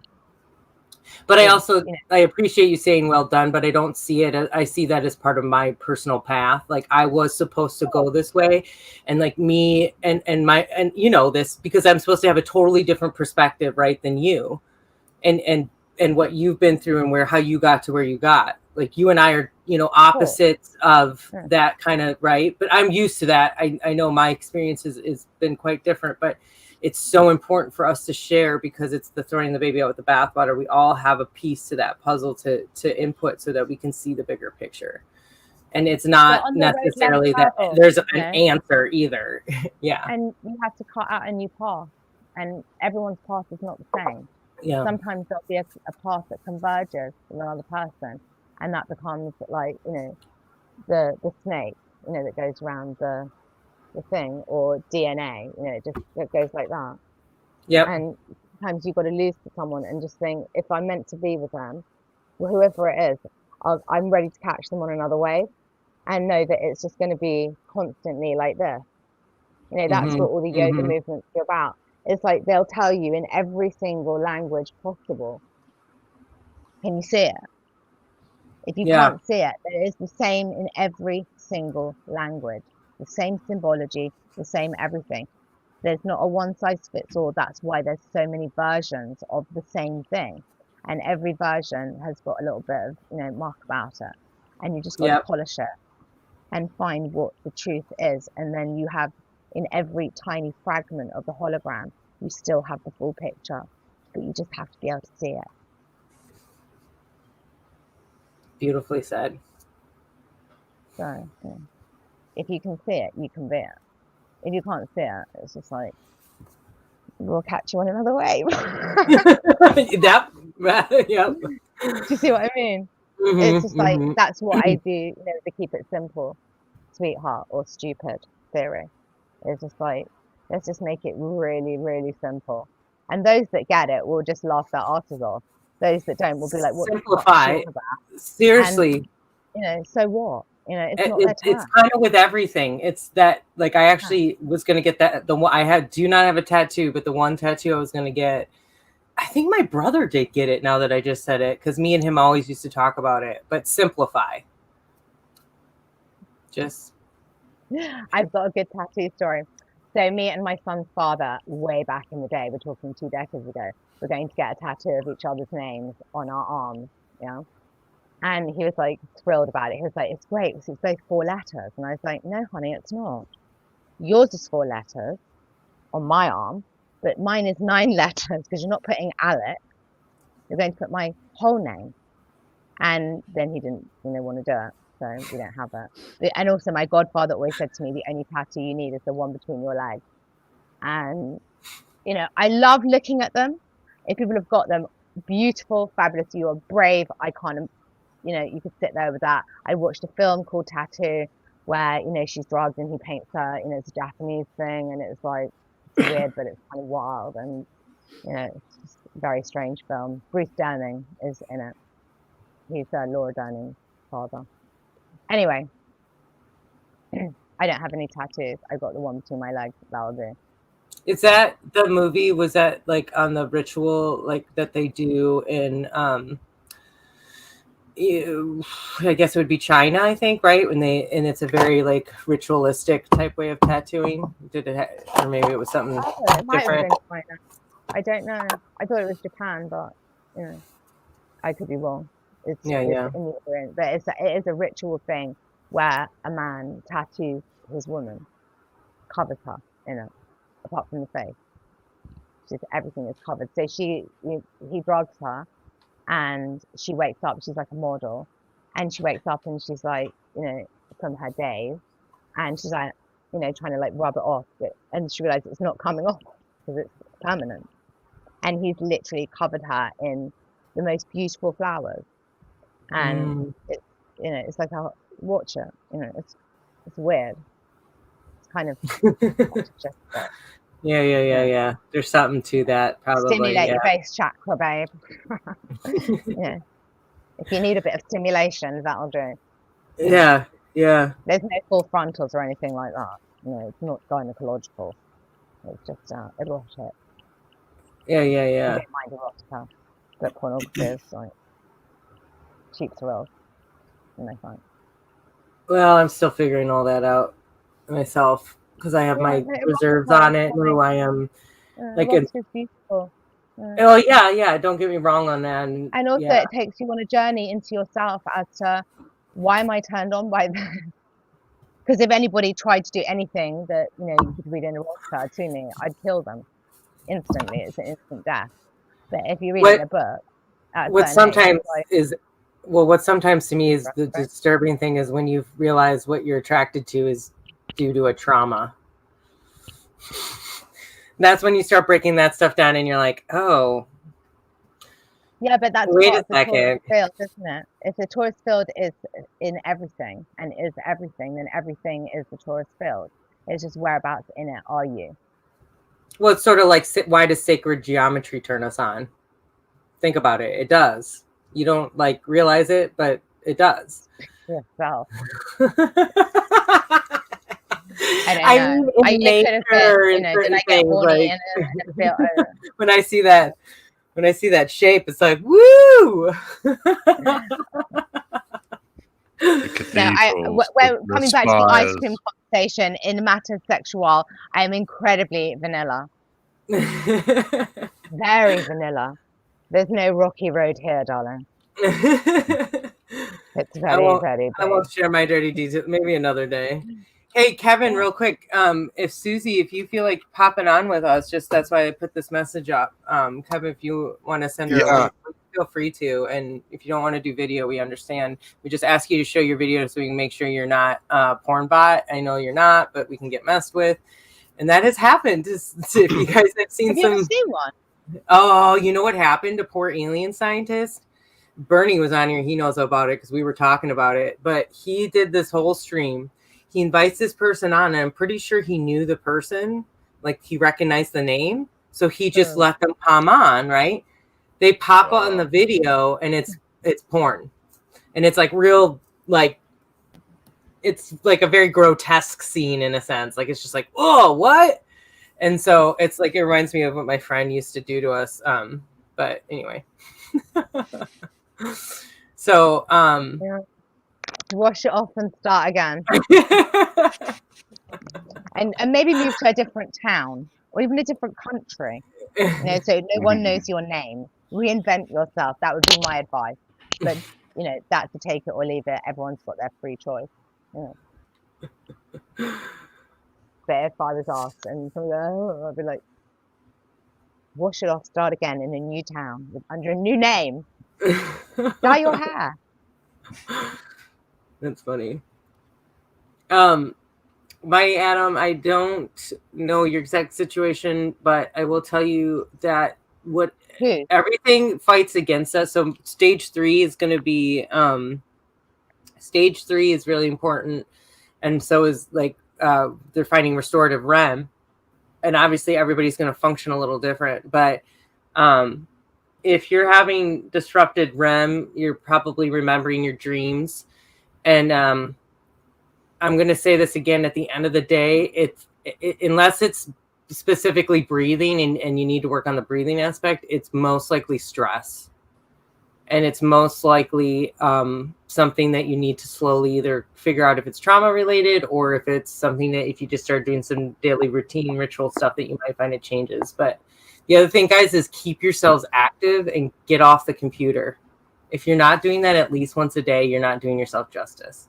If you aren't turning your router off at night, you might notice that your sleep schedule gets a little wonky.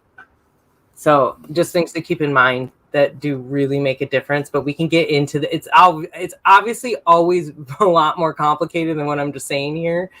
But yeah, I probably need to do a whole episode on sleep and answering Q&A. But in the meantime, since we have Kallum on a special health show, and we were talking about oils too, which I just felt like we could kind of recap on that. And I know that Alex has experience with using some oils too, and she's kind of led me in some right directions and stuff. But like rose hip, that's really great for external. Is there any benefits to internal with that, and or like rose water, anything like that? Not necessarily. Not sure. Yeah, that's why Indian cooking has rose water in it, like gulab jule, whatever they call it. Gulab jule.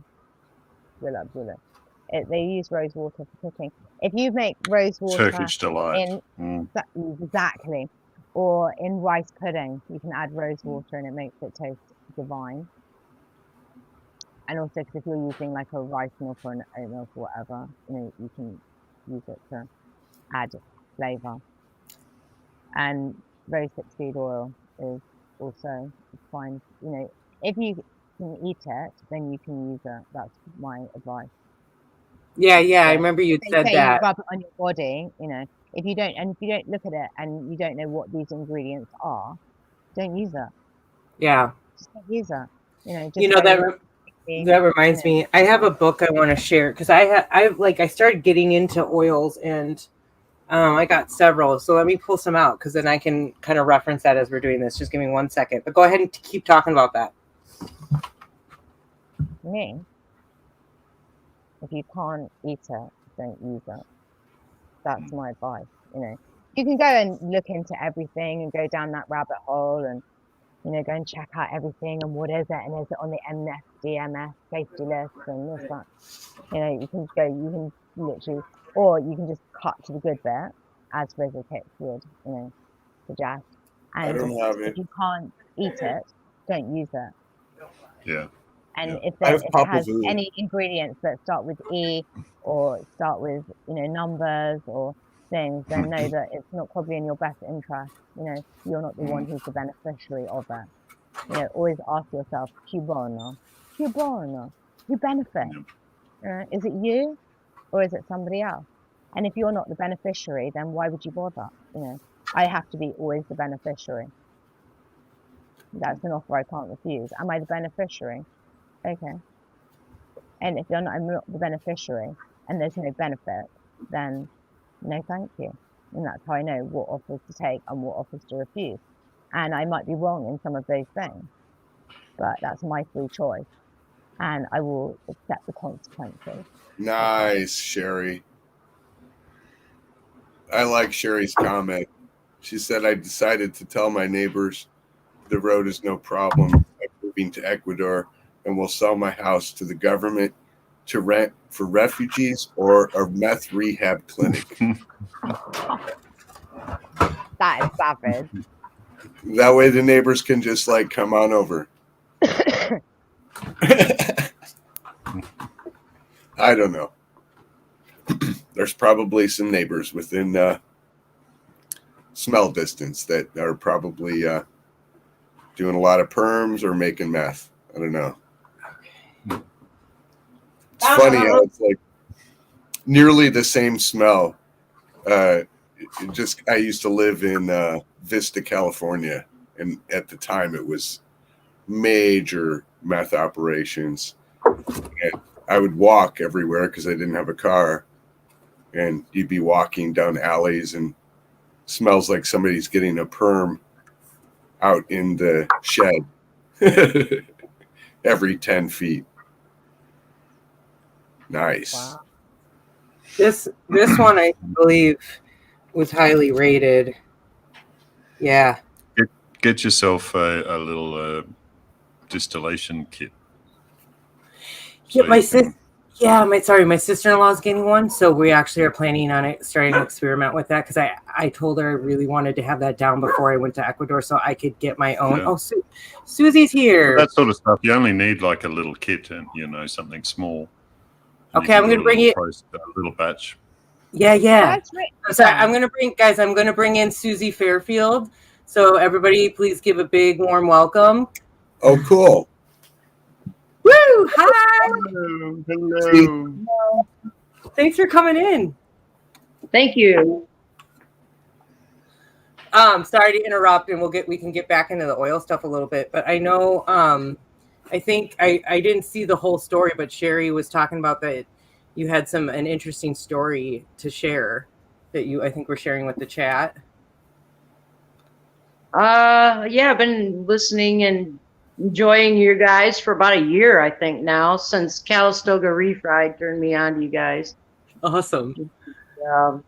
In the Grateful Dead chat. Yeah.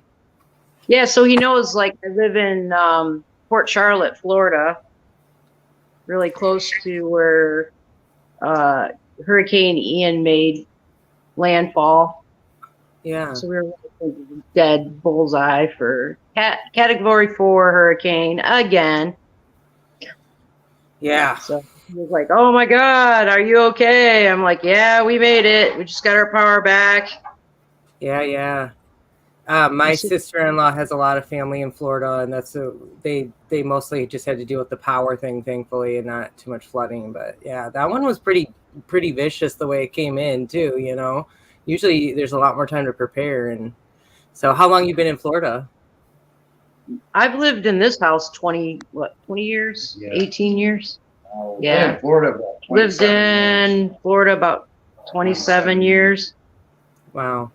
Well, half of my life. Yeah. I lived in Michigan when I moved here. I was like, screw it. Why wait till you're old? Yeah. I'm from Wisconsin, I think, Susie. I moved out to Oregon like 15 years ago. So it's like, yeah, I think everybody, you like the there's amazing parts of the Midwest. There's a different mindset. So many years ago, it's changed a lot, and fluctuates. But yeah, it's funny. There's a lot of and I'm sure you experienced that, a lot of transplants, and not just snowbirds. Oh, yeah. Yeah. Well, we all are kind of. Yeah. Yeah. The more you got, just the more you got to lose. Like literally. Right. Literally, like all of everybody's fences are down and their windows are open and their garages are flown Really open and all their shit's on display. Yeah. Yeah, the landscape really took a beating. Oh man. They're gone. That's my major bummer. I have more relationship with plants than I do with people. Like I had to go visit certain ones to be like, how are you? Did you make it? This tree and that one. Some did, some didn't. Yeah. Yeah. Was there much flooding? Was there much flooding in your area? Not me, but in Fort Myers and Naples, Punta Gorda, like further south from me. Pine Island, all the islands, of course, like were cut off. I think one of them is now like 5 small islands instead of one big island. Wow. Crazy. Yeah. Yeah. Yeah, it was just down. Just down. It started around noon. Earlier in the day, it seemed like it took forever. It just for hours, just beating us down, and then just before sunset, got the other side. The eye went over, and that was just like, oh my gosh. That was like, then that was like kicking our ass. Like before, that was just playing, because that part was just like, what? Like, if a full-on hose, fire hose, full blast, just pulverizing, like the whole house shook. And I was just happy the house held together. You couldn't see anything. Visibility was down to 0. I put some videos on my YouTube channel. It's called Susie Fairfield, just like my name. Yeah. I haven't even watched them. So we're all still in shock. Most people haven't even seen beyond their own neighborhood, pretty much, the damage. Because it's like, I can't even feel right now. Up in the north of Northport, there's entire mobile homes of grandmas with all metal, and they're just jagged junk piles of stuff and metal that people have been trying to remove, getting grandmas out with their car parks blocking the doorways of mobile homes. Wow. So, yeah. We're feeling pretty blessed. All we had was like, we have to get a new roof, of course, and but our house held it together. Like the doors and windows all held. So we're feeling pretty grateful. Yeah, maybe it's time to build a hempcrete storm house. Hempcrete, yeah, that concrete made out of hemp. Yeah. Yeah. I'd just be happy to put another roof on it and pay off that at this point. Do they make hempcrete roofs? They actually make hemp panels that are like drywall, except they're totally waterproof. Jack Harrow was saying that's what they should do, like all in like Louisiana, all the coastal states, because then after the hurricanes came in, they just dry them out, and it doesn't damage them. When they get wet and dry out, they're exactly the same as they were. Definitely something to check out. Definitely gonna check into it. A little hemp shed. For sure. Yeah. Yeah, a hemp shed. Yeah. Hemp shed to do some, safety meetings. Yeah, man. You never know. It sounds like it'd keep you cooler too. Yeah. Yeah. Oh, I'm sitting here with my husband, Mr. Cotton, and my kid, Jimmy Jack. Hey, Mr. Cotton. Hey, Jimmy Jack. And Jimmy Jack. Nice to meet you. Thanks for watching, guys. Yeah. Nice to meet you. Yeah, nice to meet you. Grateful. Very grateful. Yeah, very grateful. I don't know how we ended up here, but we were like about maybe 3-4 blocks from the beach. We're exactly one harbor, and there's like all these Richites around us, but we got our house for like $90,000. Our landlord finally gave up after we never missed rent for 17 years. Right before he died, he's like, here's the deed. Oh, like, thank God. Oh, Straight that's up. wonderful. That is so cool. That needs to happen more. So that kind of happened with my brother and sister-in-law too, because they had put in this work already into this house. And the lady's like, yeah, I gotta leave. I gotta go buy it. You know, I gotta go to the coast for family stuff or whatever.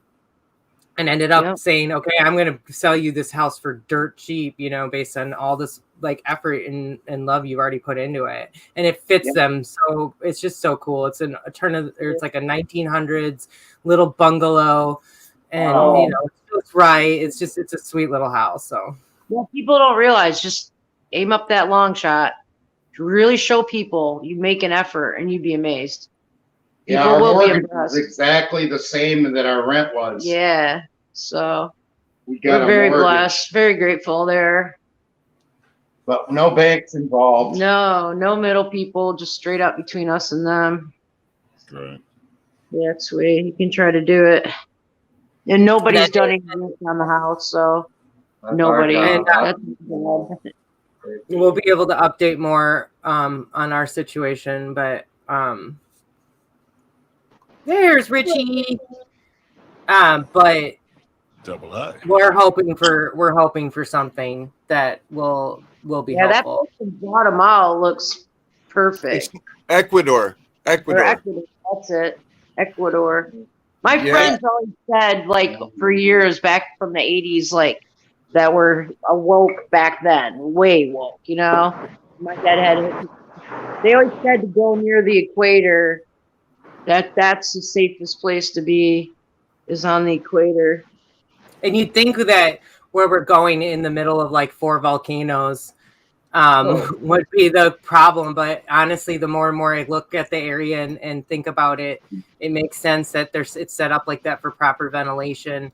And and all the things we're gonna connect with suspicious observers and get his input on it as well, and hopefully line up an interview. If not, be amazing if he jumped on our 24-hour stream. But so we just want to like go into this with a very level head as well. Like, okay, well, if something did happen, where would we go? And we've already kind of planned this out. So it's sort of an open at this sense that we don't take this leap, and it sort of feels like we have to. And this is for all of us, whether you guys are coming or whether you're starting your own. And I know some of you already have, like Alex has already been an example of her own system, but like, it's just to empower us, right? To take those steps. And anytime you go through something that's very almost apocalyptic, like what we were going through, you find out who your chain is, you find out your pods. You know, and there's all different degrees and all different levels of it. Different people, from physically there on up to, just manifesting stuff for you and sending good vibes. Yeah. And I think it's also aligning us with the right people, like that, we all help each other out in that way. That's with us having those niches again too. Like, it's not always like right that someone can physically do it. Oh, look at Alfie run. Sorry, got distracted, but is he a happy boy? Have you guys seen Alfie since his haircut? Mr. Alfie looks a lot different. Not that we'll go back. I don't mean to change the subject so quick. Just you gotta check out Alfie, what's it all about? Oh, hey, Canito. Furry family too. Yeah. That's one thing. That dog's body weight is like 20% penis. They're like, they will fight for their furry family before they will people in Florida. They just love their furry family. Oh. You can bring your dog stores down here. You can bring your dogs in restaurants. It's all cool. Oh, that's sweet. Okay, because like here, they have a lot of dog-friendly places, and people kind of can bring them in open spaces, but you can't like inside. And that was my thing. Like Kevin had to constantly like go into places, and I had to stay back with the dog. But oh no, our grocery stores, everything. You can bring your dogs in with you, and nobody will say anything. That's cool. That's cool. All right, well, I'm gonna hang up now. Okay, Susie, it's really great to see you. Great to meet you. For coming on. Yeah, it's crazy and it was scary, but you can do it. You can survive it. I'm proof. Yep. Only 7 people were killed in my county. Oh wow. But That's it was scary. You I guys just are great. I'm going to continue to listen to you guys all the time. I'm glad right. you guys are out there. You're so smart. Thank you. Okay. Thank you so And much. Susie, I see you making a trip to Ecuador too. So Right we'll see you on. there. We'll see you there. I always say yes. Nothing's out of the picture, you know? All right. All right. Take care. All right. Bye. Bye. Thank you. And I'll Yeah, just show a little more of her video here, so you guys can look at this. Crazy. This one is And titled. as far as I know, Susie, a hurricane has never made it to Otavalo yet. The thing too is you're off the coast enough up in the mountains that it would break up real fast as soon as you start hitting the mountain range. It can't get over. That's what happens in Oregon. So Oregon coast actually does get hurricanes, and I have been through one where we had 150-mile gusts. And it sounds like, and I wonder if she experienced this too, but it sounds like a train coming. You can hear it way in the distance, and then just like rev up and then hit your door. It's pretty. It feels apocalyptic even when it wasn't like this. Mm-hmm. You know, this is scary, but it was like you knew it was coming, and you know the trees there are all low lying because they're built to withstand that. Right. And they're all windswept. If you actually look at the Oregon coast, they're like this up the cliff. So anyway, but this is crazy when you go through huge. And even when I went through that, it was just like holding the window so it won't collapse. Is it Boeing? Oh my god! Put some tape That's on intense. That, That's intense. But they're not intense. They're in a house. That's very funny. Sorry, Wayne joke. What do you do? Are you wearing your dad's teeth today? Yeah, intense would be really intense, wouldn't it? But don't run past tense. Okay, just you might hurt yourself. So don't run past tense. Right. Oh wow! Look at that. Look at that. That is just insane. And it does, well, okay, I have an interesting theory on the hurricane thing. And my ex actually had a lot to do with coming up with this. And it kind of makes sense to me. And maybe we have talked about, but when they do these mass burns, oh my God, look at Canito. Okay, you have to show this really quick. We'll go back.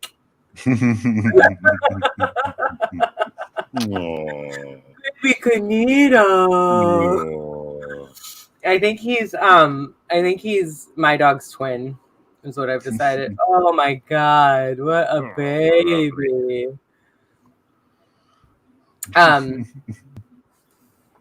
What was I gonna say? I forgot now. Canito distracted me big time. The mini Rottweiler. She goes, Susie said the glass was crinkling. Wow. Was it actually glass? Yeah. Window glass. Yeah. Holy cats. And probably holding it probably did save it from popping in on like that. I'll play another one too. There was a tornado in the area that I lived in. In Kensal Rise. It was made the news and everything. This tornado sort of ripped through. My son was having an asthma attack, so we were safely at the hospital. I think he saved our lives. But they say that asthmatics get an attack when there's something in the weather. Yeah, because the barometric pressure. Yeah.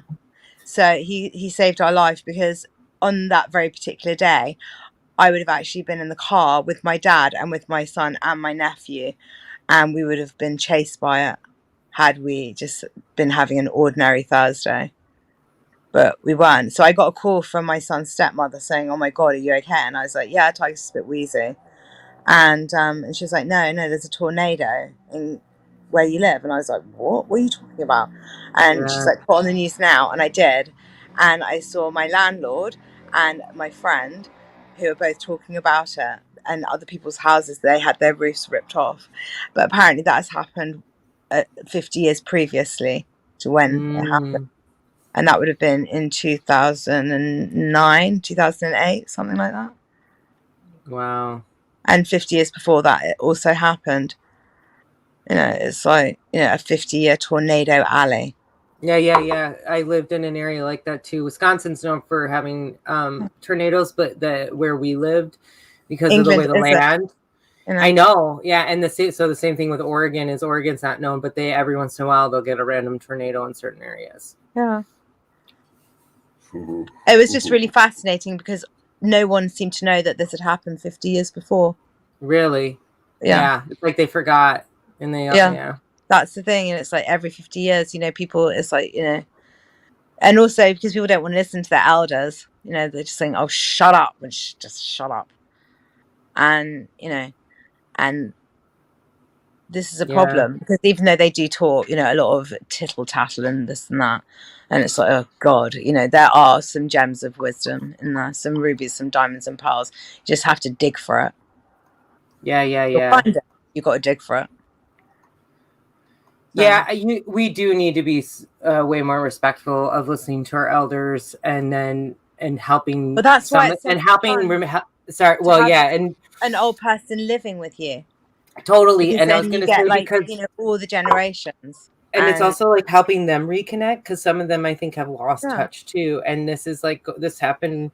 This is kind of the discussion totally that I had with my good friend who's Native American, and I've talked to her about it before, but she is, and I think might still be. She's gotten into a different religious realm, and she's lost a little touch with some of her roots in the sense that we would talk about certain things, and I'd be like, yeah, because I'm really into that. I'd research a little bit, and I'd ask her questions about it, and she'd go, no, I don't know about that, and I don't, so. To me, I feel like I was put in her life. There's a lot of reasons she was put in my life. Who she is, her strength, her perseverance, her wit, everything. But I definitely think I was placed in her path to help reopen that. Hey, this is super important. We can't let this disappear. And you because carry it's like some the of this, field, isn't it? Where you're able to be grateful that because the example that she's setting, the fact that you can see it means that you have it as well. That's why they say list 3 things that you love about yourself and 3 things you hate, or 3 things you love about people's qualities and 3 things that you hate about other people's qualities. And the same qualities apply to you. That which you love, you really are, and that which you hate, you really are. But it's up to you to get it and kind of think, I could work with it. And sometimes you can be so loving, but it can be to your detriment. And sometimes you can be so fussy that people will actually be like, no, you've actually got a lot of discernment because you're that fussy. Yeah. So you can twist it any way you want. It's up to you how you spin it.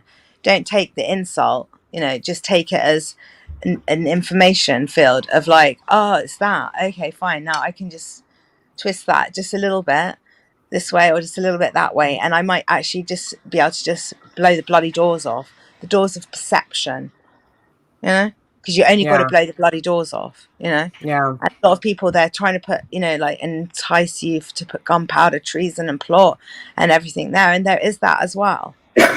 But mind your business. Who are you? Because again, like we've talked about too, that sometimes you're not supposed to change. It's like detoxing. You're not supposed to stop it from happening. So I think that works with people too. Yeah. I really like what she said too about Susie talking about these vortexes and like the spirits, because I have sensed that too. And I know, that's something that would be fascinating to look further into or try to like measure. Like, what are the frequencies and how are they changing during this time? Is it actually opening up portals if that's possible? That my mind just kind of went there randomly. Is it opening up portals in you? Or for sure, right? So, if this is your realm, to look at what's going on around you, but what's going on with you as well, because we're so distracted, by what's going on around us that we forget about what's going on with me. What about the vortexes that are swirling in me? What, whether it's diet, of whatever type, food, what you take in the media, what you take in your social life from your parents, what about your own vortexes? How many portals can you open within yourself? Yeah. Yeah, and so because is people are looking for this portal and that portal and this place and this place, and that's fine. Go look for it, but also know, as without, so within, as above, so below, as before, so now. So if you have portals and vortexes within you, which we all do, and ambivalence is, one of the biggest ones, because people always think I have to pick this side or that side. You don't. You've got to find your meet in the middle point where you can see both points of view. Because real intelligence is being able to see it from every single point of view. And then wisdom, you will spiral up in your own personal spirolution vortex, and open the portals of greater knowledge, of being able to see, oh, wow, it's that. Okay. I'm going to play. Now I know how the game works. I'm in. I'll play. Because you came in. Well, what is a storm, too? Yeah. It's cleansing. Yeah. And the eye of the storm is the safest place to be. Mm-hmm. Mm-hmm. Yeah. So they tell you the truth all over the place. Oh, gosh, yeah. And, they'll let you know, but can you see it? It's not that it's hidden. When it's stretched. It's not. It is hidden in the wide open. Can you see it? If you can't see it and you can't get above the circus tent and see who's, zooming who, then it's like, keep going then. Round and round and round you go. Where you get off, who knows? Is it any of my business? No. Everyone's on their own personal odyssey and their own personal journey. Myself included, Yeah. And it's just fascinating to see how other people's journeys are going. And even though we're not together, they can't keep us apart. Otherwise we wouldn't be here, right? And that's why we get to talk about all this cool stuff together. So why don't we, we're about 4.5 hours in. Richie is, I think, situating himself, probably taking a nice long break like me. So why don't we take a break and then come back in? Why don't we do some Q&A with the chat and close out with that? Are you guys okay with that? And make sure we address any questions that anybody has for Kallum from earlier today as well, and any other stuff that we've already been talking about, especially with oils. Let's kind of get back into that. We can end it with that. Cool. All right, guys. By the way, I'm growing a beard, so we don't have to use that in Q&A. It's not that I didn't shave. Ignore that, everybody. Now. Look away. Look away. You and Kallum, who can get... No, Rich has got to do it as well. Who can get the longest beard. So I didn't make your beard long enough, Kallum, in your logo picture. I think we got to make it even longer. Accentuate. It's a vector image. It's a vector image. You can stretch it. Well, I need to adjust it a little bit. I feel like it's a little off, so I'd like to mess with it. And then when I sent you the just as was, we did it. We opened it, and because it puts a black background, we lost the glasses, so you're just like faceless. So we have to fix it up a little bit, so it's something that has like a little better of an outline. But we'll do that. No big deal. Okay, guys. In the meantime, let's take a quick break, and we'll see you guys soon. Now that would be great. Everybody in. Illuminati confirmed. Illuminati confirmed. Okay. Can't stop me. You will talk to them people.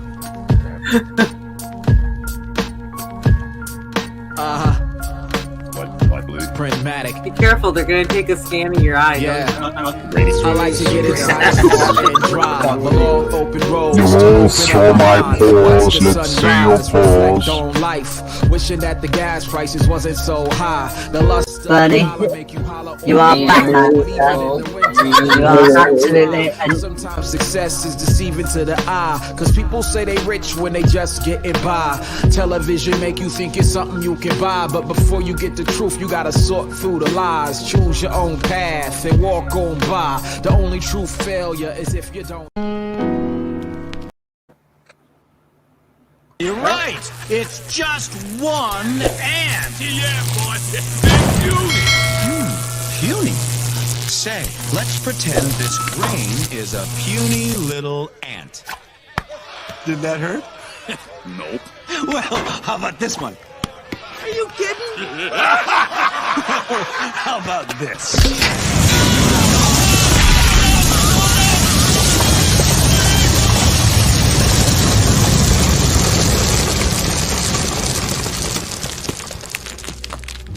You let one ant stand up to us, then they all might stand up.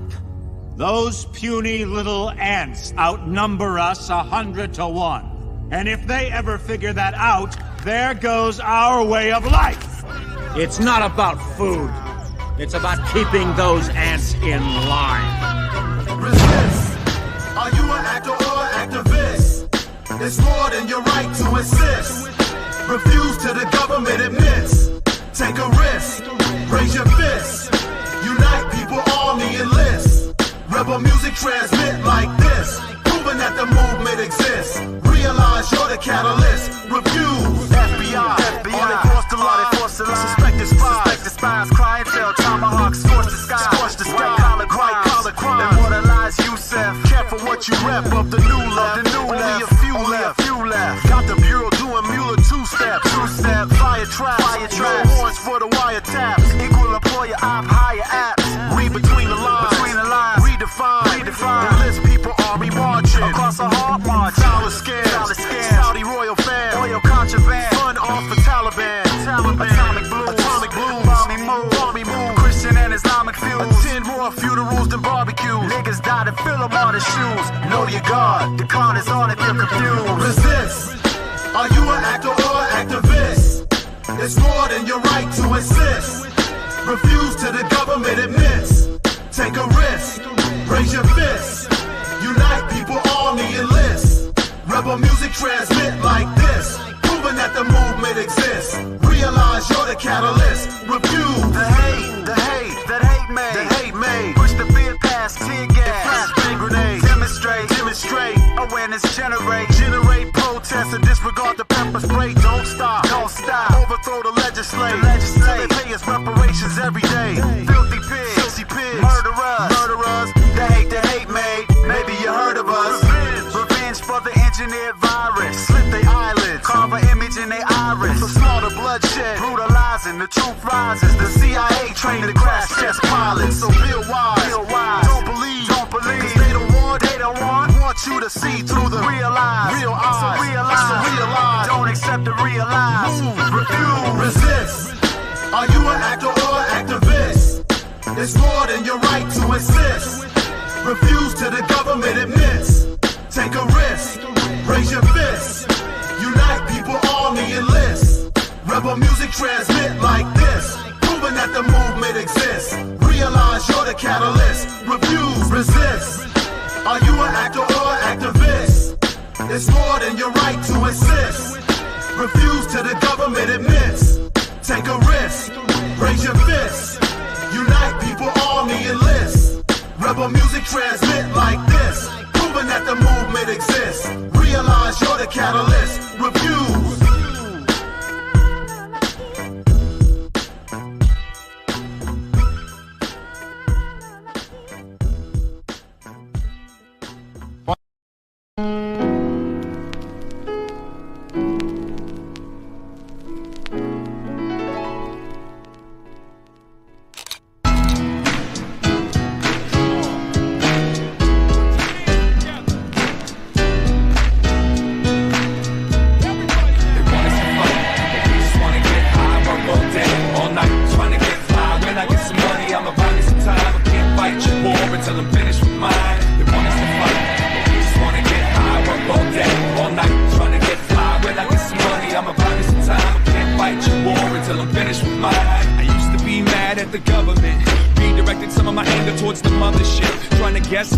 Live in hell, sleeps under when the grand scheme plan keeps all these people wondering why we still running in place, frustrated. Pride is mistaken for hate, it's upgraded. I got a little breath left, less suffocated. Pointed the epiphanies and call them all drug related. The time I spent with my life on bent, trying to find the friends inside my head. Must have disengaged every phase and stage of my I'm coming of age. My unofficial auto bio will be accompanied with tips on how to smile. Cause I found that when they don't see you frown, they never know that you're a threat and they don't sweat you when you come around. So who's gonna be my next door savior. Step up to your neighbor and do me a favor. Take off the mask, let it all collapse. Empty the pack and watch your wings grow back. They want us to fight, but we just wanna get high. Work all day, all night, trying to get fly. When I get some money, I'ma buy me some time. I can't fight your war until I'm finished with mine. They want us to fight, but we just wanna get high. Work all day, all night, trying to get fly. When I get some money, I'ma buy me some time. I can't fight your war until I'm finished with mine. Society becomes jealousy, intimacy becomes intensity. Say it with a smile like it's meant to be, and all of a sudden, boom, American family. And I can tell when you're mad at your past, because you tend to take them turns just a little too fast. I can tell how you push your foot on the gas, that you already knew that you was gonna finish last. Slow it down and take a little time to look up at them clouds with the fake silver lining. Up in a tree knowing damn well you'll never reach the top, but you don't stop, you keep climbing. Well, okay, it's settled. No more nights in this weed and thorn infested metal. From this day forth, only forward I pedal. Get the memo, I'm cutting the strings to pedal. Shuffle the cards and let's argue. Rooted in between the computer games and cartoons. Stop and watch us all get lost between God and a shot of scotch. Let's get fly. They want us to fight, but we just wanna get high. Work all day, all night, trying to get fly. When I get some money, I'ma buy me some time. I can't fight your war until I'm finished with mine. They want us to fight, but we just wanna get high. Work all day, all night, trying to get fly. When I get some money, I'ma buy me some time. I can't fight your war until I'm finished with mine.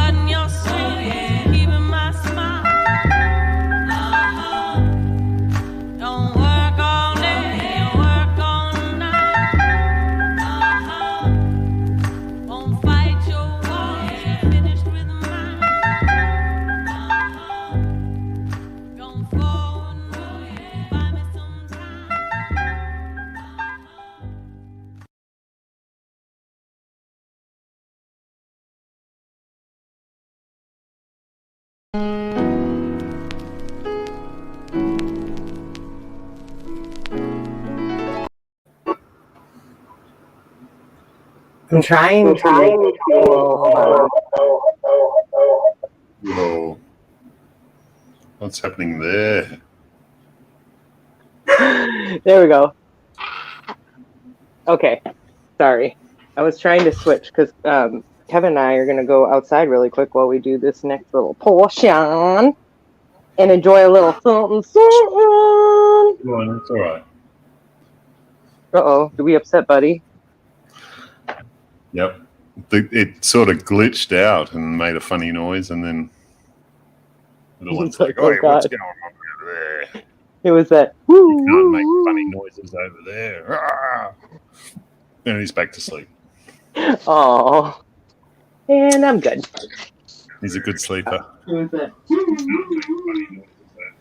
Oh, I can hear myself. Is that me? It shouldn't be. Oh, that's India there. No, it's me. Premiere.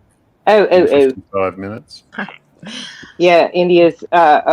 She's going in 55 minutes from now. We can wrap up by then. I'm getting my tripod ready. So, as I get situated, we want to open up the chat now. Make sure we say hi to all you guys again. Sorry, I don't mean to be ignoring you. It's been kind of a all over the place day. Richie is gone. He's going to lay down. Just kind of something hit him all of a sudden, so he's just going to take a minute. And we may not see him, but that's okay because we'll be we'll be doing our 24-hour next week and busy. So Kallum, we discussed, I feel like this is so weird because anyway, we discussed like a weekly thing that kind of what we were trying to do today a little bit.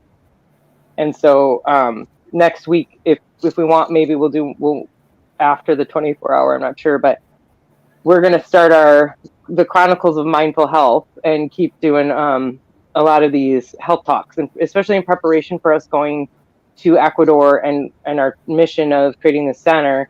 We want to be practicing, understanding, and immersing ourselves in this information as much as possible. And then we want to make cool like videos with informational bits from our long stream. So maybe not everybody who feels like going through it, that will have like nice portions to review, and then like some cool shorts and stuff we'll do with nuggets. Kallum talking, and I'll have like a wizard hat like fly on his head. I took Gandalf's hat for your logo, by the way. I just like altered it. I made it a little longer actually because it kind of had a weird like little, and so I was like, oh, this needs a little more. He's got a good one. He's got a good few actually. He's got a collection. That was his like one of his early ones where he's gray, Gandalf the Gray, but it's still like a gray hat. It's like a total. And when I looked at the other options, I was like, that's a wizard hat. Classic. Okay, I'm pouring coffee. I'm going outside, and I'm going to look at the comments here before I leave. I know it's like a weird angle. Over here. And we'll have this more situated. Hey JB, thanks for being here. Oh, cool. Oh, is Trevor McDonald the one that does? Why can't I think of them right now? Is it the Hangout Gang, or why can't I think of the name? Yes, I've seen that video was coming out. Oh, I was like, what's going on here? Okay, so I just realized I was muted. Oh no, I'm not muted. We can hear. Don't mind me. Don't mind me. I'm not that good at reading. Actually, I'm not good at listening. Yeah. Me either. You want to be on the show? I would be very impressed. Sherry's coming on the show?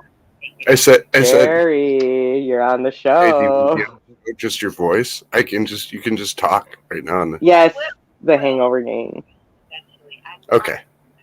My energy comes across too. I can't come across like this thing when I'm usually pretty mellow and having fun. Wait. I'm shaking right now. I think make sure I'm muted. Yeah, I can hear you. So this is me. I was supposed to go outside and it didn't happen in time. But what about really this is arthritis, rheumatism. How about some? Yeah, why don't you address that? It's a bit like, I guess we talked about this before in terms of chronic, what we call chronic as well. This is something that's a buildup. It's a buildup of calcium that's within the joints, within the bones. So your best bet there is to remove the calcium. So magnesium is something that removes calcium throughout the body. And you can apply that topically, right? So you can grab your magnesium salts, 100%, and mix it with water, with pure distilled water. Then you've got yourself a mix. If you want this even more powerful, you can mix that again 50-50 with DMSO. And so that's going to penetrate even further. And it's something you just keep applying every day. And you'll feel it too. Like if you do it without the DMSO, you'll feel it actually sting, which is your body absorbing that magnesium. And you need to do it enough so it's a constant allowance for you're helping your body detox the calcium. But also, you have to think about where that's coming from. How is it developing. Usually I see this a lot in musicians and stuff as well, with their hands and stuff as well. So the thing that's most valuable to them, sort of thing, is where their vulnerability lies as well. So it's also looking at your own life in terms of if are there any threats to your well-being and stuff that you need to align with this as well, as you know, if it's something that's getting worse and worse, right, then this is a long-term thing we need to look at for your life. Is it something that constantly happens that needs to change? That's the program change. But like doing these things with magnesium and stuff, we're actually helping our body to, and telling our body the direction we want to go, you know. So then it's a matter of listening to your body too, you know. There's also, that's well said, because it's hard, it's complicated. This calcium buildup is through the water. A lot of it is like, especially here in Alice Springs, there's a lot of water. Our water has a lot of calcium and magnesium, not good magnesium, you know, inorganic structured calcium. Right, and you can chelate that as well with good calcium. You know, you're putting in good calcium, right, from raw natural foods.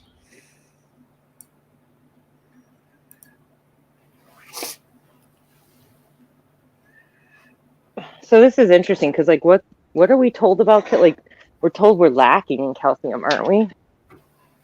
Like, isn't that a common narrative? Magnesium spray. Where would you spray it on your body?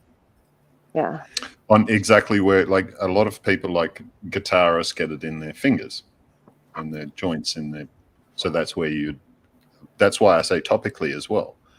But in food, we can up our magnesium content in terms of raw cacao, etc., to increase that magnesium internally as well as externally. It's beautiful because you can spray it exactly where it needs to go and do it often. You know, it's something. What about walnuts, raw walnuts? Would you do it once a day, or would you do it like once every? You know, if it was giving me a problem, I would do it more. You are helping it detox. You know, it's also a stress problem as well. It's a lack of magnesium, because magnesium is what's breaking down calcium and removing it in terms of calcifying, right? And that's stress, right? What eats magnesium, what takes the magnesium from your body is stress. So if you reduce the stress, and that's why I say when it relates to our life in terms of, is this a constant stress that you're feeling, because that's what's taking your magnesium. Your magnesium can't go to other jobs in the body where it's needed in terms of, you know, removing calcified, just like the same as the pineal gland as well. You know, the calcification of the pineal gland, magnesium. This just makes so much sense. It's really resonating with me, because even though I was discussing what I was discussing before, you know, for the inside and the outside, as within, so without, it's like you putting it the way you just put it. It's just like, oh, that's exactly the same thing, but I've got to figure this one out as well. Amazing.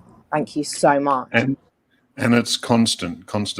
Another thing that will help with a whole bunch of things, really, but it's the flow. It's helping your body to flow and process in the right moments as well. So I will take a magnesium before going to bed as well, which helps you relax as well.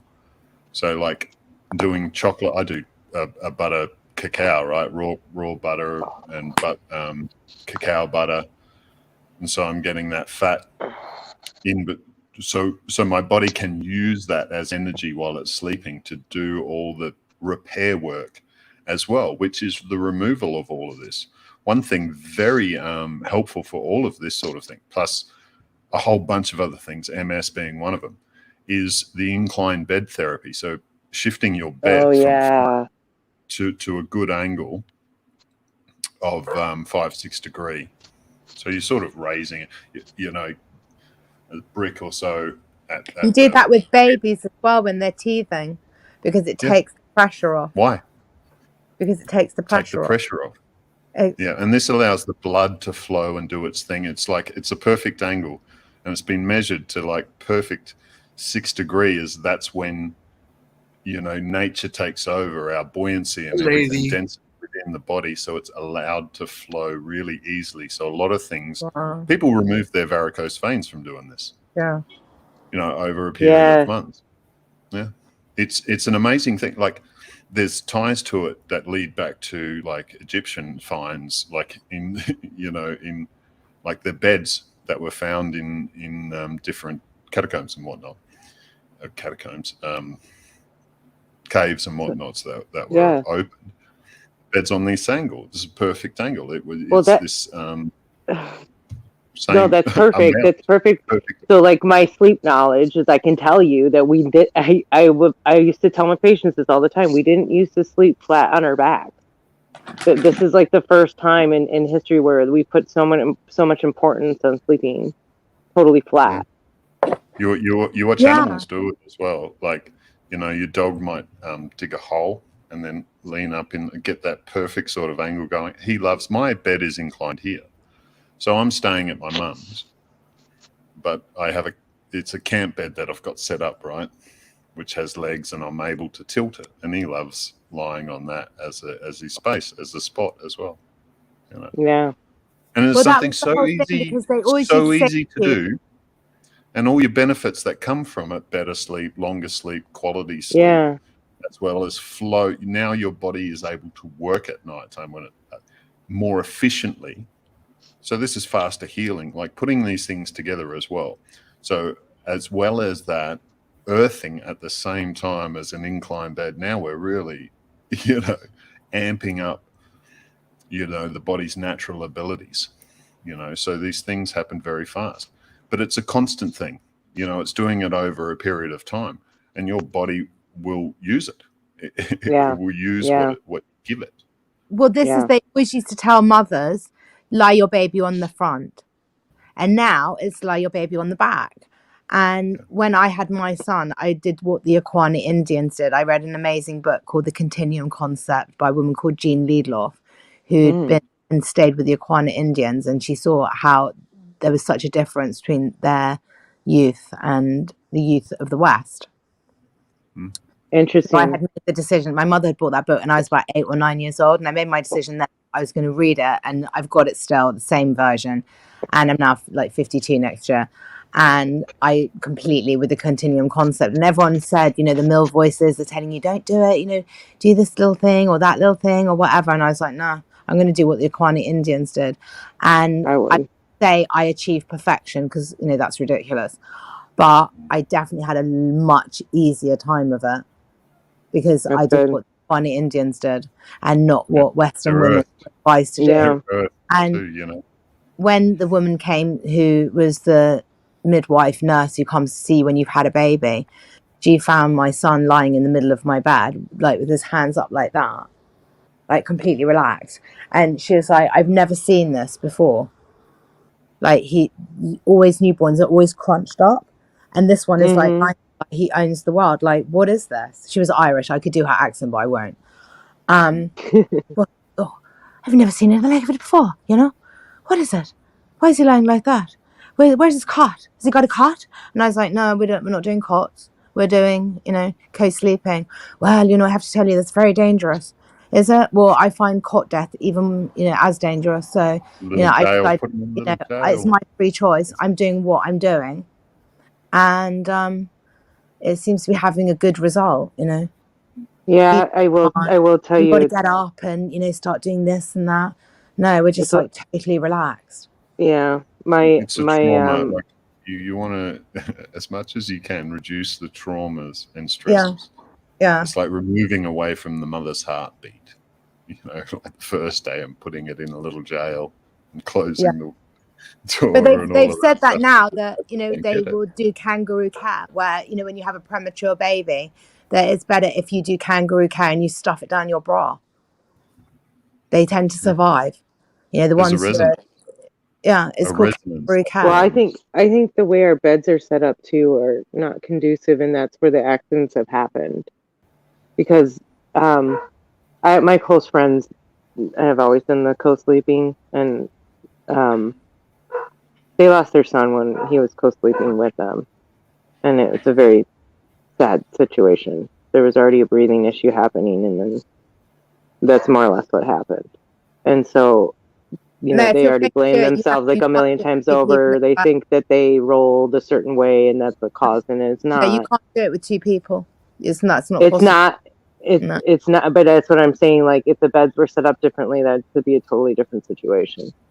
Yeah, and this is what I we're was getting on at. my Like, own, this, and it was like, easy. my friend he has sleep apnea the way he's built, and so I know, that was a bit of an issue. So it just didn't help, and it's the whole like forcing yourself to lie flat. Like, I tell all my patients immediately, like, just incline yourself. Like, they'll freak out if they can't have their CPAP machine, and I have to, okay, no, you just. Well, it's uncomfortable when I prop myself up, and you get a couple extra pillows, and you put them here and you put them there, and there's these side sleeping pillows, and there's this, and because you got to get adjusted. Yeah, I sleep too flat. I need to get a wedge and start working on that, because that's actually, I think, it takes a lot of pressure off your heart. We tend to roll onto our sides because we often don't stay on our backs all night. Right. Not to say that nobody does. Right. But yeah, like, Put on an angle, right? But like, if you do sleep on like the right side of your body, you put extra stress on certain parts, and like the way your stomach sits and how acid flows. So there's some truth to all of this, and we've talked about this, Kallum, how many times that it's blood flow. And sorry, I did have this comment up continuously because I wanted to ask a little more about this. This is another one that we're told we don't have enough of, and that's the reason why we have to eat a certain type of salt with it added. But then these salts we're finding that they have caking agents in them.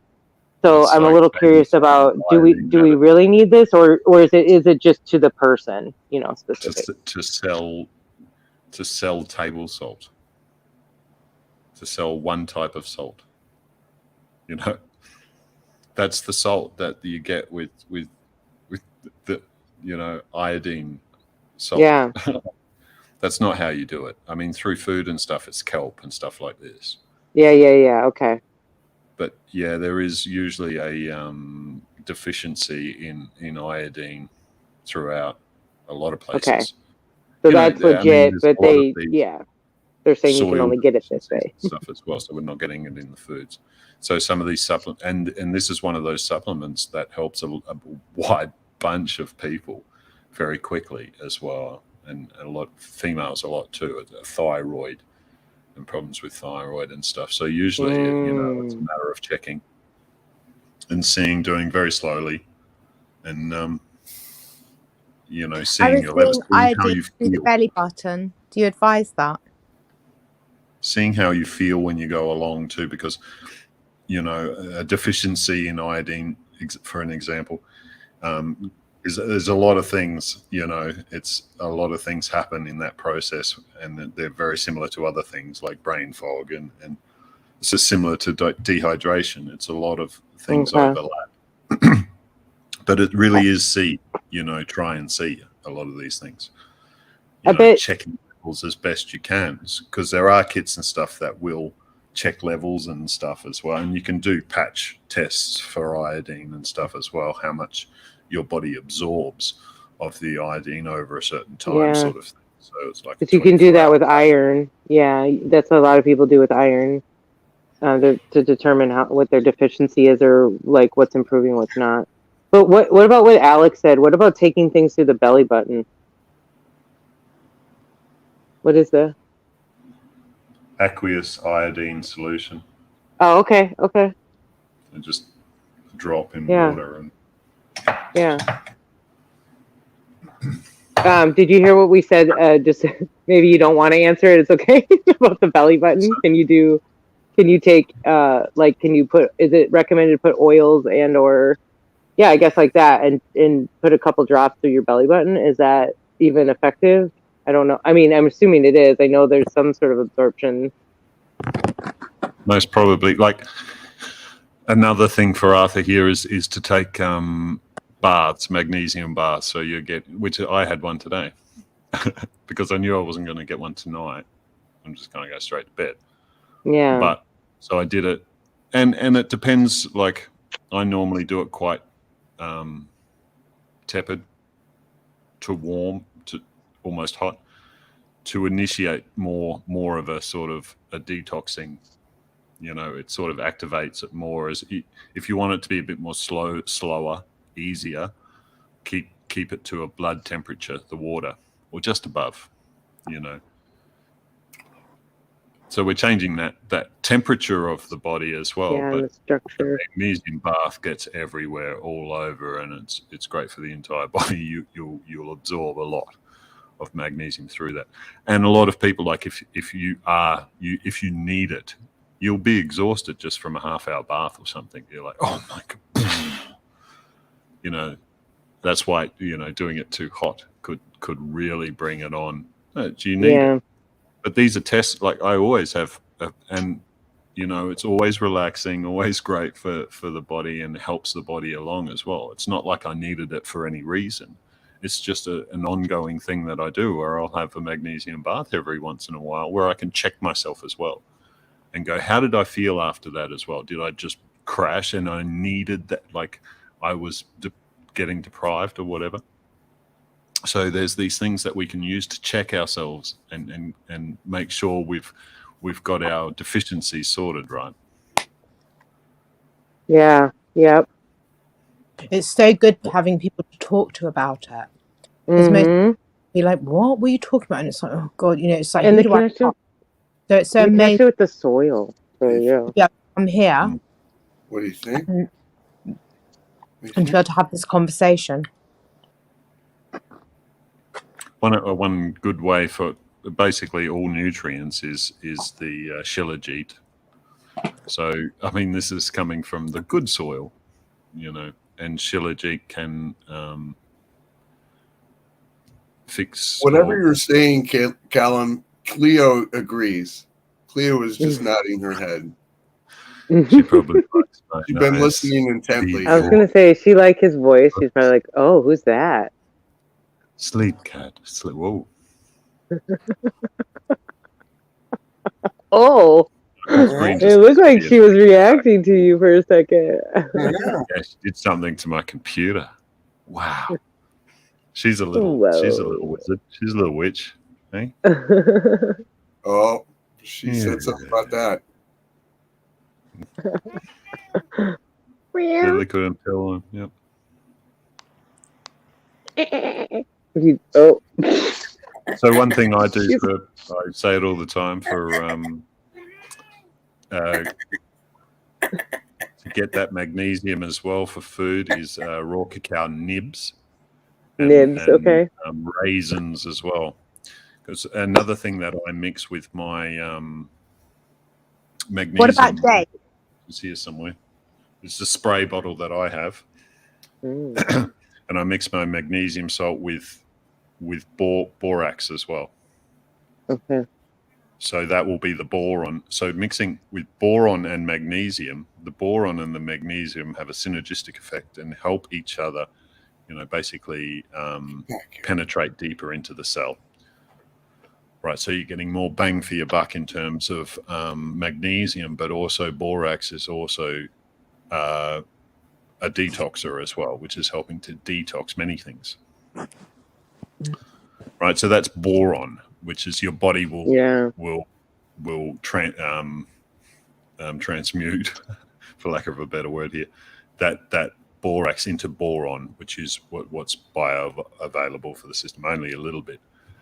But in a natural food, raisins are really high in boron. So I mix raisins together with cacao nibs, and cacao nibs being a whole little product, so it's got all the fat and everything in it as well. It's got, it's not separated like cacao and cacao butter like I showed you. It's in one product. So just that raisins together will you'll have more magnesium accessible, and you'll absorb more of it. And it's a great snack because it's always, it's reducing your stress levels as well. It's allowing you to cope with stress because it's what stress eats. That's what stress eats. Yeah. amounts. Yeah. And Dave, So magnesium deficiency, that's why magnesium deficiency is huge. 70-80% of people. Yeah, I think it's also, we've talked about this, it's connected to the soil, how the soil's changed, which inevitably is like resulted in and then also it's the mass production of the food, because then you're going to strip out very specific minerals when you put it through a certain process, and also when you modify it, you're going to pull, and this is what they've proven when they've, who's the guy who had to eat his words when he was like, organic food is bad for the world and bad for the ecosystem, and it was like, wait a second, what? And then he ended up having, he was saying it was like less nutrition, it had less nutrition, and which was false. So that's just it. To me, it all makes sense.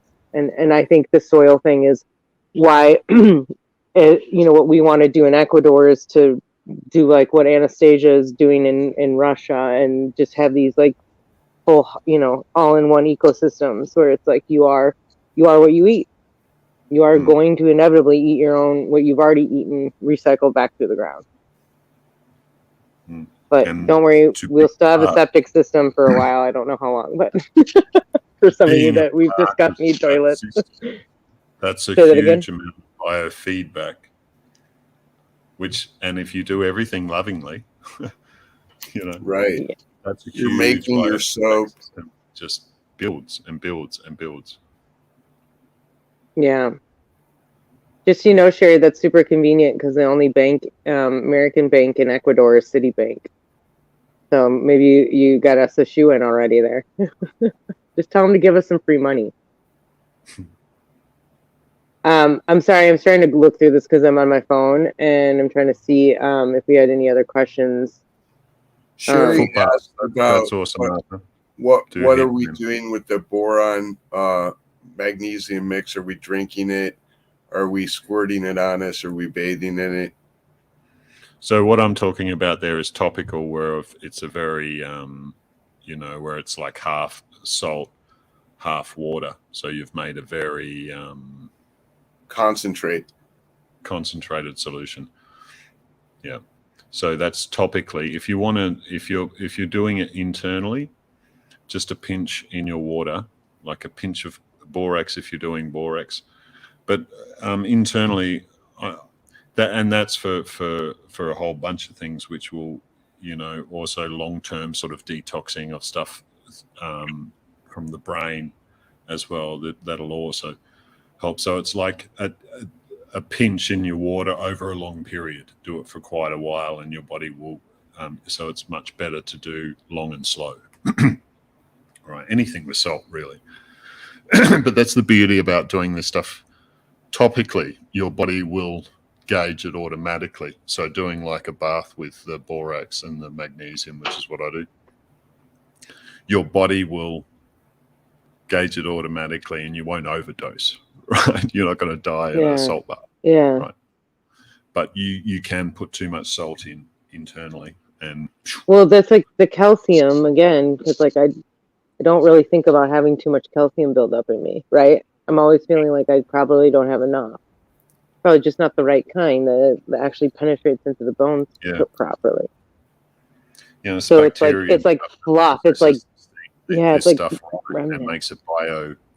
It's the same as like people saying like calcium in milk. Yeah, what milk are we talking about? Are we talking about raw milk? I would say that's the calcium you want.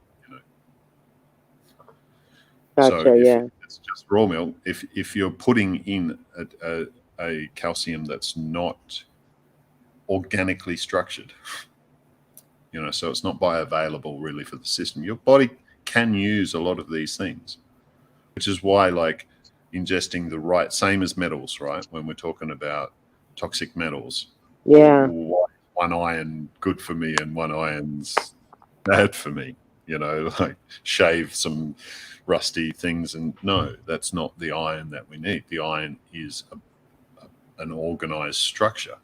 It's living. Has yeah. Our body may be able to use these other metals temporarily, and especially if it doesn't have. So now, if we're eating things that have the right kind, the organic, structured kind, your body will actually go, yes, sweet, use that, dump the bad shit. So actually, that's detoxing symptoms. Yeah. Detoxing that bad shit.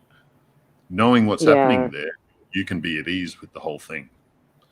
You know, a lot of the times when I get detoxing symptoms, amazing, fantastic.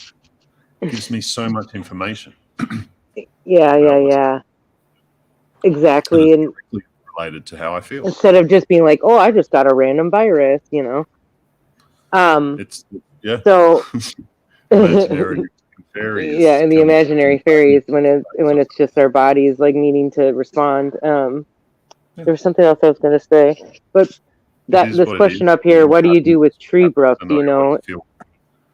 Say it again. But that's also in part of the proof when you understand and you don't put the toxins in, because I don't want to go through detoxing as much, like, on a small level, fine, not a problem.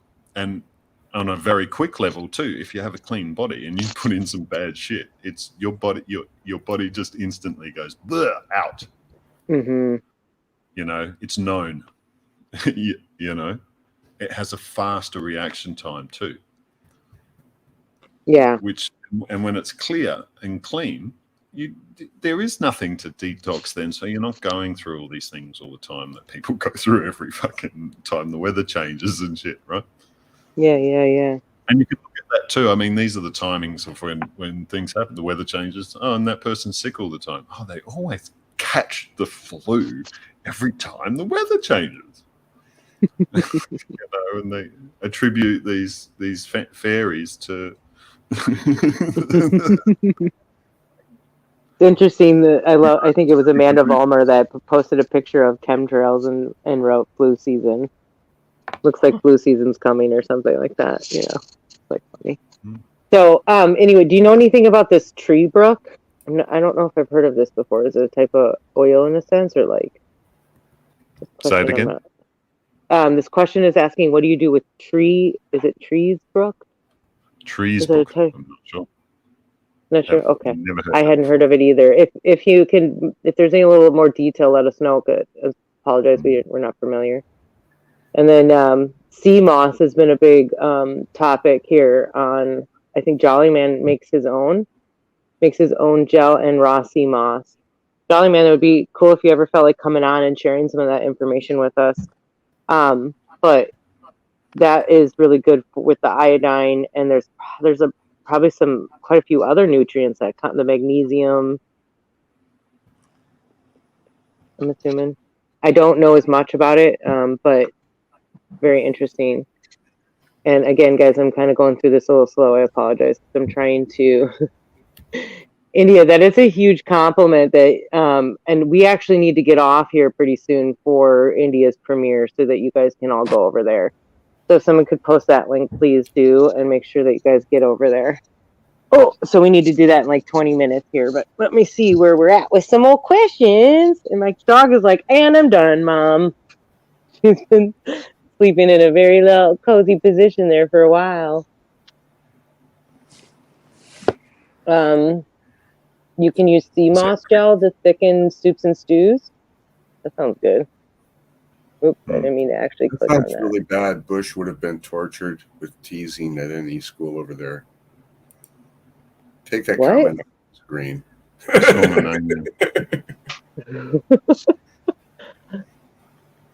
Do you mess around with sea moss much, Kallum? Phrasing. Not so much. The kelp and stuff, but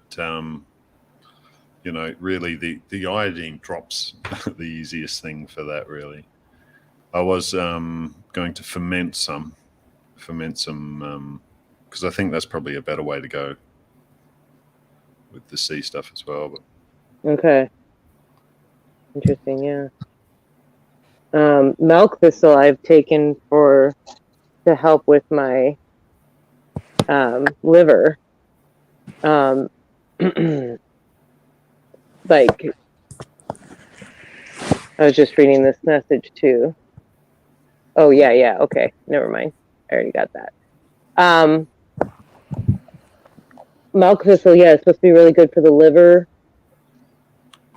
And I think something else, maybe Maybe it is associated with the kidneys too.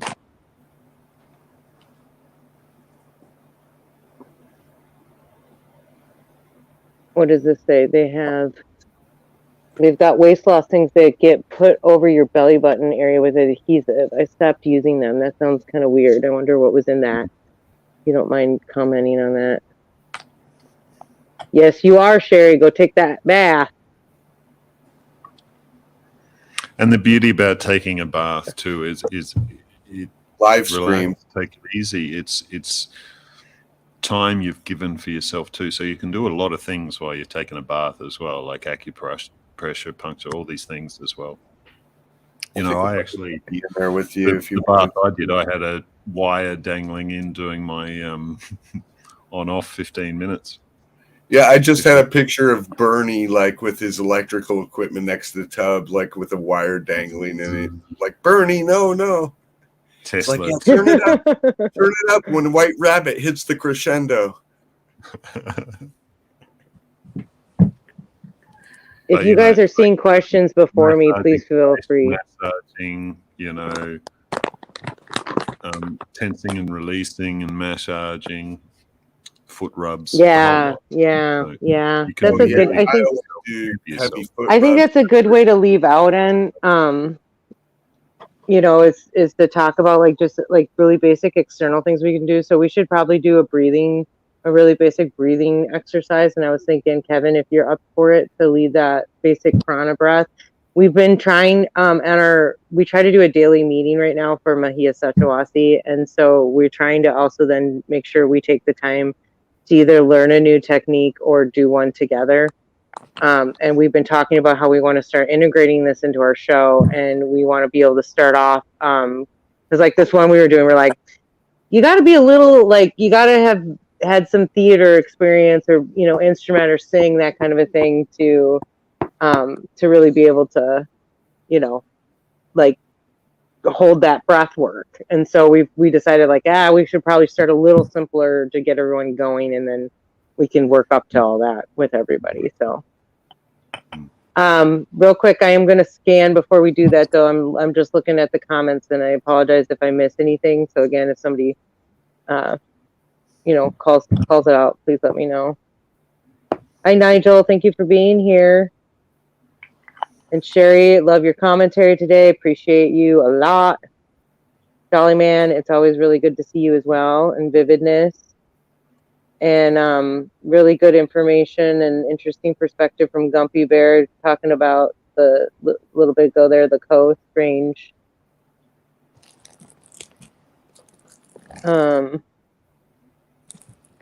Oh, interesting. And just like let it, like some Himalayan salt under the tongue, let it absorb, right? So that's really cool. So, oh, here we go. Oh, can we stop creaking knees from creaking? It's lame. I can tell you my technique for that, but my knees creak all the time, and it has to do with that knee I had surgery on. Do you have any advice for that? Mostly just probably keeping the whole body lubed. Oh, well, you know what I mean by that? Stuff as well, but it's releasing gas and stuff as well. Oh, so the magnesium you can put on as well. Yeah, but that's really good for bone building. Yeah. Work on blood flow, and you need to move your joints. You need more movement, more stretching, right? More full movement, So it's a bit of work. Yeah. And I've noticed that since I've been making a huge effort to be barefoot and spreading out my toes, and because like a lot of our shoes, and I've been reading a lot about this barefoot concept, and our shoes do this to us, and we need to be able to spread it out. And that actually, my bunion is getting smaller since I've been doing it, and my knee pain has gotten significantly better. Or I shouldn't say pain, just like I would just get tinges or twinges. And my technique is just to actually do real basic leg lifts to work the muscles right there. But my other recommendation now is you should try really hard, and this is asking in certain people's situations a lot, but to get yourself down on the ground, and you can sit with like your knees bent off to the side and be able to kind of swing your legs up and get yourself up and bring yourself back down without using your hands. and practice that daily, because it's mobility. It's mobility, and blood flow. Like, yeah, I'm not trying to generalize everything, but in the big picture, that's really what we're talking about. And frequency, it's like frequency, blood flow, and mobility, which all kind of coincides anyway. And posture, posture will be a massive thing for this sort of thing, where it's your body dealing with an out of placement, does the best it can, but as soon as you bring that body into alignment, naturally, it's taking away all the pressure that's building up in different areas. Okay, that makes a lot of sense with what you were saying too.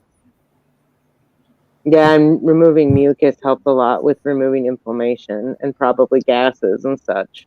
But mucus is there for a reason too. It's doing a job. So if there's a buildup of mucus, it's because Yeah. needs to clear. But so you need to get to the source of the why it's building up. What's it having trouble clearing? What's going in? Are you putting too much of that thing in? It could be one thing. It could be a few things. Yeah. But there's a reason why it's there. It's a detox process in itself. So it's helping. So removing mucus sometimes is actually removing the or helping it to do its job. Breathing, clearing the system,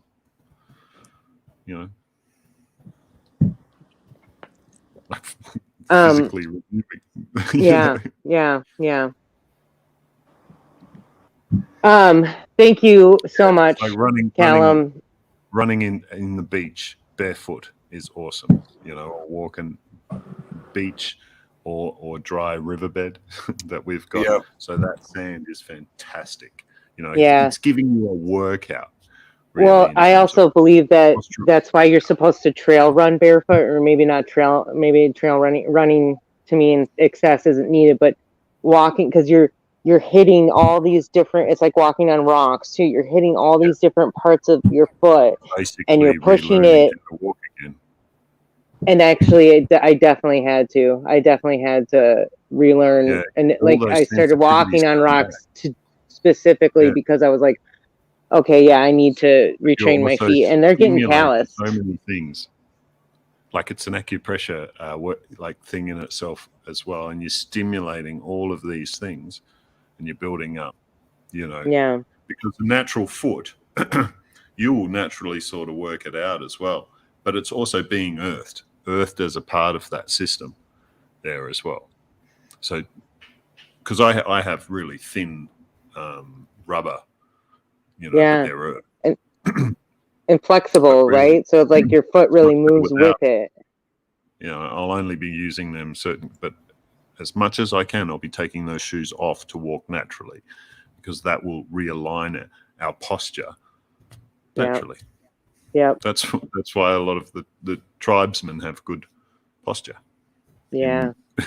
All over this place, this beautiful realm. Yep, exactly. That's why it's important for us to reconnect, and this is all connecting with grounding too. So, foundations. Thank you so much. Your posture, your breathing, all of these things are foundational things. You improve them, it improves your entire being. And when you're aligned, what happens? Better flow all the way around. You're not. And what do we talk about? What's cancer? It's stagnant energy. That's being held in a certain area. And we have to figure out how to release it. How do we want to break it up. We're not trying to smash it dead. We're trying to break it up. Because now you're just going to have like this dead thing in you that's going to create its own cancer. No. Okay, anyway. It comes in its own special bag that is very hard to break through. And it's very hard to break through for a reason. You can shrink it or you can grow it. But the only thing you don't want to do is break it. Yeah, will get everywhere. And then when you real issue. So you're trying to get rid of it. You want it to slowly dissipate. You want your body to cycle it out and detox it out. Just and that's the reason it's happening in the first place. Yeah, it can disappear. It's held in a bag for a reason, so that you know that it's there. if you look at in the Western world, all the people going in for the cancer treatments and everything, you know, that, you know, you've got 80-20 rule, 20% of people will make it and 80% won't. You know, those are their figures. But if you go to India, places like that, you have women walking around and they've got, you know, treatment. things growing off them. They only have numbers you know, of involved with their treatment. family, they're still useful. They're still getting about. They might not be exactly comfortable, but they can still get about. So if we can meet in the middle between those two things, you know, the cancer will be there, but it's in a bag. Shrink the bag. I can't tell. Like from the numbers that you get from hospitals and stuff, the only treatments they have is radiation, chemo, all of that bullshit. So yeah, and that's surgery, the but yeah, rate of the treatment. I don't know whether how you know, whether a cancer would take anyone or not. Yeah. Well, not in India. You know, they living in worse conditions than we are apparently. So it doesn't seem to stop them from getting on. Yeah, that's complicated, and I think that it's the amount of waste and product that we consume, and then we don't take the time to make sure it decomposes properly. We make it sound like it'll live forever. I don't believe that, but I just think it's like a doomsday thing, and so then they just pile it up. But speaking of India, so busy, and people just keep themselves so busy that they can't really look into anything because they've got to pay their mortgage, they've got to go to their job, they've got to do this, they've got to do that. You know, and people are just so busy. Whereas, yes, you know, because of what's been created around us, and you keep us distracted. Sit think quiet, and look at what's going on and start sorting the chaff from the wheat, and what you don't know, stick it in your bra for later. And that's one of the things that, you know, I've come to. I mean, if people want to go and do the doctor thing, go for it. If you want to go and do very natural and, you know, go for it. But I think there's a middle ground. Yes. Yep. And even there's potentially where for some people there's a place for chemo, and that's hard for me to say, but it's true. Because there's a mental set aspect behind it, and even they say this in the Reiki literature. There's times where it's effective because the person truly believes in it, that it will work for them. What other damage it does, I don't know, and I'm not, you know, but I'm just saying. So with that, hey guys, I don't mean to cut anybody off, but we should try to be respectful. I believe India is going live here very soon, so let's go ahead and call it a show today.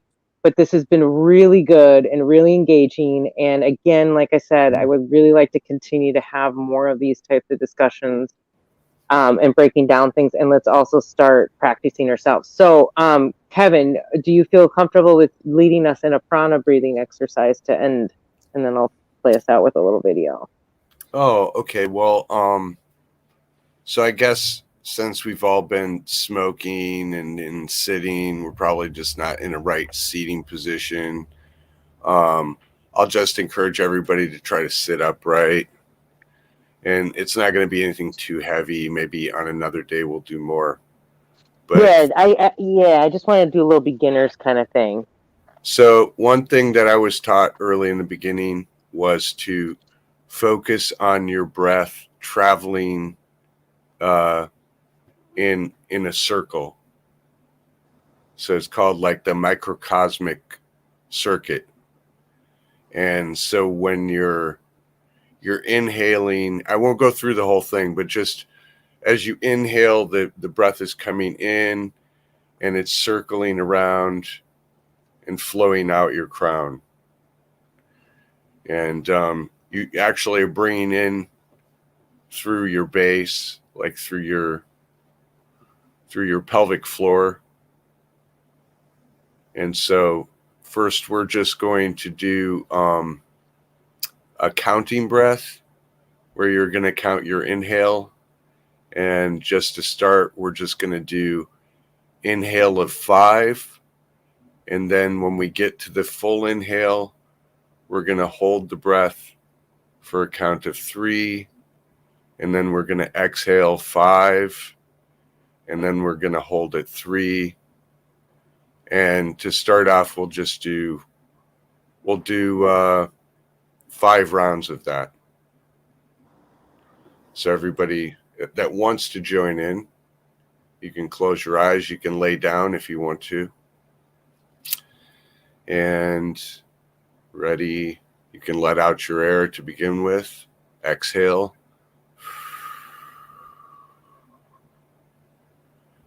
Now inhale. 1, 2, 3, 4, 5.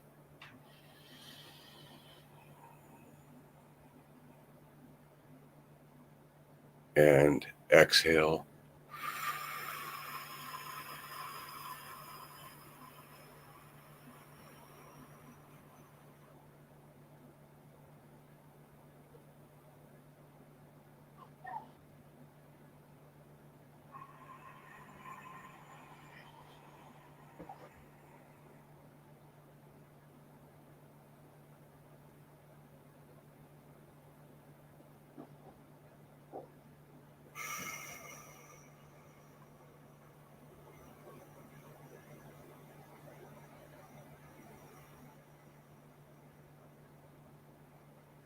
Kevin, would you mind counting us through that again, just so Yeah, everybody can get the rhythm in? I realized poor preparation leads to piss poor performance. Well, that's my fault because I kind of threw this on you and forgot to mention it again that we wanted to do this. But you're okay. Maybe I can get this thing going. I'll see if I can do this. We almost need to record ourselves doing it and then we'll play do this back. better when we're more prepared. I don't even know We're if this gonna work. Oh, are you doing like a timer thing? Yeah, I don't know. That's not really going to work. Okay, so I'll just count. I'll just do the count. I won't try to. I try to get into it. So now I'll just count. Yeah. Okay. I appreciate that, and just do a couple rounds of that. Okay, everybody relax after we just got you relaxed, and then you just felt what it was like to feel a little tension. Now let that go and relax. Okay, take one deep breath and exhale.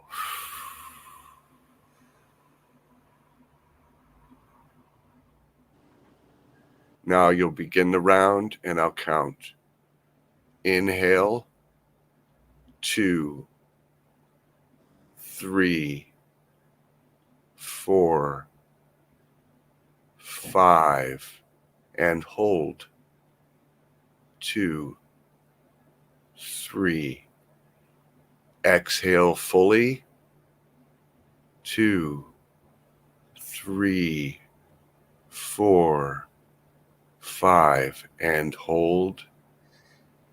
2, 3. Inhale fully. 2, 3, 4, 5, and hold. 2, 3. Exhale. 2, 3, 4, 5, and hold. 2, 3, and inhale fully. 1, 2, 3, 4, 5, and hold. 2, 3, and exhale. 2, 3, 4, 5, and relax as you let your breathing return to normal. Thank you. And as we do this more, we'll all start to notice little things happening as far as like tingling. Like just from that one, I got some good tingling in the head. But even on some of these other ones, you'll feel tingling in the fingers. And these are all really good things. So. And you've all I assume I'm making an assumption here, but you've all done breathing before, or else you probably wouldn't be listening. But I mean, like even it's don't very take off those basic. Headphones. But the thing is like the very beginning, it's just important to be able to take note of the timing of your breath and being aware of the holding of your breath and getting something that you hold, a rhythm that you hold, so that and also the visualization. Once you go beyond the timing, you're working with the full breath, you're working on crystallizing your visualization of the breath movement. And as all this happens, all those things are happening. Like you're thinking of good things, you're thinking of bad things, you're losing the fact that you're breathing all together, and you're just starting to have a dream. And so constantly your focus is to bring yourself back to that post, which is at the very beginning, it's basically just counting your breath. So that's just really, really early steps. And I just practiced that every time I drove. Driving is a perfect place to practice breath. Oh, because yeah. it makes you crystal clear. I mean, not doing some funny breath, like some, not heavy duty breath, but just doing full breathe, focusing on getting your full breath and your full exhale. And you'll be a better driver. You'll be more alert. You'll have better posture. You have less pain from driving. So. Yeah, and this is, I think, part of why we're in the state of the world we are. We don't have time to just stop and remember how to breathe correctly. So we're all doing that together, though. Thank you, guys. Yeah, and I love this. Yeah, thank you guys so much for being here. If somebody could please drop a link to India's premiere right now in the chat, be much appreciated. And we'll catch you guys over there. I'll send us out with our one of our classic videos, but this is I know I wasn't here for the first part of the show, but this has been a really good one, and I'm getting pretty stoked and really looking forward to what our future is going to entail, and maybe what other things we're going to reveal as we're figuring this all out. So we got a bot. We got a bot. Uh-oh, someone get him out. Someone get him out. I'm ending with a video. Bye.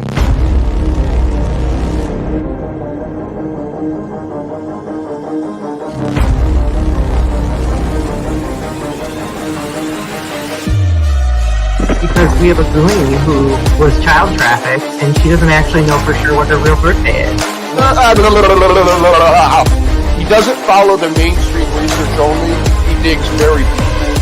Yeah, that's important.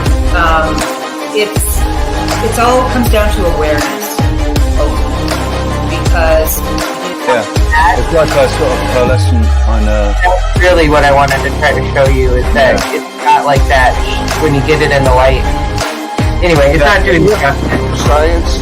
The mainstream has to adjust. The awareness we have to. We gotta go, mate. No worries, no worries. Right? We've been going for 4 hours. Sorry, it's been a really good pleasure. Wow. Yeah. Who was it who was saying their TV got hit the other day, got struck by lightning?